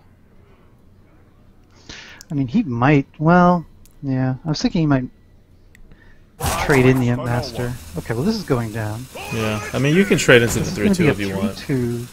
Yeah, because then it'll be a 3/2, which is kind of the same result, except his Imp Master stays I'll alive. go with that. This is more vulnerable to a swipe. That's the only difference. But it's not that vulnerable to a swipe. Swipe just makes him like fully It's trade. really the same, though, right? I mean, he can... Oh, well, also that, I guess. I did not consider that.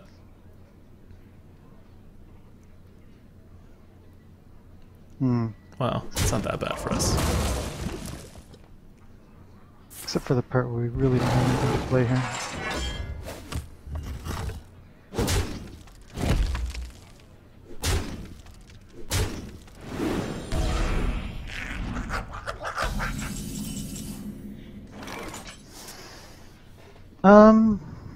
Yeah, I think we still just take everything out here.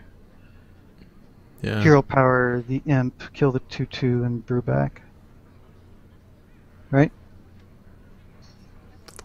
Cards, if we can iron burn. Wonder. Or we could make a Yeah. 7/6 taunt. I think making a 7/6 But- taunt is better. Really? What I'm worried about is Actually, turn no. 7. Yeah, you're right. You're right. Yeah, no. Just kill the 2/1 with your hero power. Yeah. Yeah, yeah. Yeah.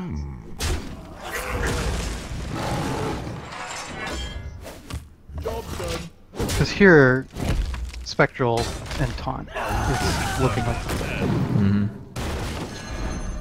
He floated a lot of mana. We have so cards on him. You were saying earlier that you felt like he had a good swipe on the board. It didn't look that good to me. Did you think he showed no swipe? Okay, well he's got that. That That's move was fine. up, I think. This is kind of what we like to see. That's fine. So he can hold on. He can Iron Bark, and then we Iron Bark, I guess. Yeah. Okay, that's fine. Yeah.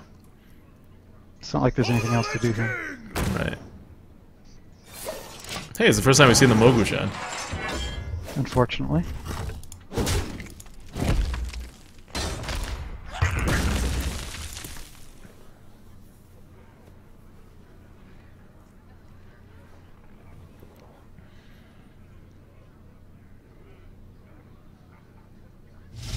I don't get many Druid opponents. Generally. It's kind of interesting that we had so many here. Force Tank Max.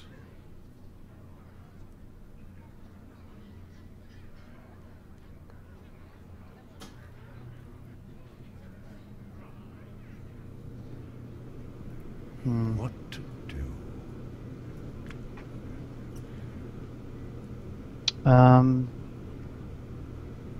So one play would be Mogushan Yeah, that's what I was taunt, looking at. and then Yep. hero power off the shield. Yep, that's what I was looking at. That seems sadly That's the best better option. than like swiping phase. Yeah, What to yeah, exactly.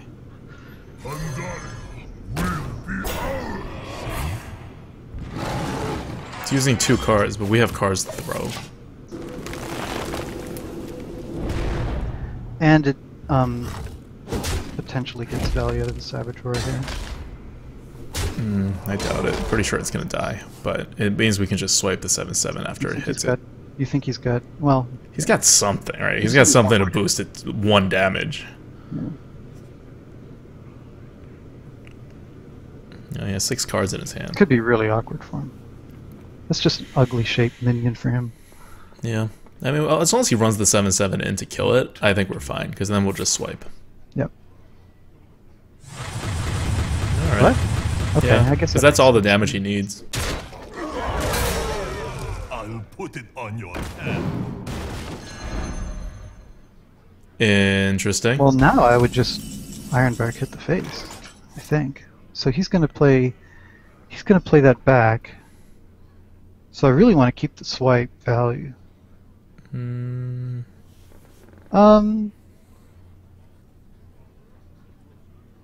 It's probably better to trade though. I wonder. If you no, not the trade. You can swipe it and then piloted Shredder, I could, but the force tank's about to come down. and then you can just use your I don't hero wanna power and hit- Iron Bark. Yeah, I can. I don't want to keep pinging shield. But then off. you have 2 4 attack things on the board, with an 8 attack thing and Iron Bark. Like I think we're in No, I very good shape, especially Right, because so we you're have a gonna throw wild money to growth. get shield. Yeah. I would piloted and swipe here.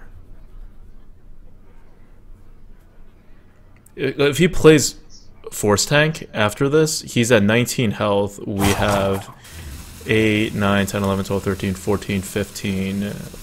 We're close to lethal. We are, yeah.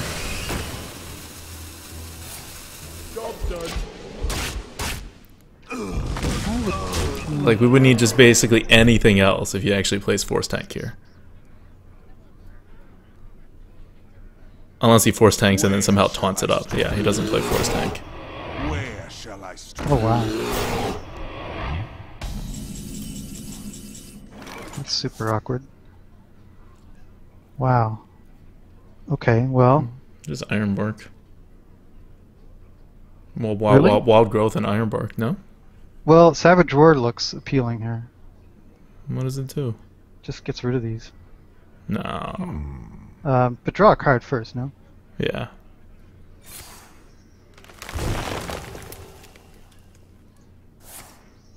Why would That's not helping things. I mean, it would get rid of these, but then you'd end up with a weaker board. For sure. That's why I would just Ironbark. What's he gonna do to Yeah, an no, Ironbark? I'm just thinking possibilities here. Yep. Because if he doesn't trade into it, then we can Savage Roar and like wreck it. Time waits for no one. The only thing is so the force tank comes down. He passes. Well, we have an Elven Archer now. We don't care about the Force Tank. That's true. So then we have to eat one with the Ironbark. And he just kills it. Okay. This is also fine. Fine-ish.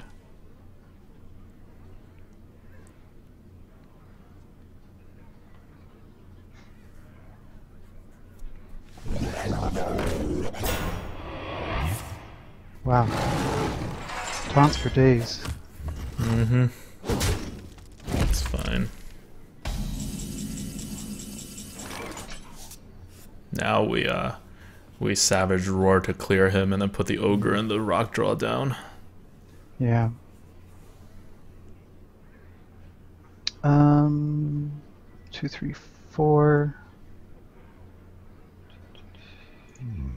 I wonder.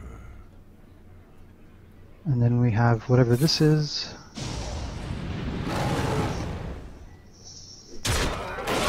Sure, okay.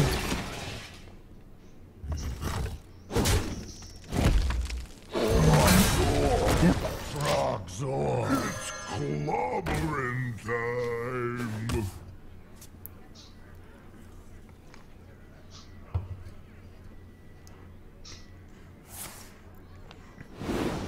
Man, he really doesn't like playing that Force Tank.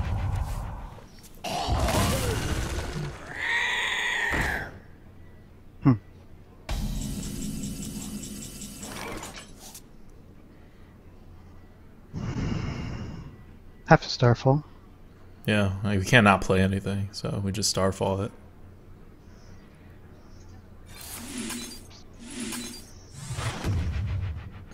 Take our face, go to his face. Let me see how much damage he's at. Yeah. He's at 12. I don't see any No, point. it doesn't matter. We don't have enough. We need to draw 5 damage. Probably 6. Yep, there's that Force Tank. Saving the Elven Archer for that. Yep.